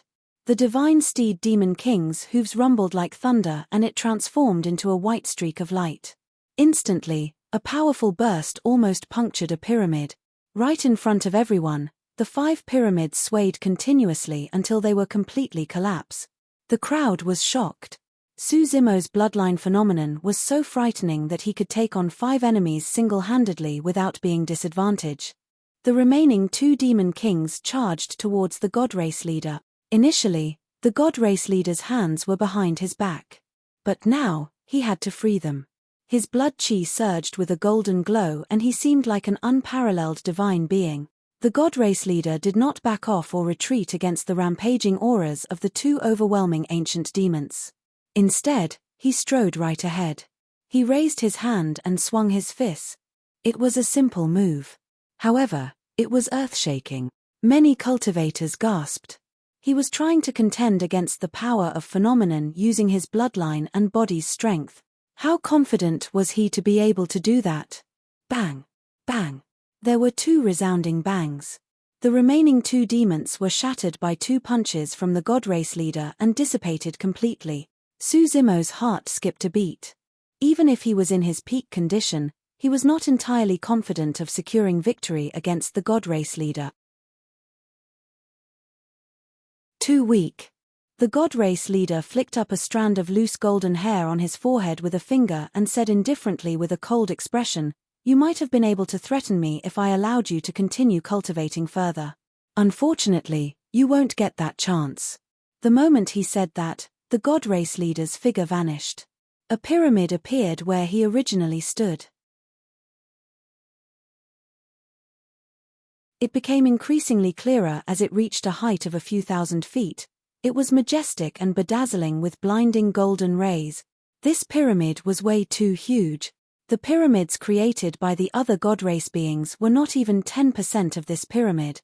Even Su Zimo's body that was 100 feet tall seemed short in the face of the pyramid. Many small pyramids floated around the gigantic pyramid and god race beings stood on top of each of them.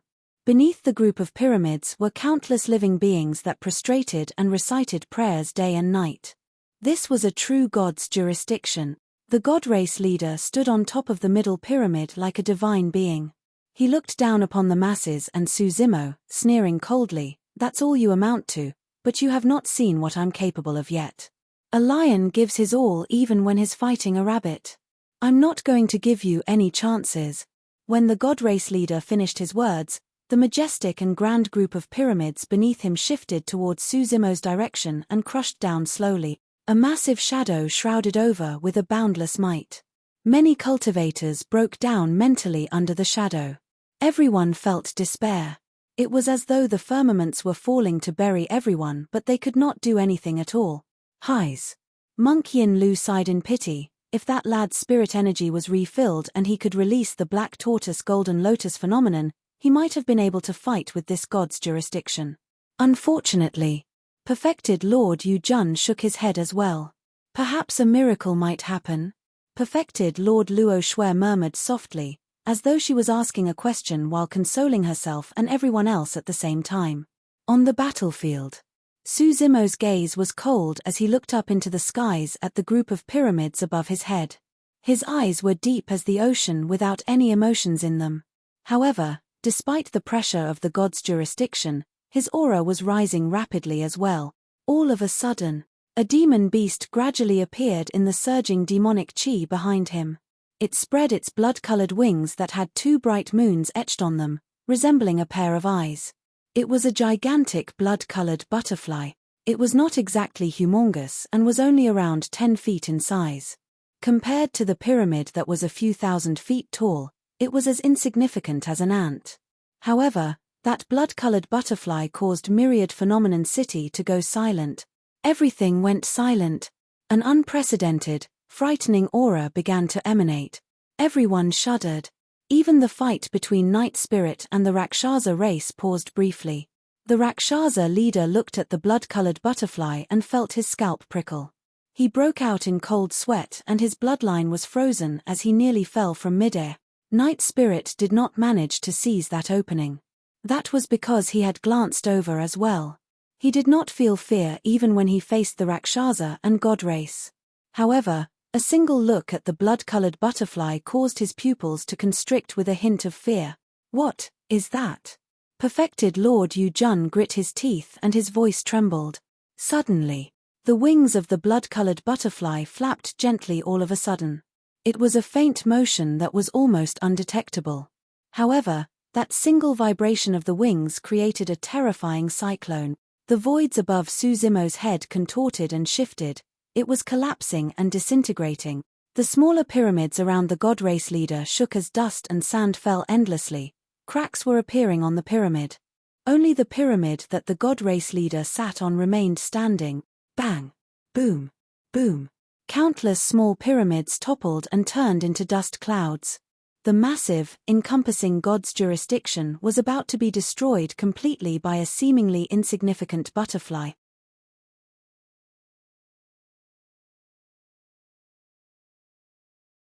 Chapter 775, Mystic Magnet Mountain. Chapter 775, Mystic Magnet Mountain. The blood-colored butterfly was Dai Yu's phantom. In the battle at the Great Qian Ruins previously, the appearance of this blood butterfly phantom was also the reason why Suzumo was able to kill the number 1 perfected being of the North region, Shi Wuya, domineeringly and rise to fame. Initially, Suzumo had no idea why the blood butterfly phantom would appear. It was only earlier on that he finally realized, the blood butterfly phantom should be the ultimate phenomenon of his bloodline. Right now, half of the blood butterfly was illusory and incorporeal. Suzumo had a hunch that the blood butterfly would only truly materialize and release its true strength after he had cultivated to the final step of the mystic classic of the 12 demon kings of the great wilderness and conjured all 12 demon king.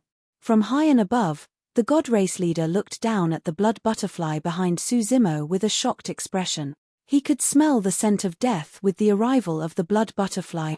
The blood butterfly merely flapped its wings gently and all the small pyramids in the god's jurisdiction crumbled completely. If the blood butterfly continued to spread its wings, even the pyramid he sat on would not be able to hold for much longer. Let's see if your blood butterfly can defeat my god's jurisdiction. The god race leader hollered and controlled the god's jurisdiction to descend heavily with a single thought in Suzumo's direction. The blood butterfly behind Suzumo spread its wings and flew forward. The scene resembled an ant trying to shake a tree, a praying mantis trying to stop a carriage. However, as the two of them collided in midair, an incomparably shocking aura swept through the 9 heavens and the entire world. Space and time seemed to be frozen. The next moment, a blinding light burst forth. The power released by the collision of the 2 bloodline phenomenons was way too terrifying. Against the impact of that power, the god race leader fell from midair, unable to control himself. Suzimo could not stand firm either as his massive body was repelled, smashing into the ground with a billowing dust cloud. The god race leader stood up from the dust with a grim expression.